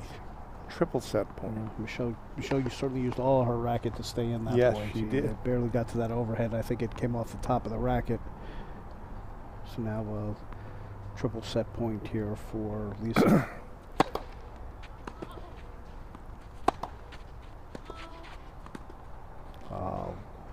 Very weak half volley there from Michelle. So we'll see a super tiebreaker here in the women's final. That's kind of what you hope the final would come down to, but yeah, we do.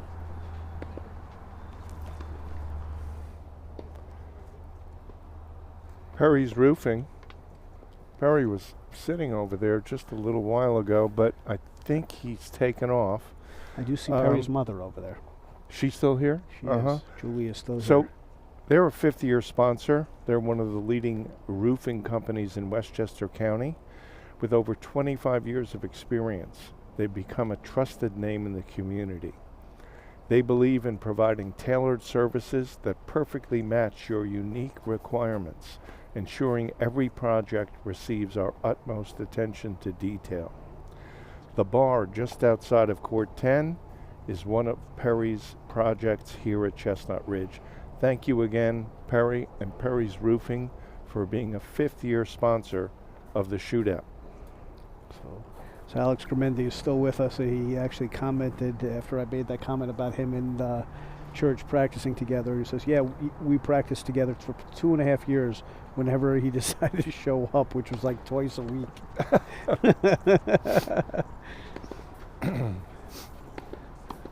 Oh, boy. So it's a 2-love now lead for Ciric. Yeah, and these two guys were battling. Ciric just came into the net, and Suarez absolutely fired a passing shot at him, but Ciric handled it very nicely for the put away. But these guys are playing at a different speed. And we see our referee out there trying to get the super tiebreaker started. I But Michelle taking a little extra breather to get herself together. Well, that's a part of tennis that a lot of people don't appreciate, how important it is setting the tone and rhythm of a match, particularly with the time in between points, or in this case, the time on a changeover. It can really alter the way things turn out. Yeah, I'm not really sure what the delay is here, but Ryndin. The viewers know that we lost our Court 8 camera, so that's why when I jumped in on Court 8. Yeah. So, and now Ryndin is finally getting ready to start the super tiebreaker here in this women's final. So now Ciric is up 2-0 and serving. It looks like he's about to get a hold. It's up 40-15. And again, we'll move that match over to the show court once this women's final is over. Just so you all know, yes, we know you really, one of the things in tennis is tennis players don't really like to change courts in the middle of a match, but here it's something I think you have to do, and I think the players understand that. Yes.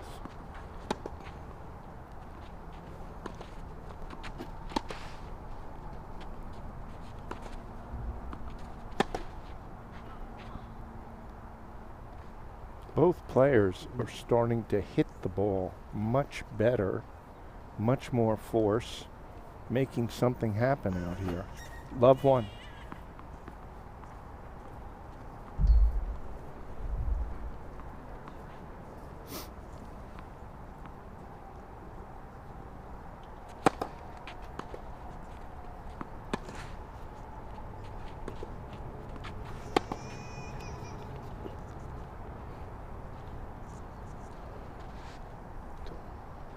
To love now, Liisa.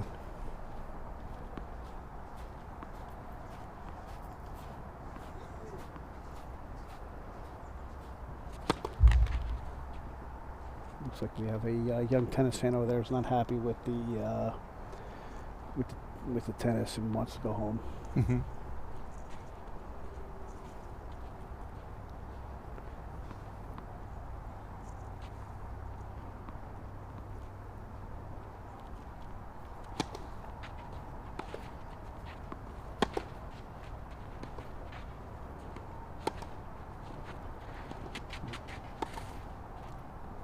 Oh, I like that play, but that was the wrong volley.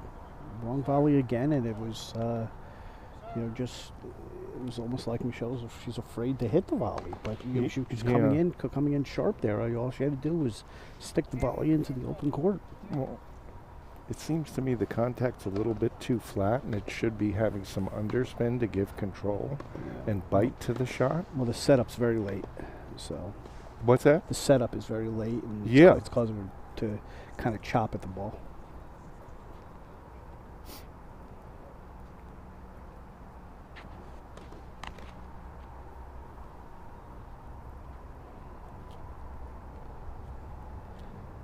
One of the things we will tell you is sitting here watching, it's a lot easier to play Monday morning quarterback and be critical than when you're out on the court. And both of these women, we know where they're fighting very hard, and they've been out there working for a long time, and it's coming down to the meat of it. So, but commentating is a lot easier than playing.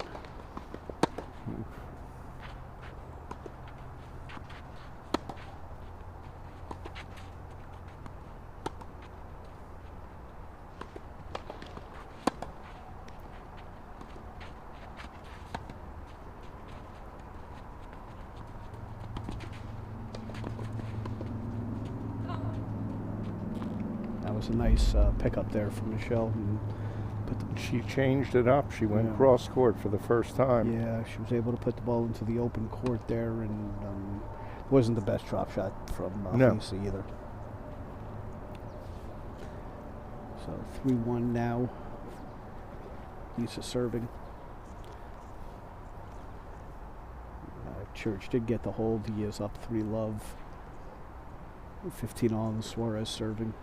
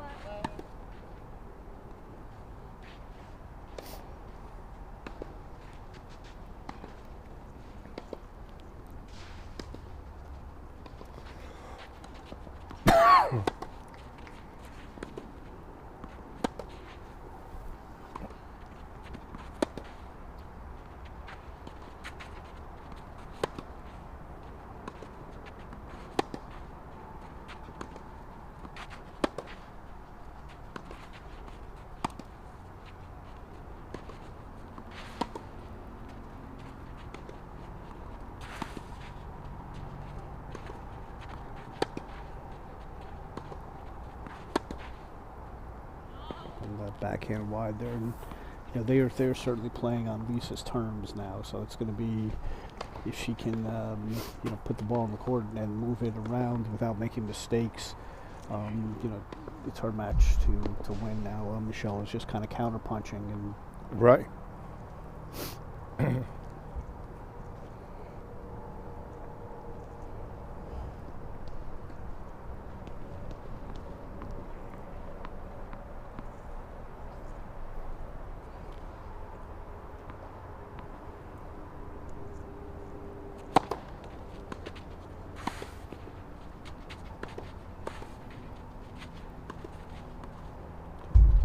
Great job there by Liisa. She knew if she could just get one more shot, she was going to get a good pass. So I think I like that play by Michelle, but the chances she was going to hit 3 straight volleys, very unlikely. Right. You gotta. If you don't put the point away on the first volley, you got to put it away in the second one. No, I don't think, based upon what we've seen, that Michelle can turn this match around by coming to the net. Yeah, she has to figure some other way. I agree. Like I said, right now they're playing on Lisa's terms, and as long as Liisa keeps this up, she's gonna win. But there's still a long way to go in this tiebreaker. It's only 5-1.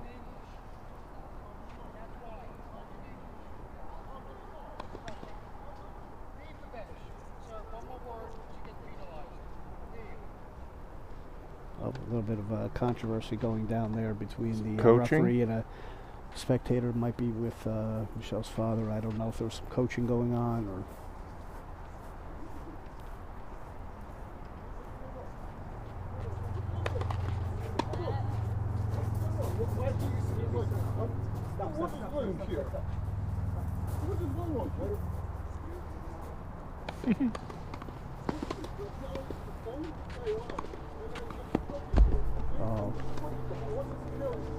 Nice 1-2 punch there from Michelle. Used the out wide serve very effectively there. She did there. That's more the way I visualize her having a chance. I agree. That was very nice.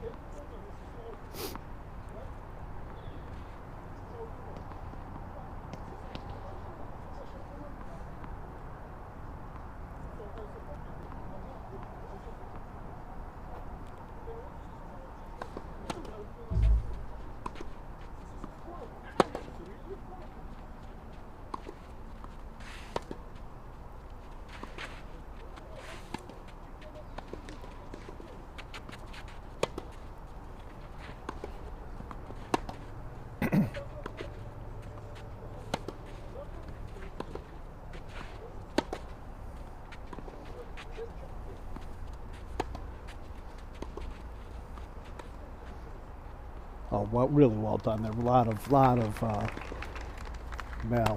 that was a lot of range there from Liisa, showing a lot of different shots, stretching Ryndin from side to side, and finally finishing That was off a with tremendous beautiful point, drop shot. and to change it up at the end with that amount of feel was just perfect. Yeah.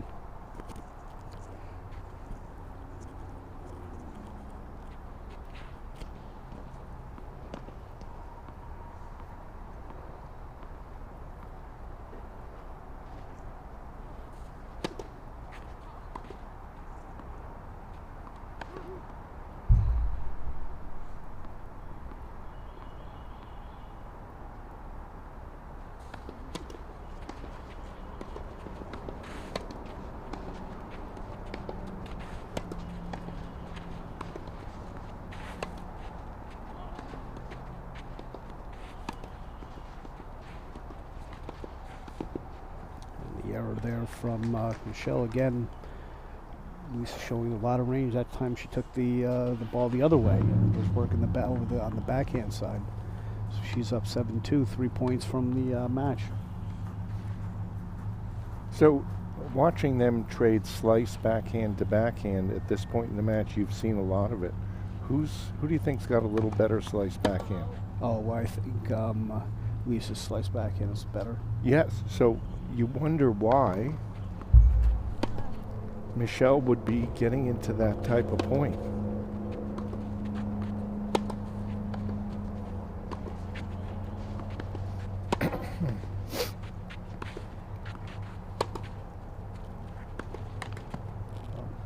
Another error there from Michelle, and Lisa's now 2 points from the match. Wow. Looking down on court 8, Suarez did hold, and Ciric is serving a 3-1 deuce. Tight game now.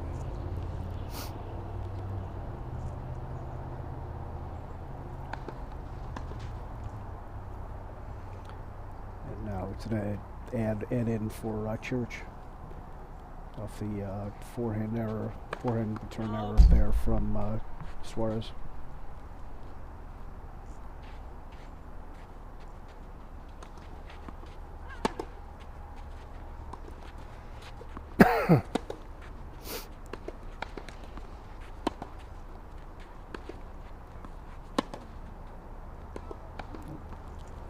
A3, and first error from Liisa in quite a while, but now she'll get a chance to serve 2 points, and so the match is on her racket.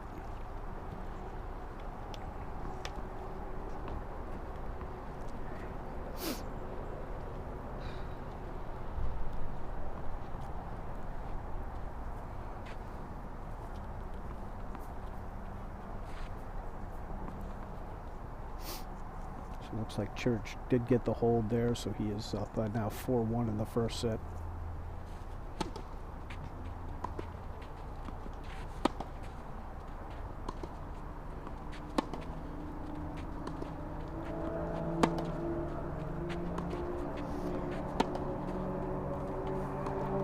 See, this is the type of exchange I think Michelle should be in.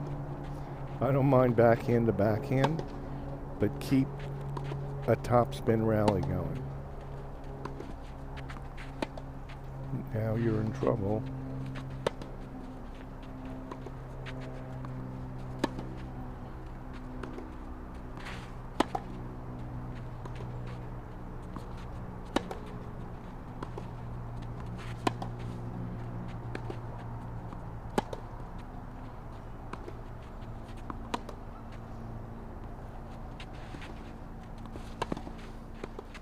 Oh, first volley winner I think we've seen Michelle hit, but what a long point.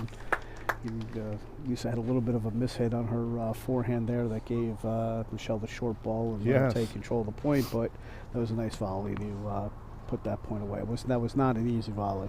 No. It was below the net, and so now the two players will change sides at 8-4. Liisa will serve one more, but she's still 2 points from the match.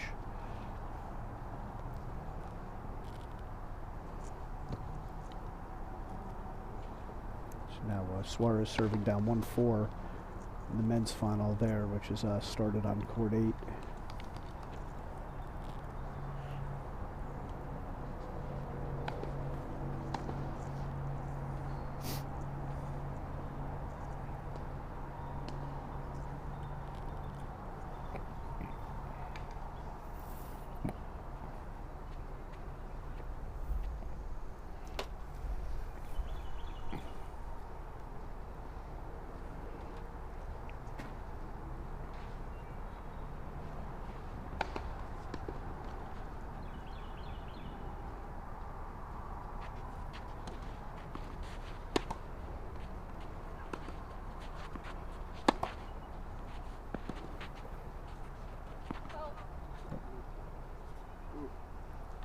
That was out.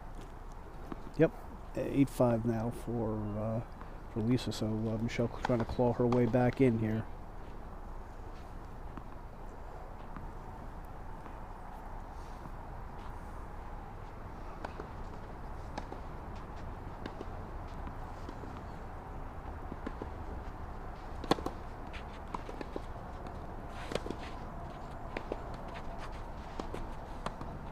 Oh, God.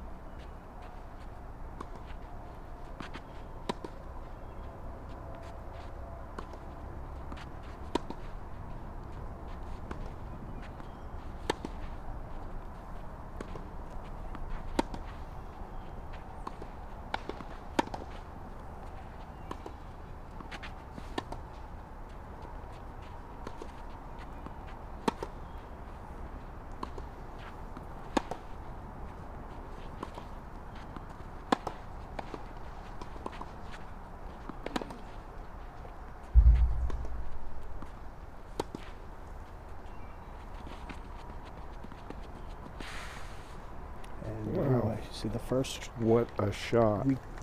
ball that Liisa got there, she took advantage of it and came up with a drop shot there. But that was a classic moonball tennis.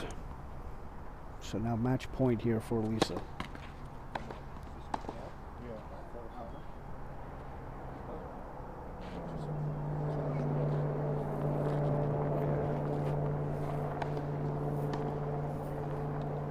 So here we are, match point for Liisa. Second serve and a double fault. Oh, I'm sorry, that was the first serve. I apologize, ladies and gentlemen. I turned my head just for a second, so. Oh, and Liisa tried a little touch tricky shot there. She got a little too cute. Probably wishes she could have that one back, but Liisa's now up 9-6. She'll get to serve 2 more points for the match. She's got 3 match points.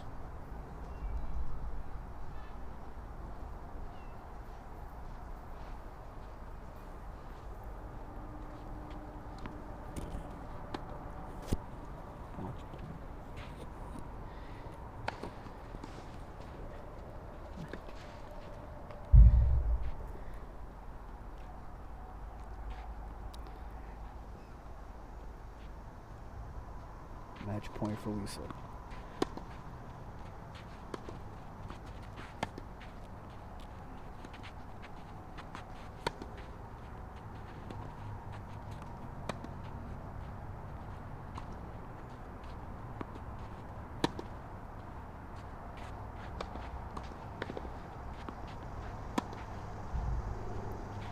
Michelle seems content to play moonball tennis here.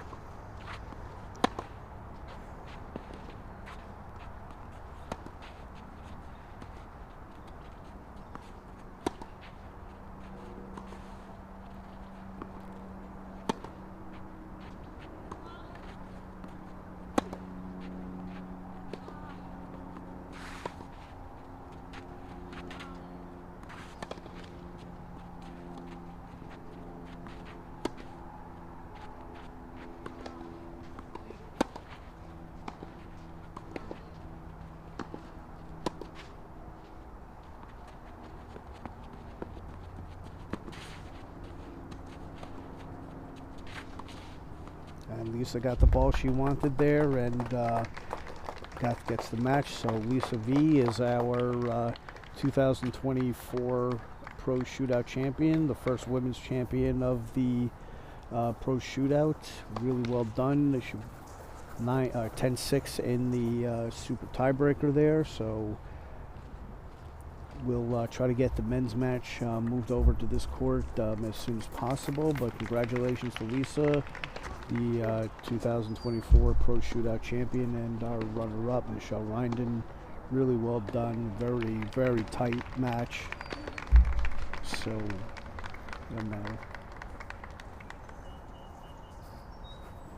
we'll take a short break, and we'll get the men's match moved over to court 10. Thanks for sticking with us, everybody.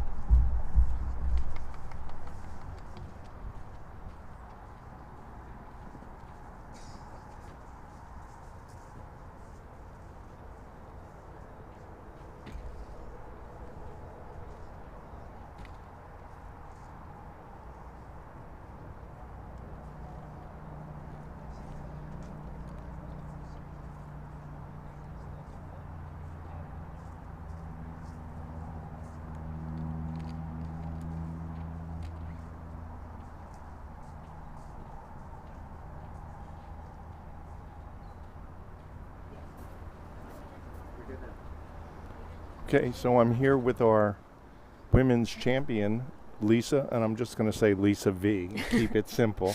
You could say it for us, though. Vehvilainen. Vehvilainen. I'd see that there's that extra part I'll never get. It's not too bad. It's not too bad. Well, congratulations. This was your second super tiebreaker back-to-back from yesterday to today.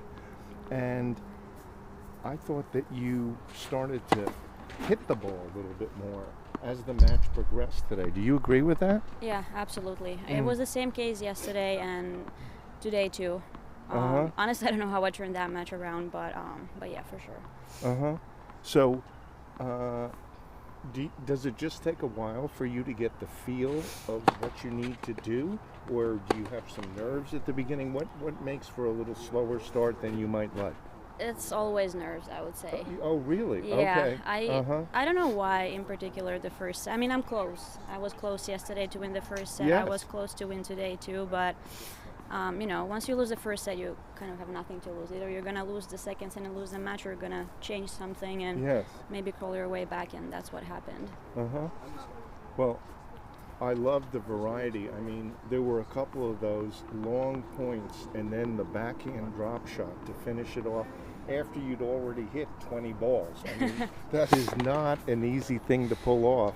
And those drop shots weren't just good, they were spectacular, how well placed they were. That was so good. Yeah. I mean, it's tough for sure, like after 20 balls, but I also know it's harder for my opponent to run them down because I don't have to do the running. So I noticed one other play, and you did it yesterday too. You were serving in the middle of the second set, and you were down love 40, second serve. And in both cases, you hit your biggest serve of the day. And I think you ended up losing your serve in both of the yesterday and today, but you did get it back to deuce and your ad.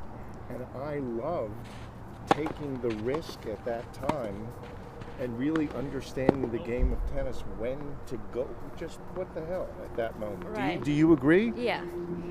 Is that instinct, or were you taught that by your coach? I don't really know which one it is, but if you just think about it logically, like, again, you're love 40 down on my serve, there is not much I can do, right? So might as well risk it and see if that's going to take me anywhere. And I almost won both of those games. You almost won them both. No, it did its job. It got you back to your ad in both cases. Right. Yeah, so I really enjoyed watching you, strategize and come up with that as a play to get yourself back in that game. So this summer, are you teaching locally somewhere? Which club? Silver Spring. Silver Spring. In Ridgefield, Connecticut. Oh, okay. I don't know that one, but great. Yeah. So do a lot of your students know you're in the tournament this weekend? I think almost everyone knows. Oh, they do? There was a little event last night that I unfortunately couldn't go to because of the tournament here, so I guess they announced it that I'm competing myself this weekend. Good. Well, it's going to be one happy place to hang out this week. I hope so. I hope you won $800, right? That's what I heard. That's good. That's so very good. That's a bunch of hours on the court that you maybe don't have to put in as many. Yeah, maybe I'm not going to show up to work next week. Who knows? Well, Liisa, so nice to meet you, and congratulations again. It was great having you at the tournament. Thank you so much. Thank you. Thank you, Phil.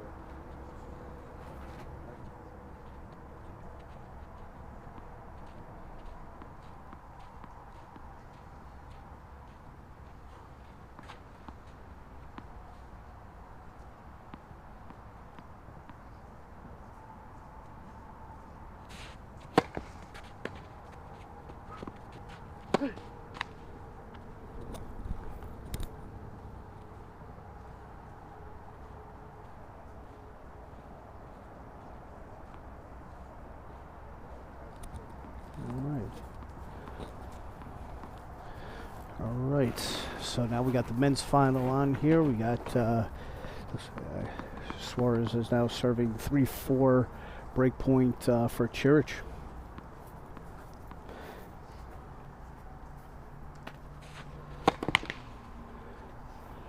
So see our friend Phantom for Kiwi, who we know who that is following us now. talking. I guess he's talking about the women's final. The moonball tennis is kind of suspenseful when the score is is this close. Yeah, that's so. And another comment from Alex Grimendi. Finally, we're getting the men's match on because he wants to see his teammate play. So Suarez now got this game back to deuce. Here we are at 3-4. This couldn't be tighter.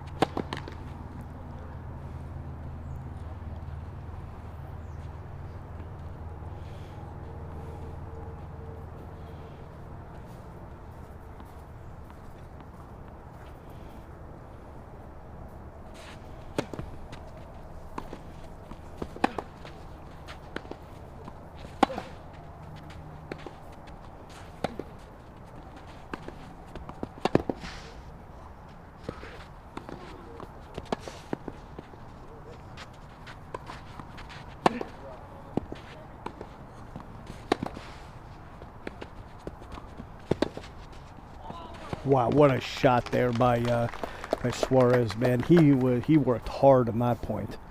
God, to get himself an advantage.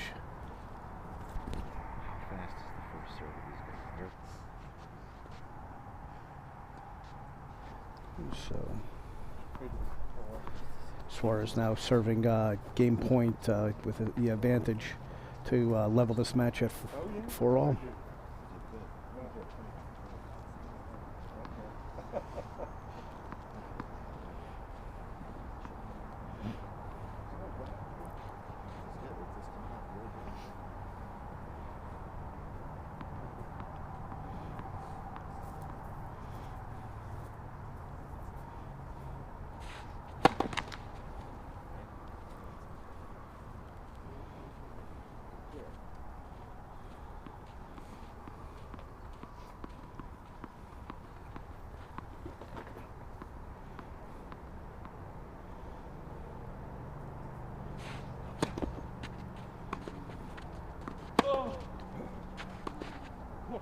Oh, Suarez did such a great job to get himself set off. And that return from Ciric was about an inch inside the baseline.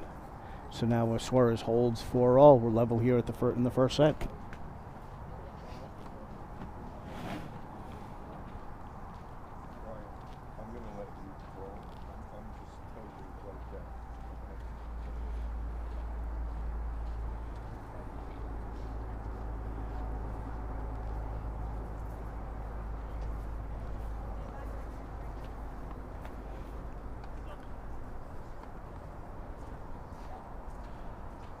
So here we go. Cilic now, or Ciric. I keep calling him Cilic. With Ciric now serving at 4-all in the first set.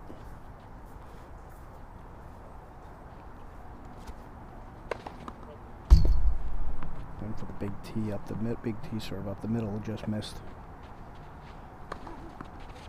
Ooh, that was a tight second serve, right on the line. And oh my God! Then I put the absolutely huge forehand just inside the sideline, but. Man, yeah. I mean, this is these level that we haven't seen yet. These guys are really playing at a very, very high level here.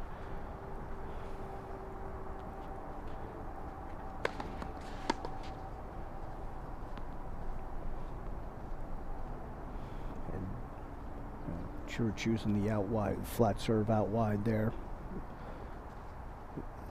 Get himself to 30 love.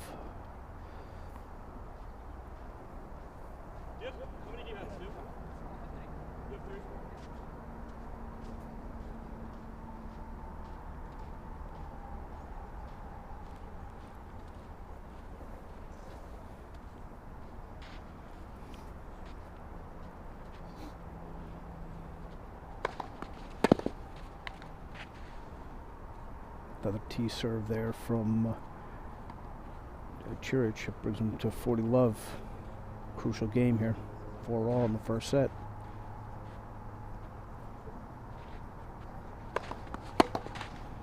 And down 40 love there. Suarez went for the big forehand, and the two players will switch sides. And with Ciric up 5-4. When we come back, Suarez will serve to stay in the first set.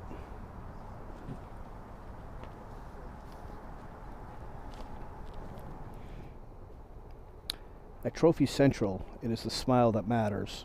Nothing makes us happier than when a customer sends us a picture of kids smiling from ear to ear as they receive their end of season awards, or of an office worker proudly holding one of our custom award plaques for their colleagues to see. Trophy Central is proud to provide the awards for this shootout. Thanks, Trophy Central. It's their 5th year with us, and we really appreciate your support of this event. And you guys produce very nice trophies. I think I have a couple of them on my shelf somewhere at home.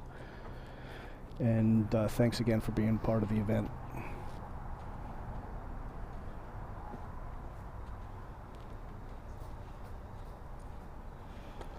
So now Suarez is going to serve down 4-5, trying to stay in this first set.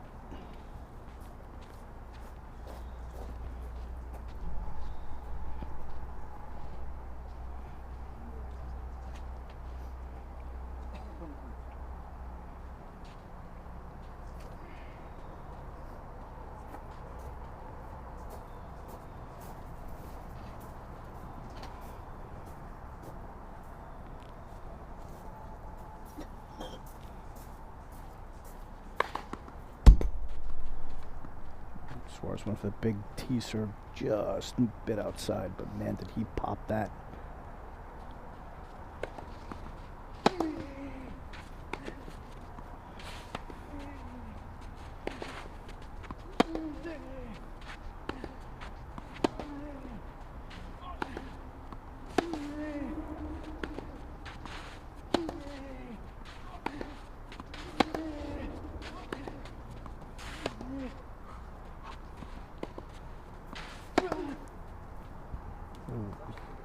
Church has overcooked that for it a little bit, so 15 love here now for Suarez, fighting to stay in the first set.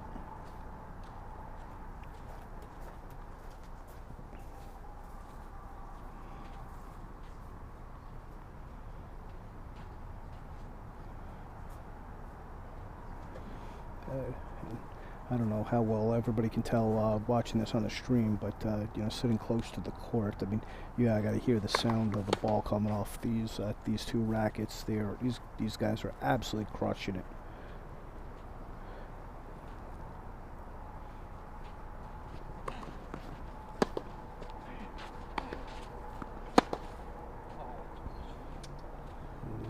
Another errant forehand there from Ciric.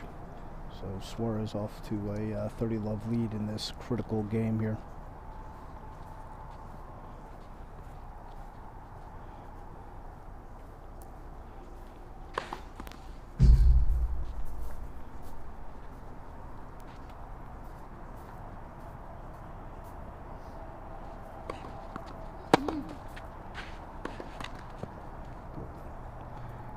Suarez tried to pull the pick trigger a little bit too early there. Dumped the forehand in the net, 15-30.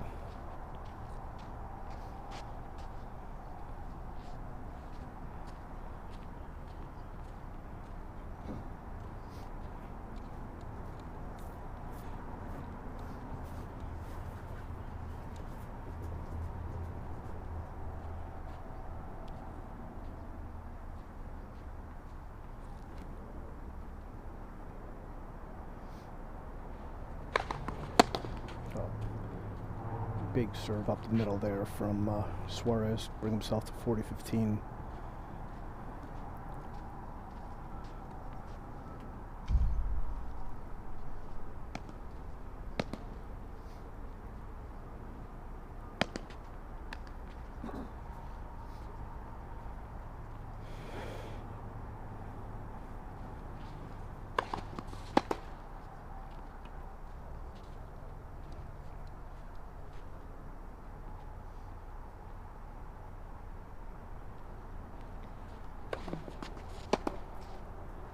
Double fault there from Suarez, and Alex Cremendi just commented he'd like to give me to have me give a pointer to Aleksa to tell him that the ball is supposed to bounce before the line. I'm not sure I'm going to tell him that, Alexi, but thanks for the advice. I'm sure he would appreciate it.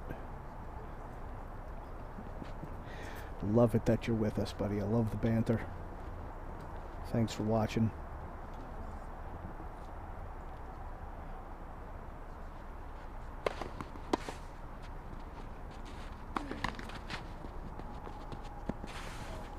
Suarez got a little help from the net cord there, and was able to hold him. We're at 5-all.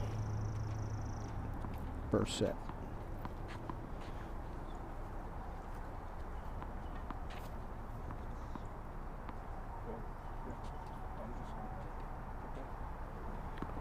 So Brian, noticed there was 40-30 point at this point in the match, and he went to his favorite spot, the one you pointed out early. He sure did. I think, not that it mattered, just to get the ball in play was good, and then we had the let cord, but players go to their favorites under stress.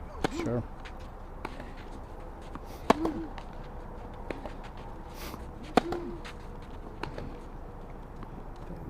Man, Ciric just absolutely crushed a couple of forehands there and was able to get the error from Suarez, a 15-love.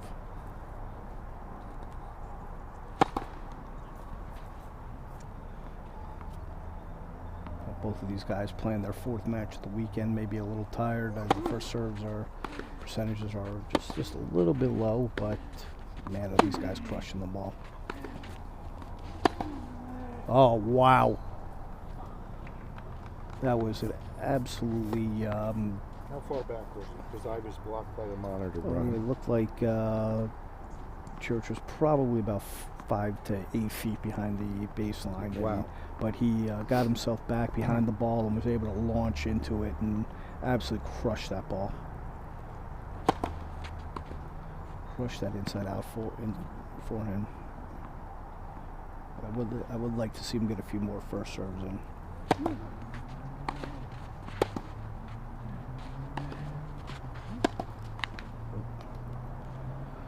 Needed one more step to get to that backhand.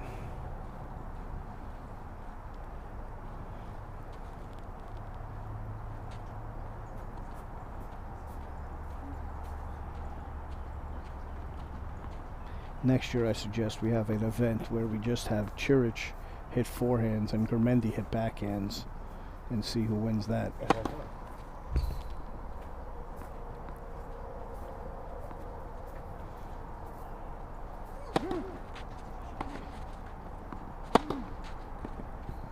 Oh, wow. That was just massive. Absolutely massive forehand there from Ciric, and now he's at 40-15.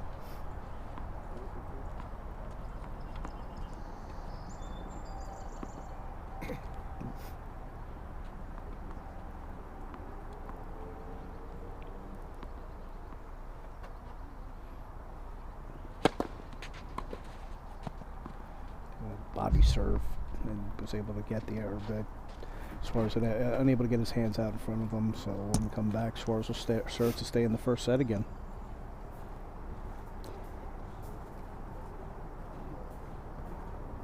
This is another level of tennis, though. We got it here in the finals. It is spectacular. Okay.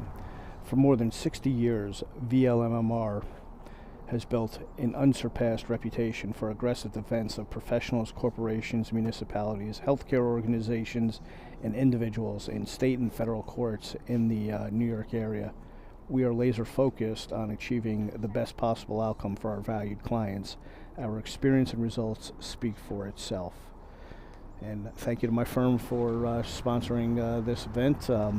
Yeah, thank you, Brian. You're welcome. And very happy to be here, and man, we are getting to watch an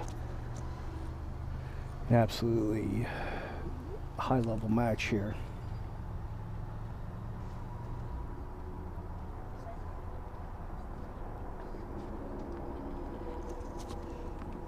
And in response to my comment that we should play Germendi's backhand to Ciric's forehand and see what happens, Germendi's response is exactly what I would expect from him. He says he has no chance. And then he says, although that forehand pissed me off a couple of times. So, and question to me, how would you compare these players with the 1991 Frontera? That's a tough call. We all know that Jaime Frontera in 1991 was a beast, playing for a incredible University of South Carolina team. So I'm not quite sure how to answer that question. But who asked the question? That was from RL, who. Okay. We're not going to tell anybody. Okay. I believe I know who it is, but I'm not going to embarrass him. But it's Rodrigo Lautaro. Oh.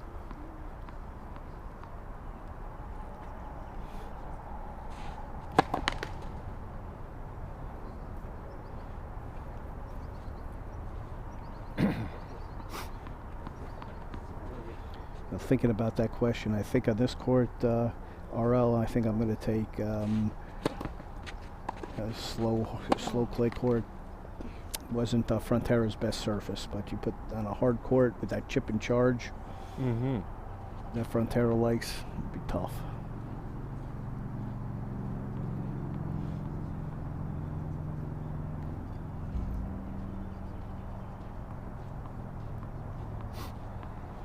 Man, these two guys are just absolutely socking the ball.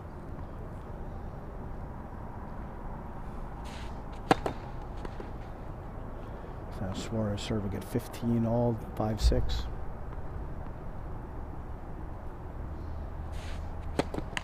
Oh, double fault on a critical point there.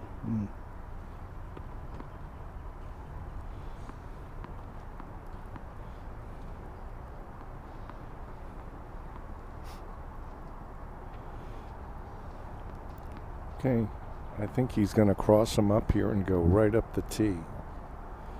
All right, let's see what happens here, Bob. Might be right. I was just thinking if he that he might change it up here. So, nope, he's going that wide. Nope, he did go tee. You're right. I think now he's going out wide. What'd I tell you? What a pickup there. Shot. Ciric hit an absolute stream of a return, and Suarez got his hands out in front of him, and man, what a pickup there to be able to hit a winner off of that ball. Wow. That takes a little something that is tough to teach, the eye-hand coordination. But to be that quick with your hands is...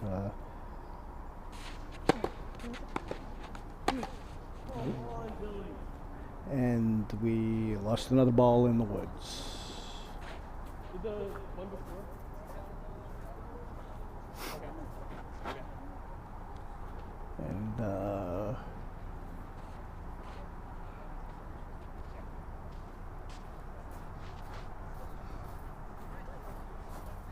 He's got one for you guys. We need two, yeah. Thank you.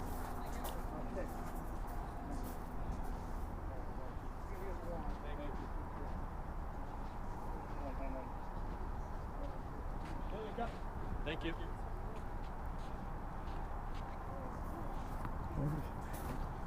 a nice catch there from Suarez on the throw from Breakstone.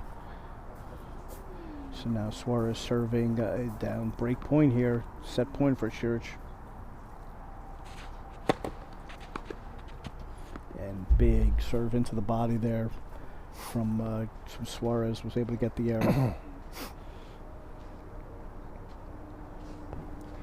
You love that on break point when you're able to serve well enough that you don't have to hit another ball. Of course, yeah.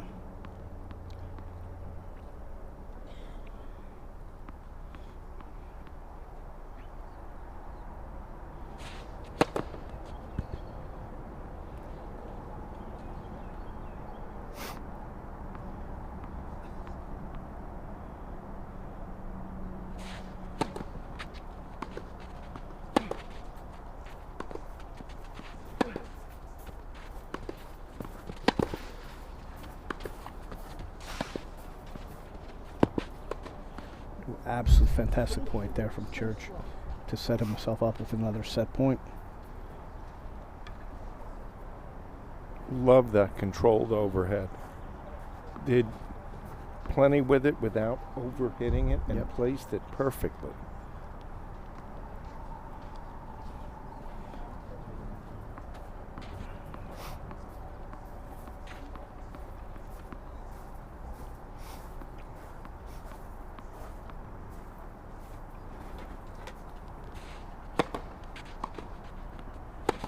Oh, Suarez overcooked that forehand. So first set here to Ciric.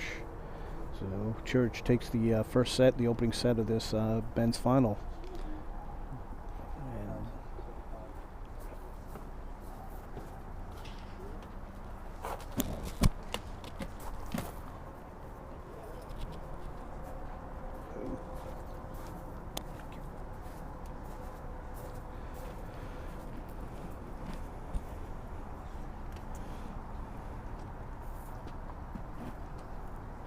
Good.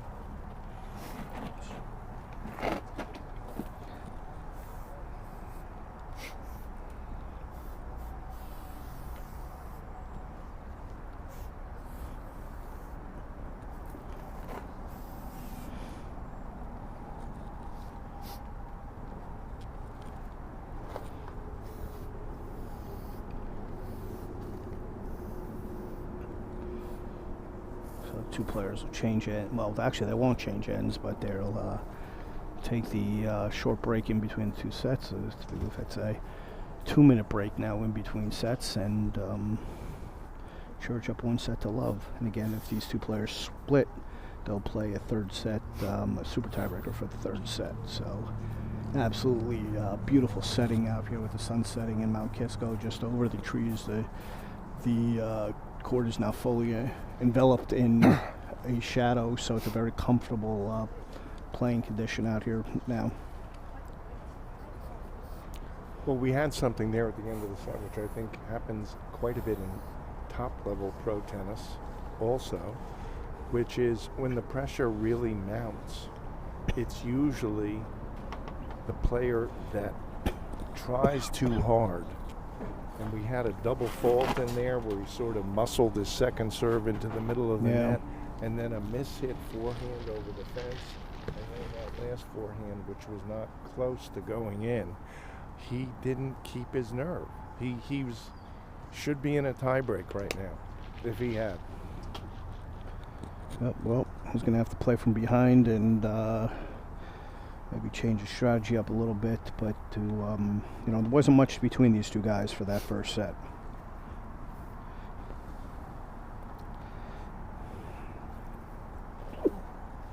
I agree with you, though. I do think if we were keeping stats, the first serve percentage was a little low for both of them. They both could have picked that part up. I think that's I think that's correct. So he is again. These guys are playing an unofficiated match, so they're taking a little bit of extra time here in between sets. But looks like Suarez is now up and ready to begin the second set. He'll collect the old balls. They'll change balls for the second set, and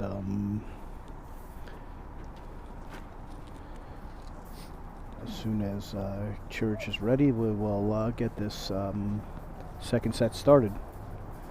If only we had an official out there who was, regulating the time.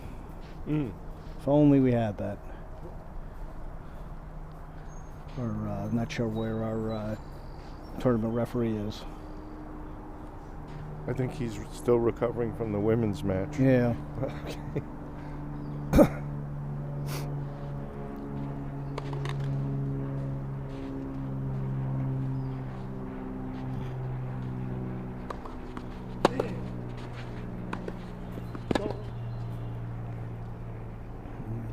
Looks like Ciric is trying to pick up right where he left off and crushing forehands. That one was a little bit long, but another beautiful second serve, though. Yes. Yeah, he really has a lot of action on his second serve.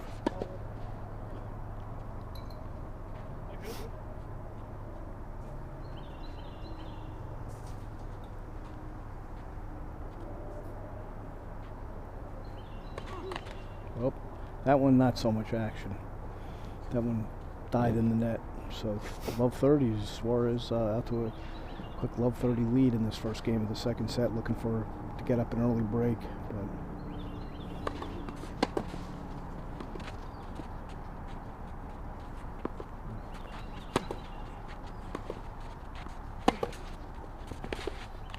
and tremendous approach shot. Yeah. Ciric got a little lucky there with that mishit that stayed in the court, and it was not an easy shot from Suarez. Suarez did well to hit a nice safe overhead and deep in the court, and kept himself on the offensive.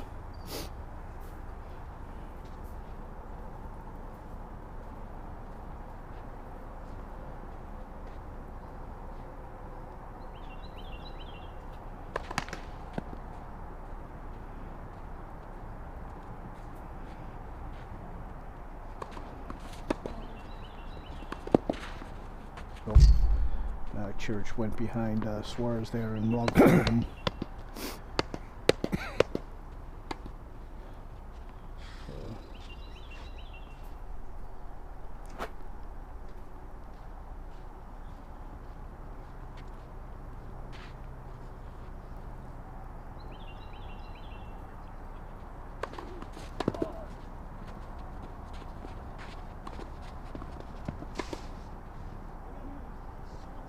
Perfect placement. Wow, yeah. What a great shot. Ciric fighting off two break points there, but Suarez will get a look at one more. But I guarantee you he wishes he had that one back. He did really well to fight the return back into the court, but couldn't take advantage.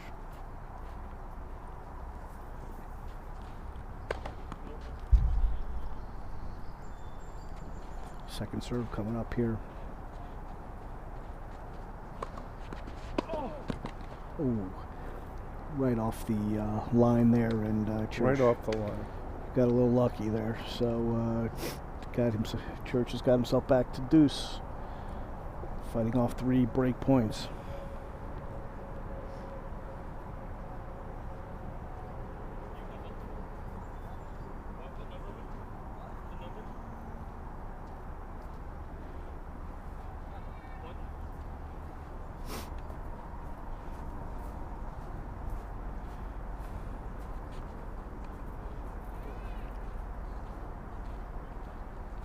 Now the first game of the third set, deuce.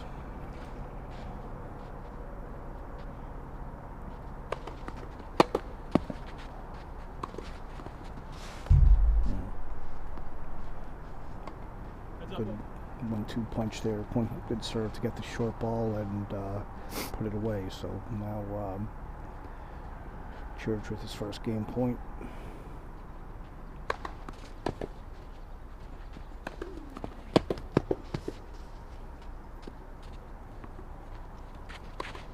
Oh, looked like he changed his mind up at the last second there, and bad miss there for Ciric, and he knows it. No, we're back to deuce. Back to deuce. But you got to give credit to Suarez for fighting to stay in that point and making Ciric hit one extra ball.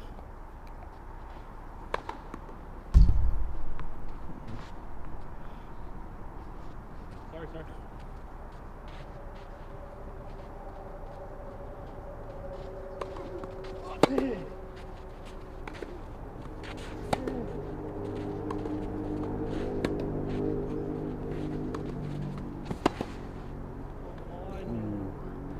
Suarez had a good look at that backhand, but pushed it just a little wide, so brings up another game point here for Ciric.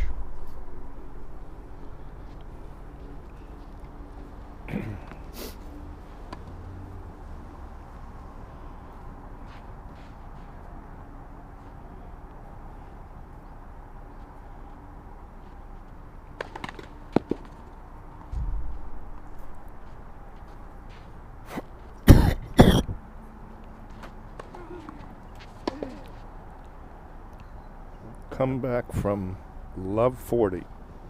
Big moment there. Yep, so the 2 players will change sides there. Okay.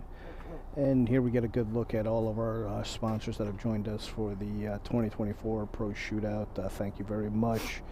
Appreciate your support of this event. We hope that you enjoyed yourselves, and we really hope to see you next year. So thank you to all of the sponsors.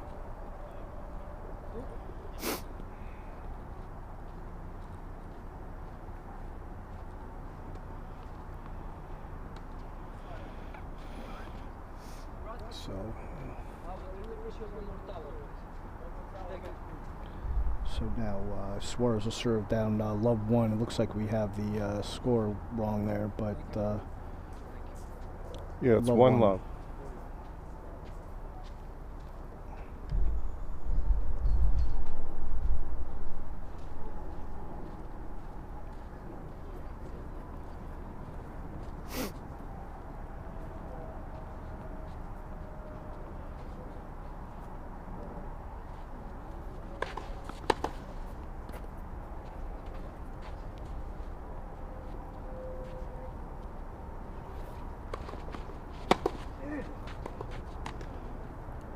a little bit long in that forehand return there from Ciric. Well, that shot there that Ciric has been using quite a bit when he gets second serve forehand. It's not an easy second serve, and he's going with a high looping penetrating ball into the backhand to start the point. It's one of my favorite shots when I was playing singles.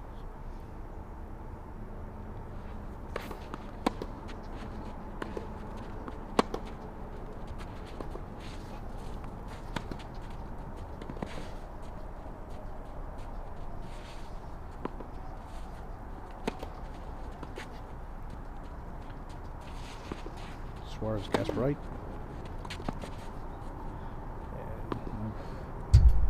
Made him work.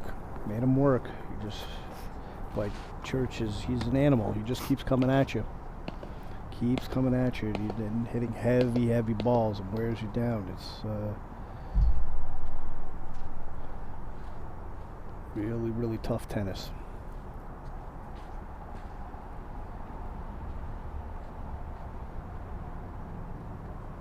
No, we got the score wrong.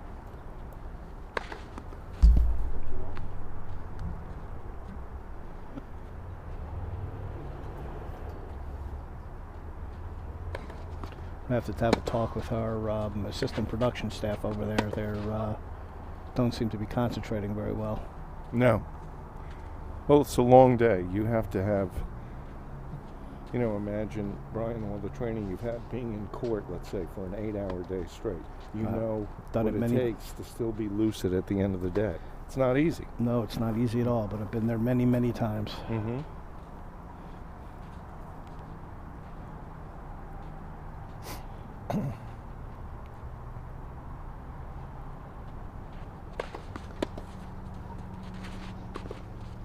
Guarantee if we offered them some food, they'll that lucidity will pop right back in to these.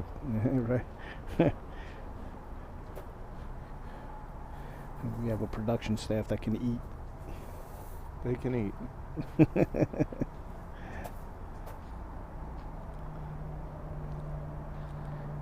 30 all.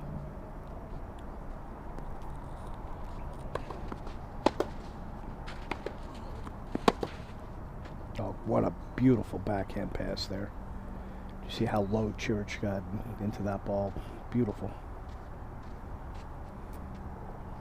Man, he comes out of his shoes on almost every floor he hits. It is, man, he is putting every ounce of his weight behind that ball. Yes.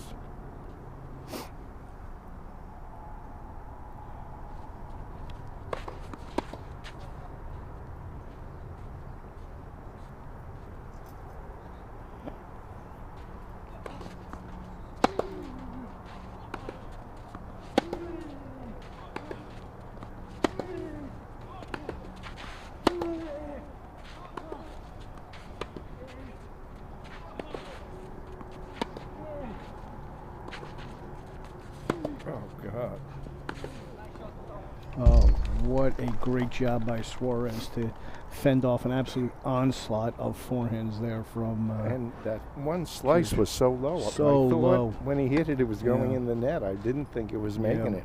What a shot! And Ciric was not able to get a lot on that forehand approach, and the result was the Suarez passing shot. Really well done.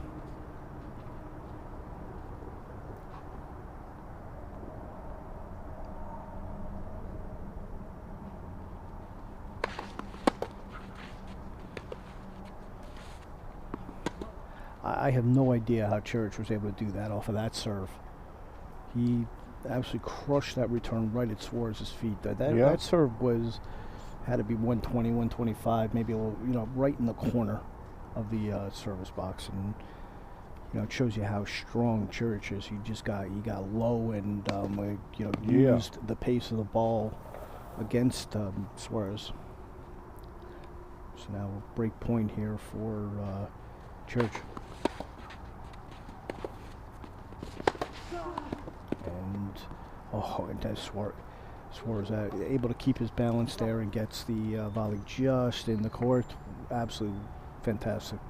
Well done, because Ciric absolutely crushed that pass. He did.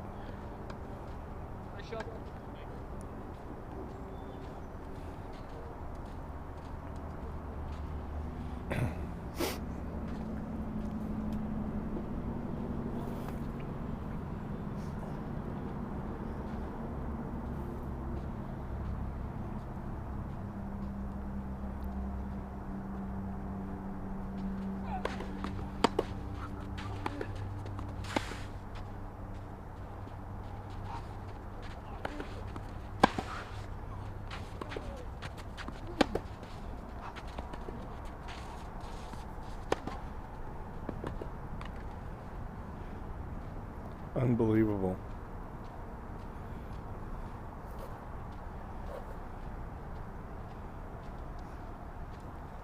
He turned that point around, that deep one into the backhand, and he went right back down the line and flipped the point.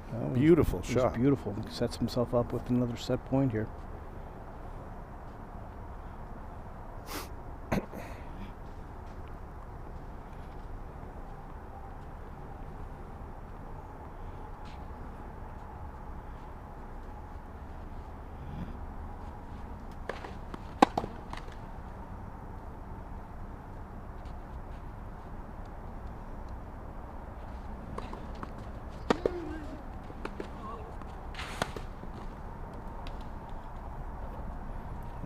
Great job there by Suarez to open up the court and nudge that backhand down the line to get the error. So we'll get this game back to deuce.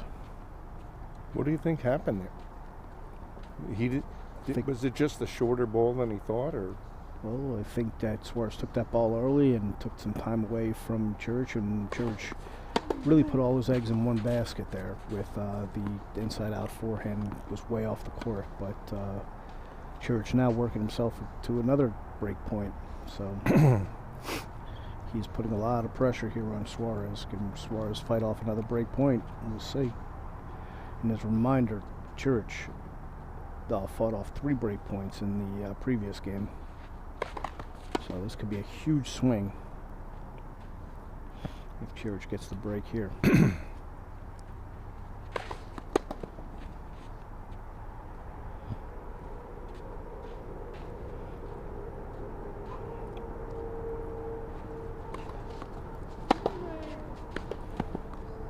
And again, put all his eggs. Yeah, put all his eggs in one basket. But hey, you can't blame him because it's worked before. So, but Suarez has done a great job of using his fast hands to get out in front of the ball and nudge the ball into the opening court, and did it again there. Did one in the backhand before the previous break point. Now did use the forehand there. So we're back at deuce.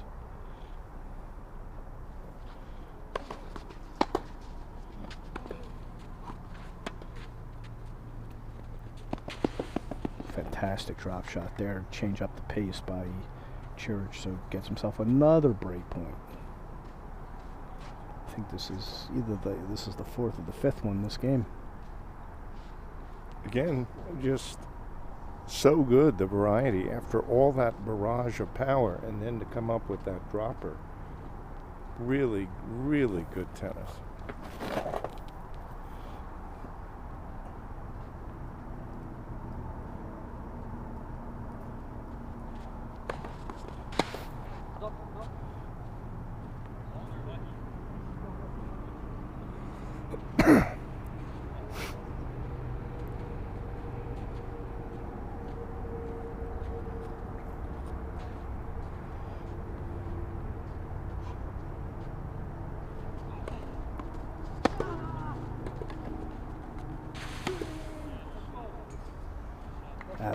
absolute great job there by Ciric to get himself the break. So he's now up 2-0 and has wrestled control of this match. So Suarez is now, he's going to have to look at changing something up. He's going to have to change up his strategy or something to get back in this match.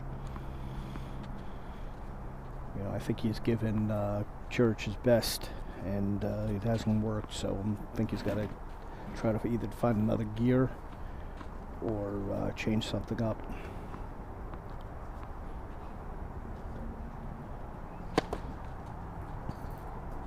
Wow.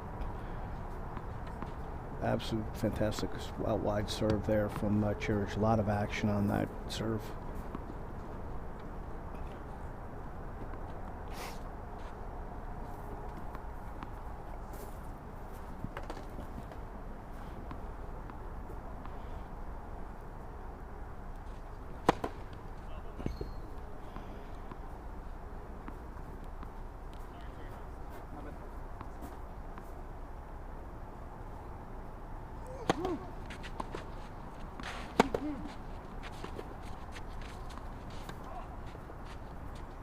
And again, Ciric with the drop shot. He caught Suarez on his back foot. So moved himself to 30 love here, up 2 love in this second set.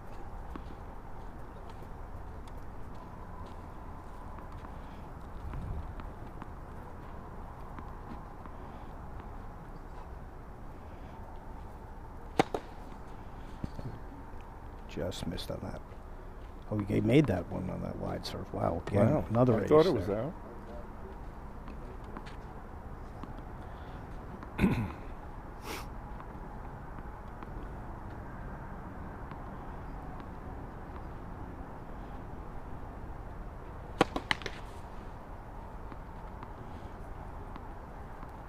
Serve and volley. Double fault there from Ciric. Doesn't hurt it too much up 40-15, but no. You know, at this point in the finals, you want to get this baby over with.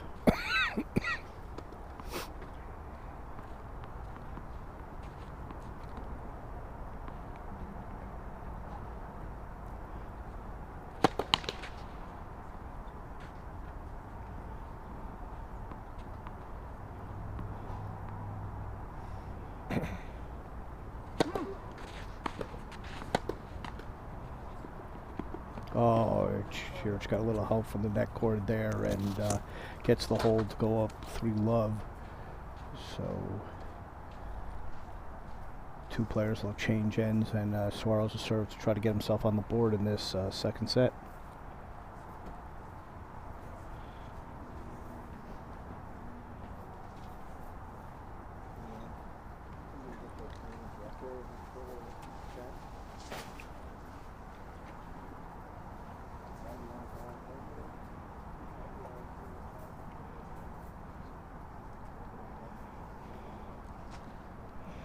We're going to try to get Brad Breakstone, the tournament director, in here to say a few words. But then I got to tell you, the life of a tournament director, if you think it's glamorous, you got to see what Brad Breakstone's doing right now. And he's changing the garbage to the garbage liner. So the guy does everything around here. It's absolutely amazing. He puts on the tournaments, he gets the sponsors, he changes the garbage cans. And we'll get Brad to come in here and sit down for a moment.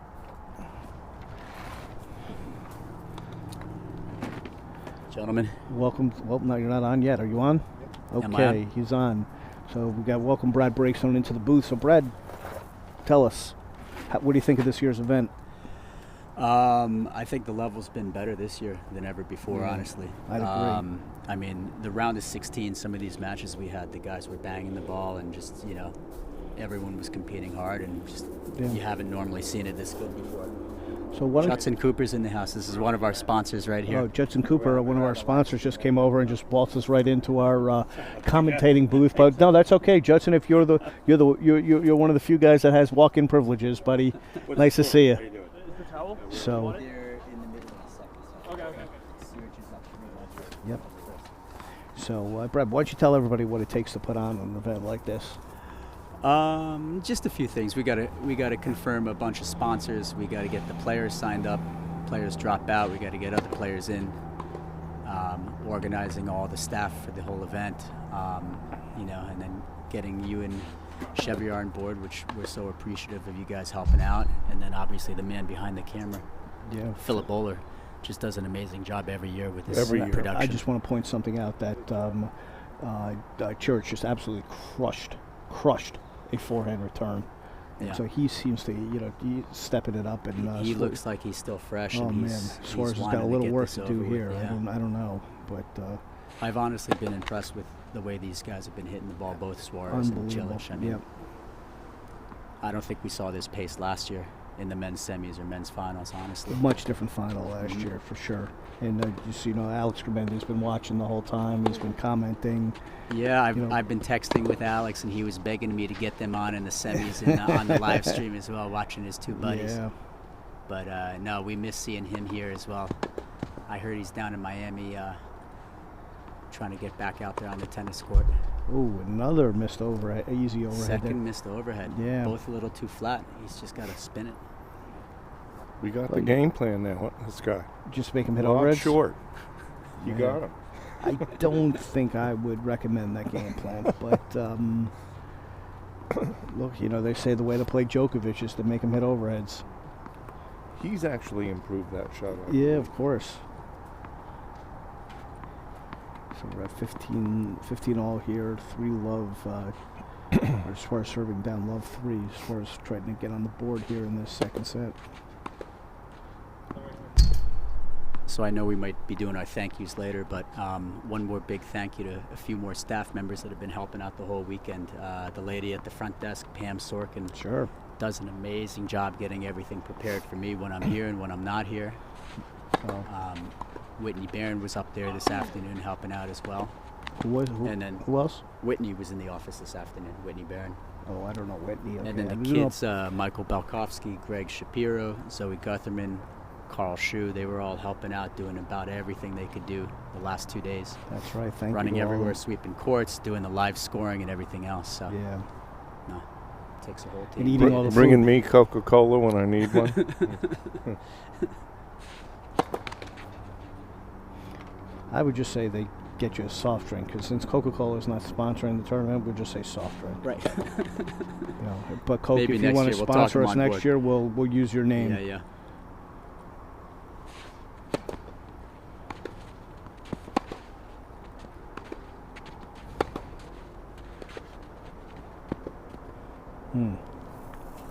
Billy looks like he's moving his feet. Still hanging in there. He's got himself a game point here, and look. That was the game. So now 3-1. 3-1. Suarez is on the board.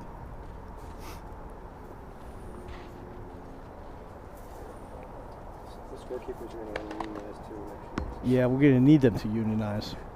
Well, first they have to go to yesterday, grad school. They were a little sharper yesterday, I got to be honest. Some of them still have to go to high school. Yeah. Well, I don't think you need to go to high school to unionize anymore. I don't think it matters what level you're at. With the amount of food we've been feeding them this year, they should come back next year.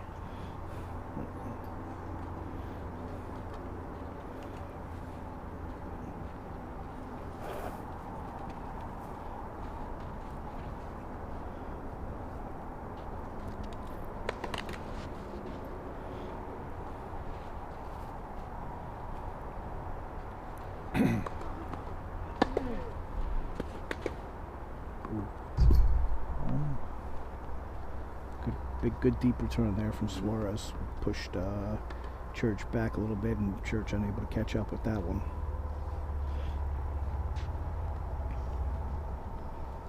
Brian, which was the game that Suarez was up love 40?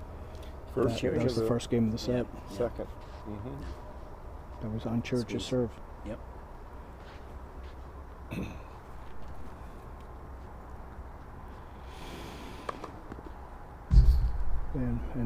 And Ciric has been using that slice serve very effectively this set. So I think that's his third ace that wide. It's tough because Billy's got to back up and respect that big flat serve, and then he can just throw in the spinner. Yep.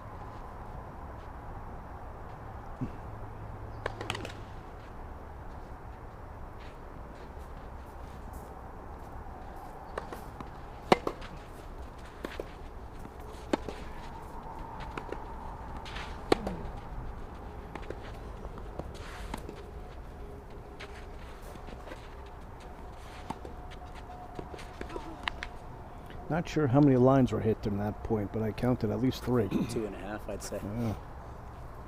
And guys were slicing and dicing all over the place there.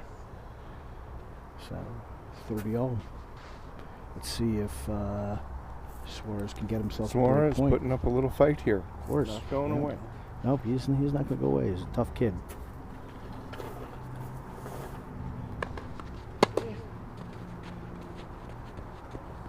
And just wide. So it looks like Ciric has had a little bit of a brain freeze here. Let's see if Suarez can capitalize. We're thinking not enough. He was watching the women's match using all those drop shots. Yeah. Suarez going to get a look at his second serve. Break Gonna run around it here. Tough to run around that one.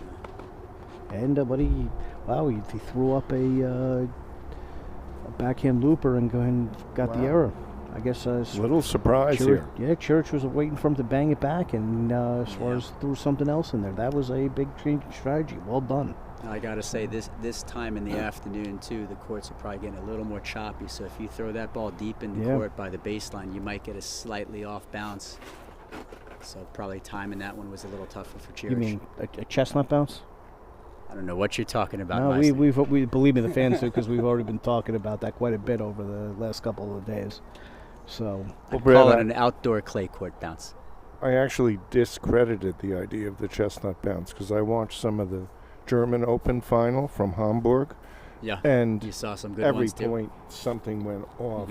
We don't have a bad bounce on close to every point. We have a couple. I think it's the part courts of have been playing pretty well, honestly, this year. Part of clay court tennis. Yep.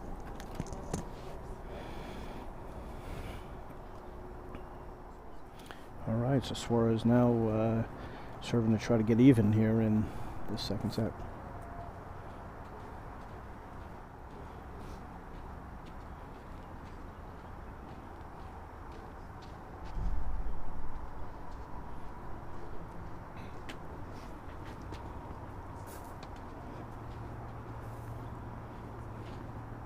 Brian, would you say the reason Suarez has gotten broken once or twice so far is because of missing too many first serves, or Absolutely. just the returning skills A from little, Ciric? a little bit of both, but Bob and I were talking about that before. It looks like both guys could certainly improve the first serve percentage. Get a few little more bit. in, yeah.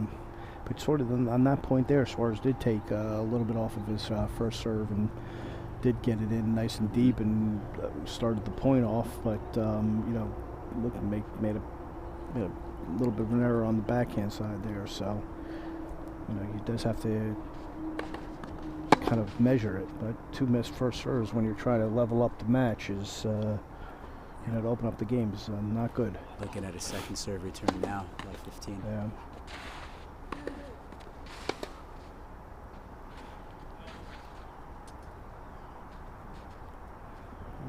Suarez was able to hit a big forehand there and level this game at 15 all. Who do you Very think does few a little? balls are being hit that the other guy doesn't get his racket on. They cover the court. The movement is fantastic. Another miss for 0 for 3. I'd kind of like to see that slice wide too from Suarez, if he could throw one of those in. According to Gramendi, Ciric has a brain freeze every 3 games.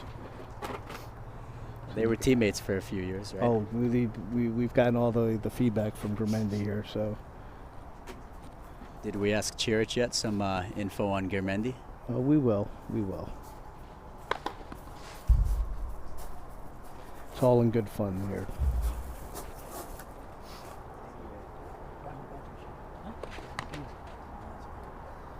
A double fault from Suarez, and Suarez, the look on his face says it all. So 15-40 now. So Suarez trying to get the I think it's 15-40. I believe it is, Bob. 15-40. I'm going with 30 all for 10,000. 30 all for 10,000. Maybe it is, but we'll find out. Ooh, great serve on the line there, and the big forehand. Well done. Really well done there. Well, if it was break point, that's the way to fend off break point. If it was 30 all, that's the way yourself to get yourself to the game point. But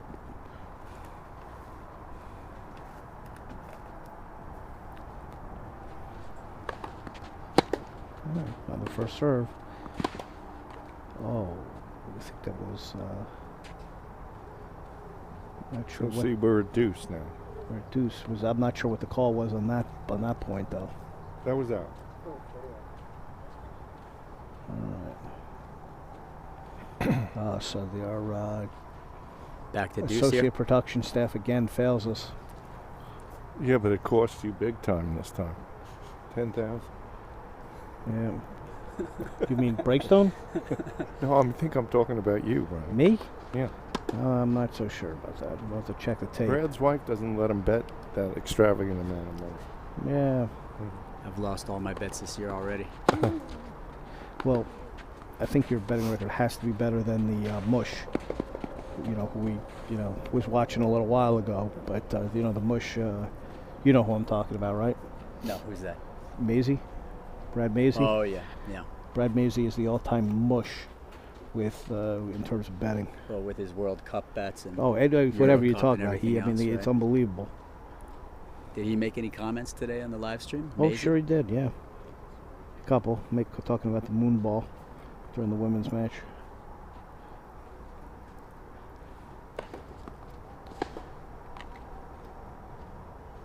Ciric now with a break point.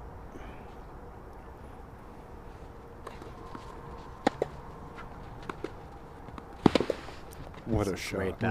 Great backhand down the line. Really well done. But, that during... was such a good return, too. Yeah. Great shot. In the Suarez-Visser match, Suarez was getting a lot of easy holds, and today he's not getting... in this match here, he's not getting many at all. That's right. Yeah. He's working hard. Difference.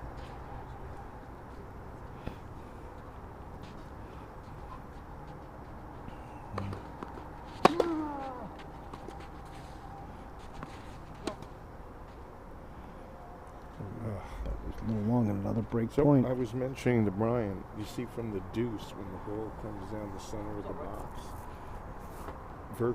virtually every time, Ciric is hitting a high looping forehand with plenty of action, high down the line, pinning his opponent back behind the baseline. Great way to start a point. Mm-hmm. But he's not hitting it flat. He's putting a lot of spin on it. Yes. Yeah.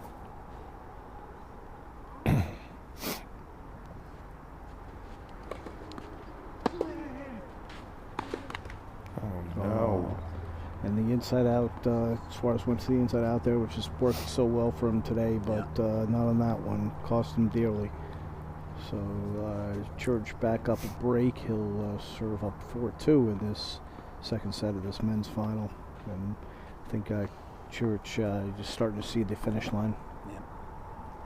So Brian, I don't know how much you've talked about how good the NAIA is in college tennis. We did talk about it a little bit yesterday. Certainly at the top at Georgia Gwinnett is is a fabulous team, and there are a couple other good teams in the NAIA, but by and large, there's a pretty big tail off as you go down once the it gets rankings. Past the top 10 maybe in NAIA, but the top of the NAIA, is strong. Georgia Gwinnett, I think last year their number 2 player transferred to Wake Forest. He did, yes. And he was playing number 2 for them, and they were top 20 in the country. Yes, and that guy is, he's a beast. You talk about Suresh, right?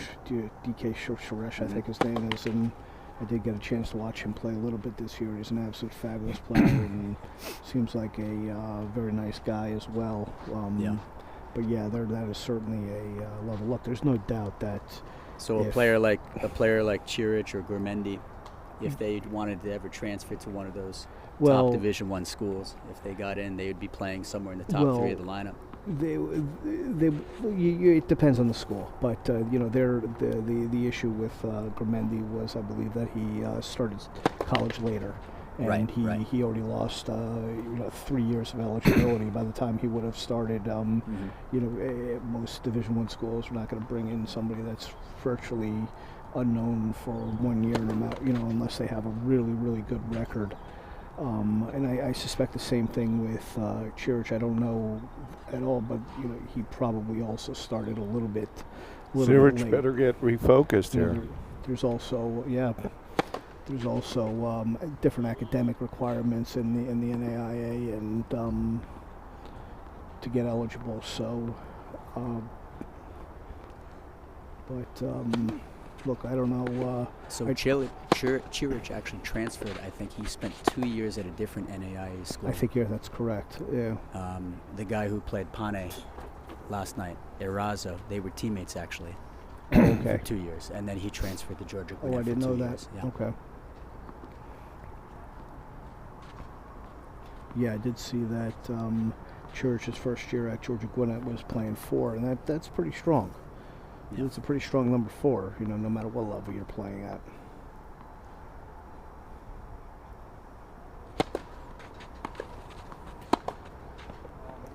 Look, he was ready for the wide serve that time. There's also a difference in the amount of scholarships that can be offered at NAIA, and some of these guys, they need a full ride to go to school, and it's a lot tougher to get a full ride at a Division I program than it is in NAIA school.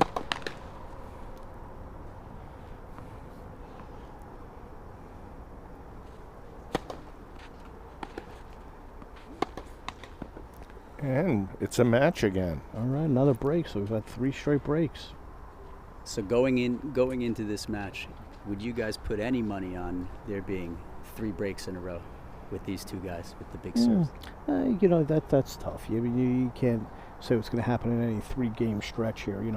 Tennis is a games are up and matches are up and down. And according to we were talking about DK, Alex Grimendi commented that DK is a legend man.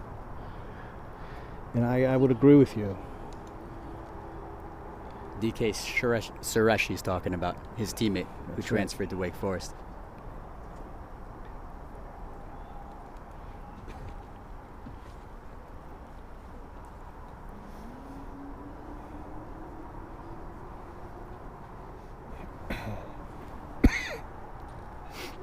Well, Alex Grimendi, if you're still listening, just want to let you know how much props we're giving the NAIA. Let you guys know how good you guys are competing against all these D1 players. Yeah, Alex just said we didn't lose doubles. We didn't lose doubles the whole year. I guess he played with DK. So Brian, this Georgia Gwinnett, they play TCU. Is it totally one-sided or is it a match? No, that's not a match. It's not a match. Wow. DK has Grimendi's and Ciric's playing at 9 on their playing number 9 on their team.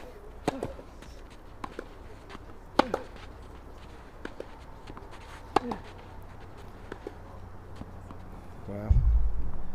I mean, you put Alex on a court, Grimendi on a court with Fernley. That's pretty tough. Right. The top 2 at TCU, Fernley and Pennington Jones. That's going to be a tough one. Sorry, Alex.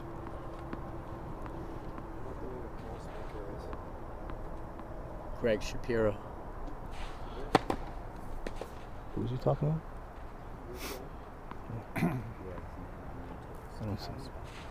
I don't see that.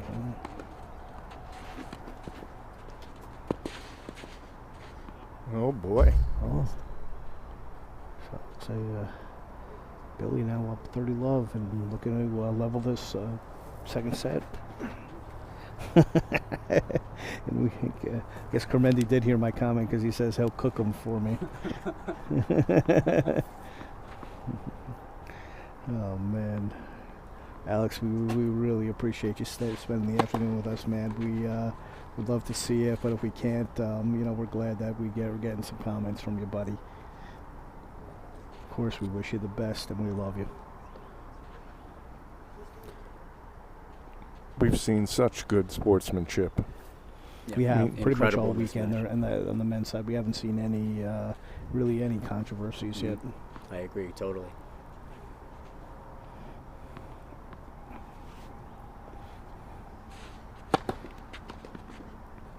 Big serve up the middle there, and Suarez levels this match at 4-all in the second set.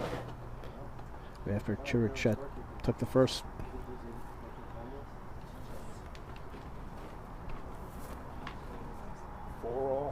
Totally different look now in the match. Totally different look now. So let's see if Suarez can get another break at the meat of the second set here. Let's look for Ciric to step it up. See if he's got that extra gear.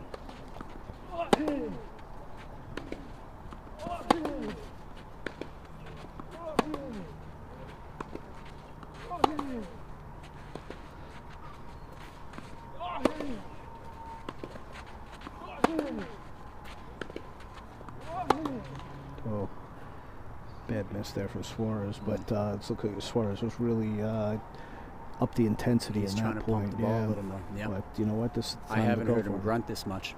Not since the first set. Since the first set, yeah. I mean, this is the game to put in all the effort you can. Yeah, look, these guys are playing their fourth match in 2 days, and we're in the middle of the summer. Neither one of these guys have probably played a match in a few months, so this is some really great practice for these guys.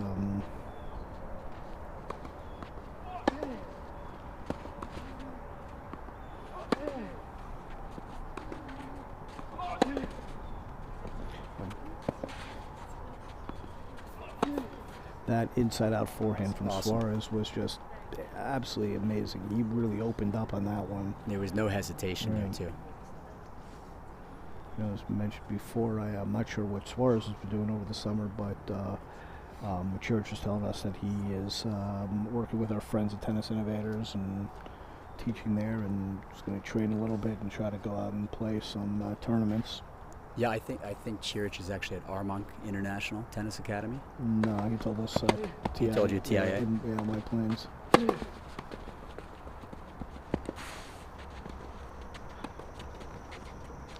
Well done. Great effort, Suarez.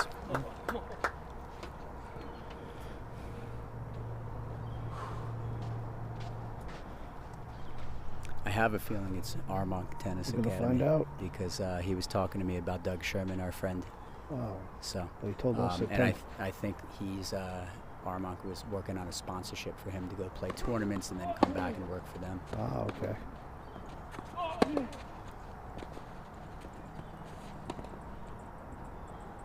Another great big inside-out forehand from Suarez there.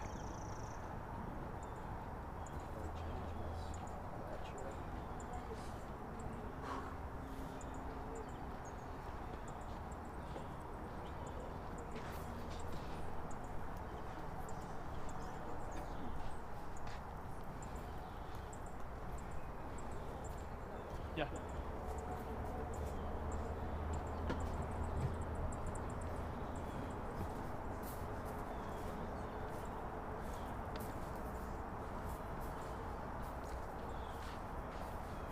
$15.40 for Suarez, double break point here.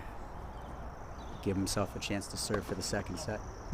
Interesting, I just saw Tennis Innovators Academy that Joseph Ciric is now the director of high performance there. He was just left the University of Miami as the head coach there. That's an interesting change that I wasn't aware of.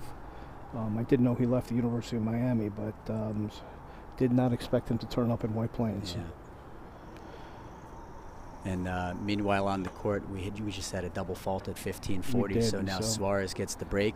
Yep. He's going to have a chance to serve for the second set and send this thing into a super tiebreaker. Yeah.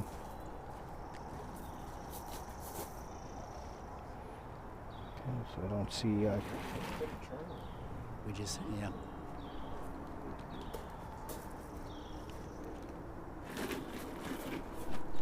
What's that?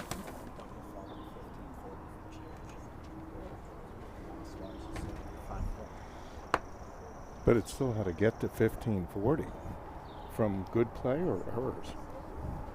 A couple of big inside-out forehands from Suarez. Good got for into him. the point, got a big forehand, and just went inside-out. The Ciric's backhand. And then a couple of missed first serves from Ciric also gave Suarez the chance to get into them points. I must say, the way this match was going, it's totally unexpected. So now Suarez serving for the second set.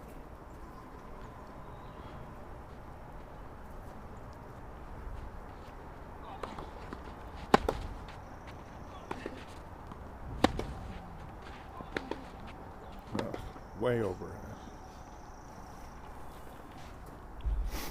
Force that backhand a little too much. Yeah.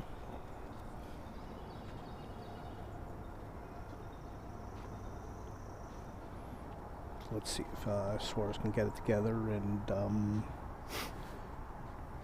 hold here.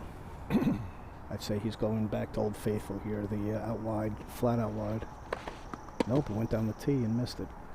But again, first serve percentage. Yeah, both guys. Good second serve.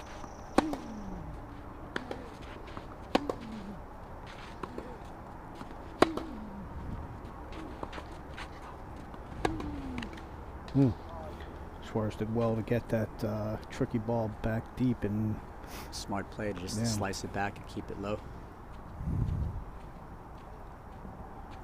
I mean, that shot has become so widely used now. It's really a part of the game. You have to have a slice forehand. Yeah. Keeping the ball below the level of the net. Yeah, doesn't let someone just smash it from behind the baseline.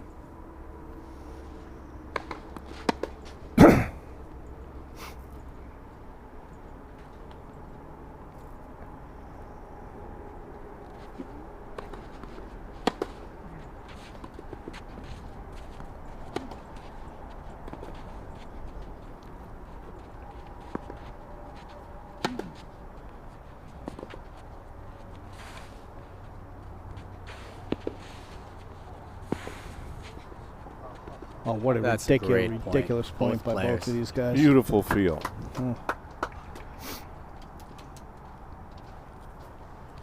Wow. 15-30.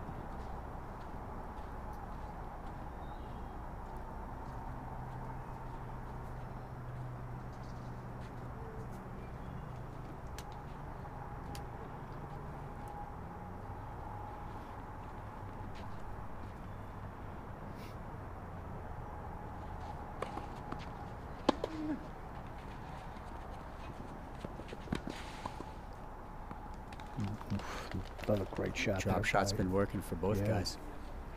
Took something off that first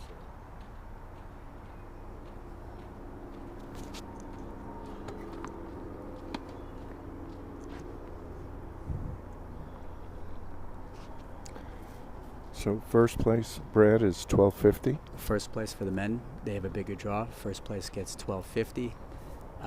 Runner-up gets, I think, $7.50. So they're playing for a good amount. Yep.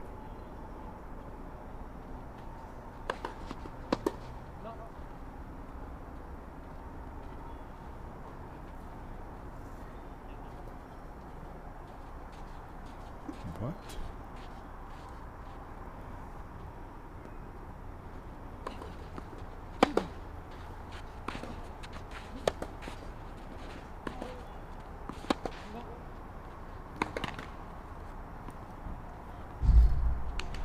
See, to me, that return of second serve, he went cross court for the first time, and he thought he was going to catch him unaware and unready.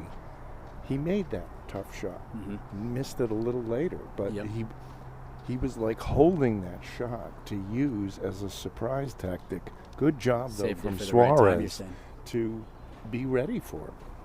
I mean, I was ready for it because I'm pretending I'm Suarez, but...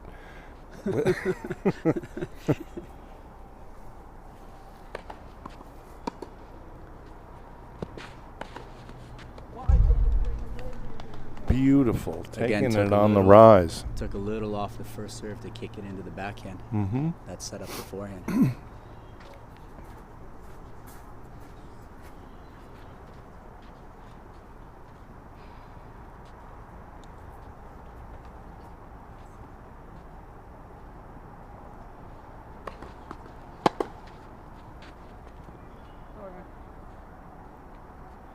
Suarez didn't get ready to play that ball, unfortunately. It was in? Thought it was going out, but looking at the body language, I think he called it good. I don't know. I thought he gave a little signal like this. I thought he was clapping his hands with the racket.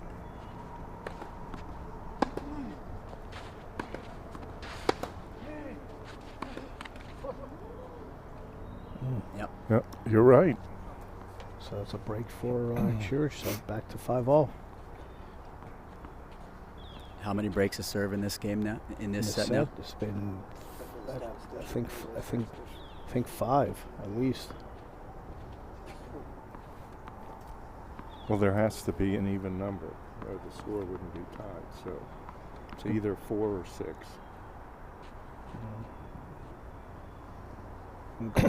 Yeah, I guess.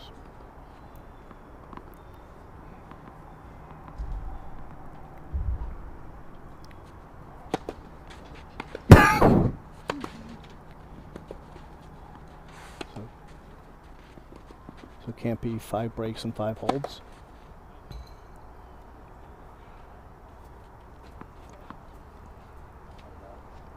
No, because they both serve the same amount. But there's been 10 games. Somebody's got to serve every game. 5 breaks, 5 holds. I don't think. No, I'll prove it to you. Chevier does have a PhD in economics. No, I know. I'm terrible in math. We'll have him run the numbers later. But if later. there's been 10 games, there's been, there can be 5 breaks and 5 holds. No, I don't know. Maybe I'm wrong.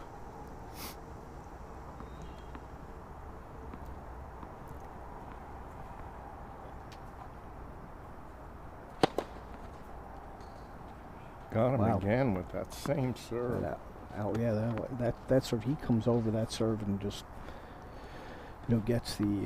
It's almost like a kick slice. I don't know if it's possible, taste but to it too, honestly. Yeah.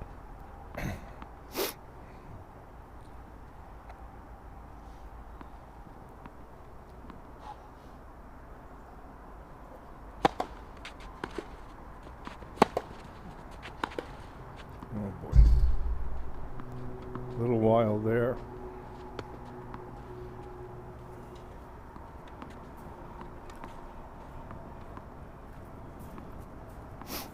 All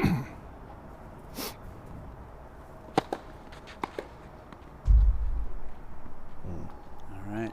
So Suarez seemed to have gone away here at 5-4 up, and then this game. Just a little bit. Yeah. Let's see if he Body can. language changed. Maybe he's thinking about that chance to hold for the set. Yeah, unfortunately. let's see if he can get it together and hold to stay in the set. Well, Brian, Bob, again, I thank you guys for being here and doing this broadcast. I think it's amazing. Everyone loves listening to you guys.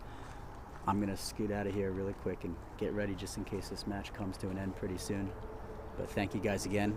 Thank you for stopping by, Brad. I'll after the trophy ceremony, I'll get the players up here for a quick interview with you guys. Sounds good. Thank you, Brad. Thank you. There you hear it straight from the tournament director, Brad Breakstone. And, still have quite a bit of light out here, I think. Probably have about a half hour left of light, which should be just enough time to get this match in. I'm sorry? Oh, yeah, we do have a bunch of cars to the side and, a couple string lights we can turn on. But I think this match is, I think we have just enough light to get this match in. About 30 minutes more.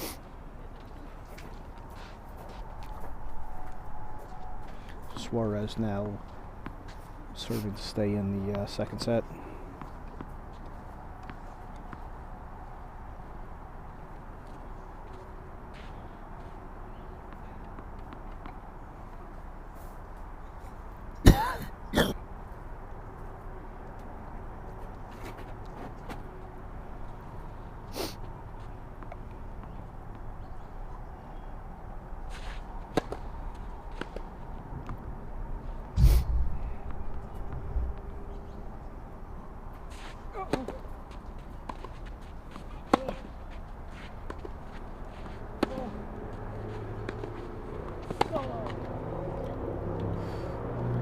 Ciric absolutely drove that backhand. He really drove that backhand. Beautiful shot. Pulled Suarez a little wider than he was able to handle there.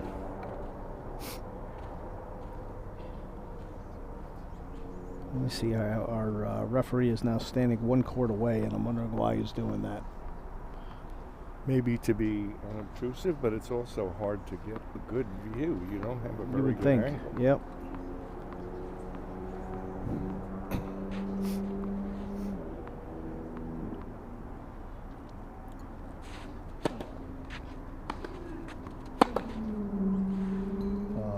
Suarez overcooked that forehand. Now he's got himself in a whole heap of trouble. Down love 30. Yes.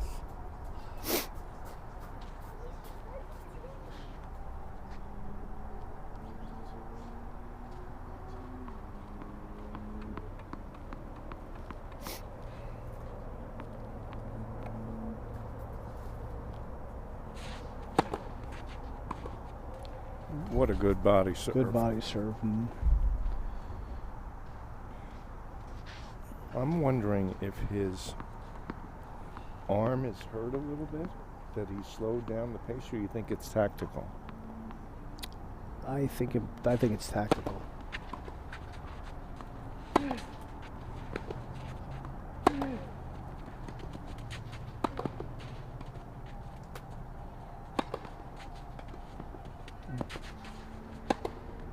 Well done there by No doubt Suarez. about that overhead. No doubt about it.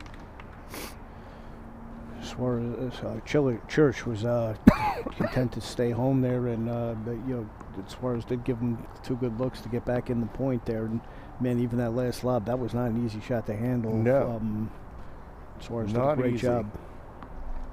So 30-all. Suarez fighting to get this second set into a tiebreaker.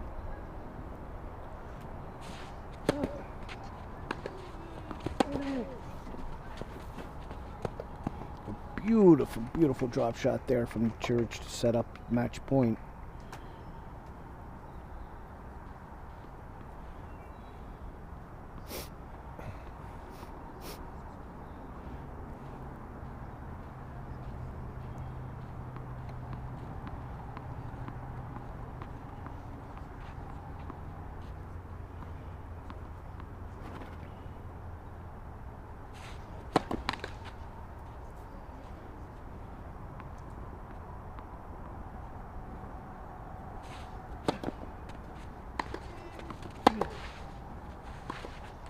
What a shot off Absolute a great defense return. there. Yeah, down match point and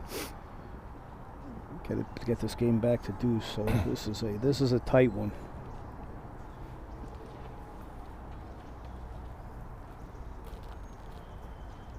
Come on, Billy. I want to see that big bomb up the tee. Come on, we saw it earlier today.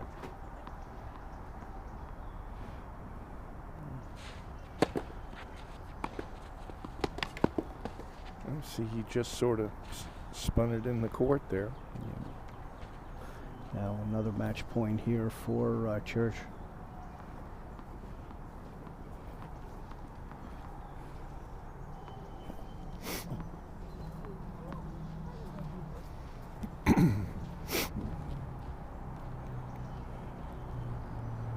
So where do you think Suarez is going to go here?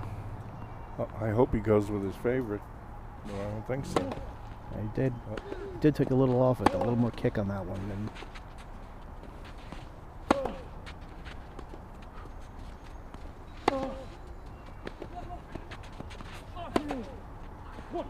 Absolute fucking unbelievable forehands there. Jesus.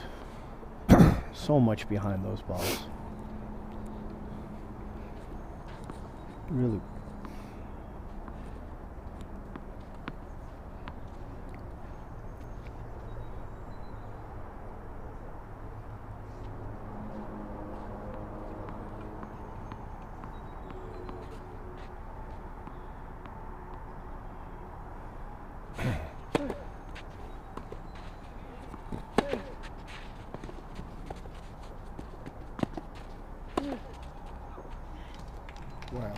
Well, Suarez has worked hard here now to get himself a game point to send this into a tiebreaker. He's really turned it around right within this game. His attitude, his execution, everything.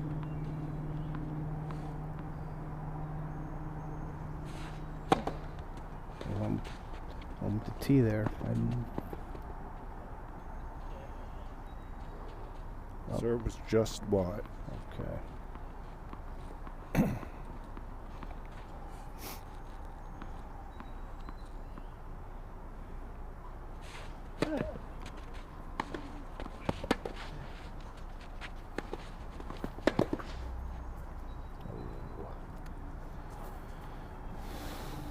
Back to deuce. I don't know why he sliced that first forehand when he's hit the same ball with a real drive every other time.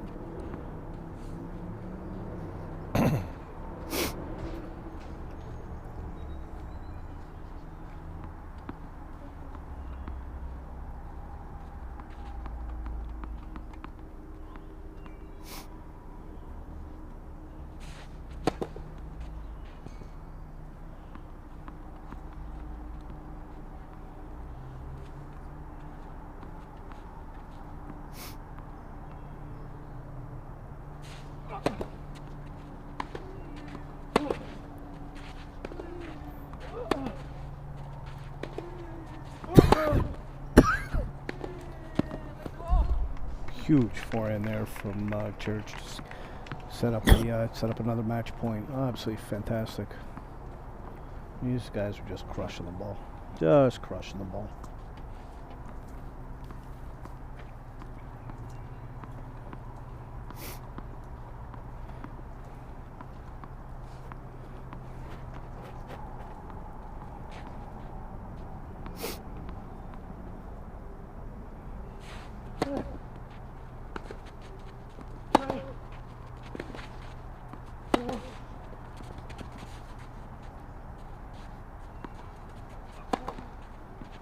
Suarez saves the match point, so back to deuce. Wow, he's raising his level when he has to. These guys just don't want to go away.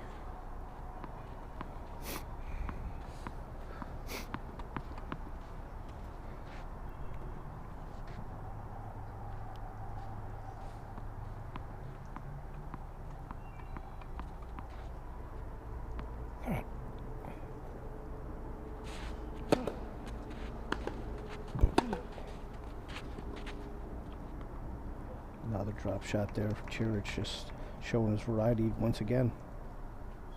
Incredible. I believe so, yes. So.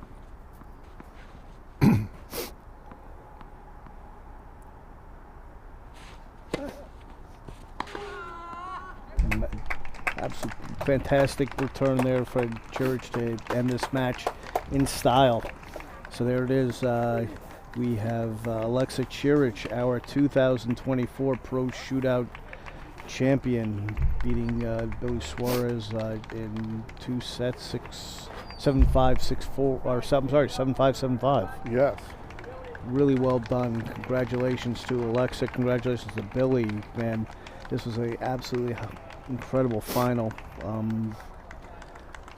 Thank you, everybody, for staying with us over 2 days. I'm glad you had enjoyed the tennis. Bob, pleasure working with you again.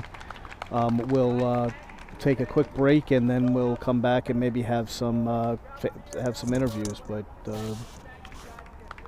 thank you, everybody, for joining us.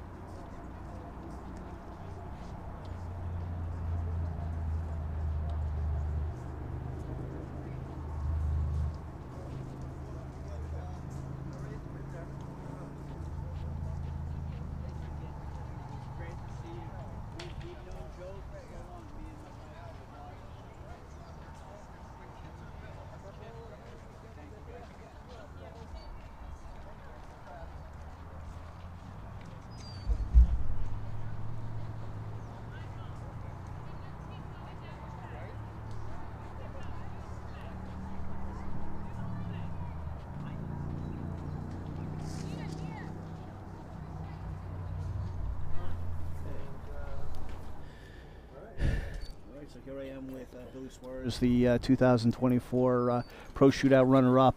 Billy, I know it's your first year playing this tournament. Absolute pleasure having you. You fought till the end today. Tell us, what do you think about the match? I know it didn't turn out the way you wanted it to, but I thought a lot of people are saying this is the best final we've had in the Pro Shootout, so we thank you for that. Yeah, and just thank you. Get your thoughts on the tournament, the final, and everything. Yeah, well, I'm pretty tired. That was an exhausting match. I mean, the tournament, it was a great tournament. It was my first tournament since I graduated from college, and I'm glad this is the first one I started with. I mean, it was run really well, really good competition. I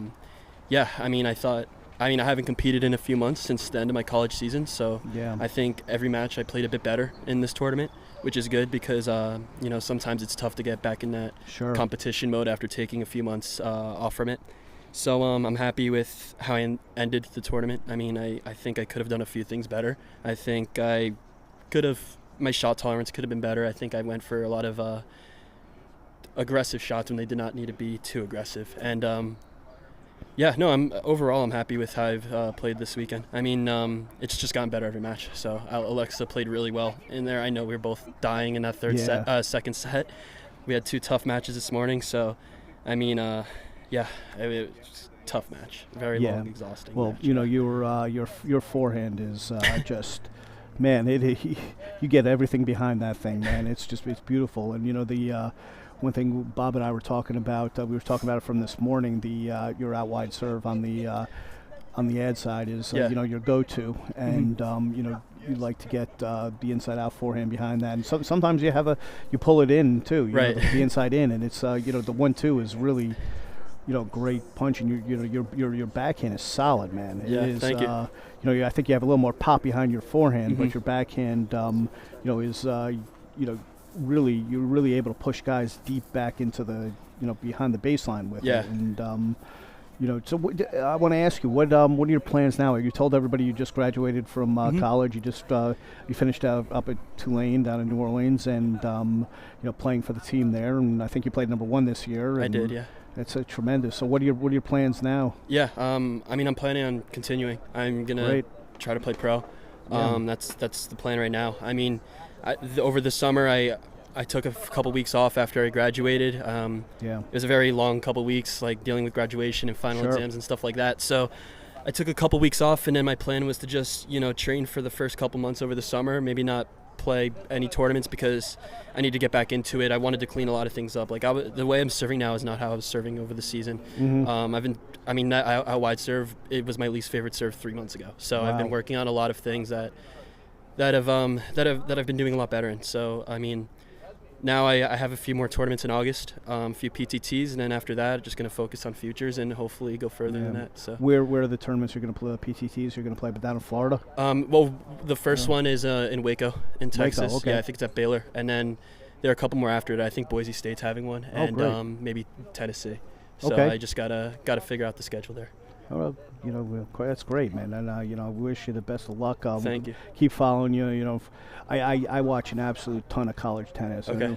Fortunately, I've never seen you play before. That's just because maybe who knows with the matchups? I took a lot of time off in college. I had 2 surgeries, so I was out for my sophomore year. I played like 5 matches, and then I was out for the rest of the season. And it took me a while to get back into it. So finally, I feel like I'm at the place I was. So that's good. I do want to ask you about and your coach Mark Boris. I know Mark was the assistant at West Virginia after he came off the tour when I was playing at St. John's, and they were in the same conference back then. And I know he's had some health problems over the last couple of years. Wanted to ask you if you know how's he doing? And he's doing a lot better. I mean, it was really strange at first because I mean he didn't tell any of the guys on the team until really I don't know when he told us, but he was having some issues before that where he was just getting really tired, and during some dual matches he wouldn't be standing up at all. He would be sitting in the chair, hardly coaching, or trying his best to coach. I mean, I can't imagine what he was going through, but now, I mean, he's doing well. I mean, I know he was traveling with us all of last season, he started in the fall, traveled the whole spring. I know he played. Amazing. I think he played a tournament over the summer, so it seems like he's doing really well. I mean, I hope everything's good there. I'm sure it is. So well, again, to leave on a lighter note, I think thank you for coming up and playing the tournament. Great to see you here, and we're going to keep following you over the next year and see how you do in the PTTs, and hopefully you can make it out. Hopefully you do better than I did. I think I spent more money than I made, but I look back on that part of my life fondly, and I hope you have similar experiences, and tennis keeps treating you well. And if you're around next year, please come back and play again. Well, thank you so much for having me. I mean, thank you for all the streaming, all the commentating, all that. That's really cool. Our pleasure, my man. So hopefully I'll be back next year then. Great. Alrighty. Thanks again. All right. Thank you. Here, take that. Yeah, there you go. Thanks, man. Thank you. Awesome job, buddy. Appreciate it. So, let's see if we can get now Aleksa in here and get a few words from the champ. All right. Yeah. All right. Thank you. See you, Bill. Aleksa, want to come over? We'll talk to you a little bit. Get some of your thoughts. Oh, and he's bringing the trophy with him. It's a sure. Why not? It's yours, man. Yes, of course. It's yours. You're gonna get your name on it. So why don't you take the microphone there and yes, of course. We'll sit down because the camera is a little bit lower. I'd rather wherever you want. It's worthy of it. Why don't we give it its own seat? On the seat, yes. Yeah. I don't know if you like the guys that when I was coaching when the guys would take the trophies and they would give it its own seat in the van on the way back or on the plane. They'd strap it in. But congratulations, man. Thank you very much. Thank you. Check on the screen here. We got a comment from okay, we one of your famous teammates. I'm sure you can guess who it is. Has been commenting all day. He's been staying with us. And Alex Gourmendi. He says congratulate my teammate. And then in true Alex style, he says, "What a clown!" He at one point he was commenting during your match. I think you overcooked you absolutely clobbered 2 forehands, but they missed big. Yeah, and almost over the fence. He says that he wanted me to let you know that you're supposed to keep the ball in the court. Before it's supposed to bounce before the line. He's telling me already 2 years. Alex, put the ball, but I'm just overpower the ball always. Yeah. And go for the winner. Yeah. Either winner or no winner. So tell us, give us some of your thoughts about the match, the final match today, and tell us about your feelings about the tournament, how everything worked out. And I think the last match was crazy. Like we play a very good match. I started very good both sets with 3-0, and the guy started to play better. I was missing a lot. At some point when I was winning like 3-0, 4-1 first set. Started to lose focus. I guess I don't know, but I think both of us we were tired because of the semifinals. But the guy, he was very good. We play I think very good match. I'm glad people. It was a lot of people. Congratulate us. And I'm pretty sure they enjoy. And I'm glad. Yeah. But overall, it was great fight till the end. He had me in the second set. He was 5-4, and I did some good returns. It was some great points. Who knows what will happen in the third if he won the second set. But like overall, the tournament director, everyone here, it's very nice. The facility is amazing. It was some great matches.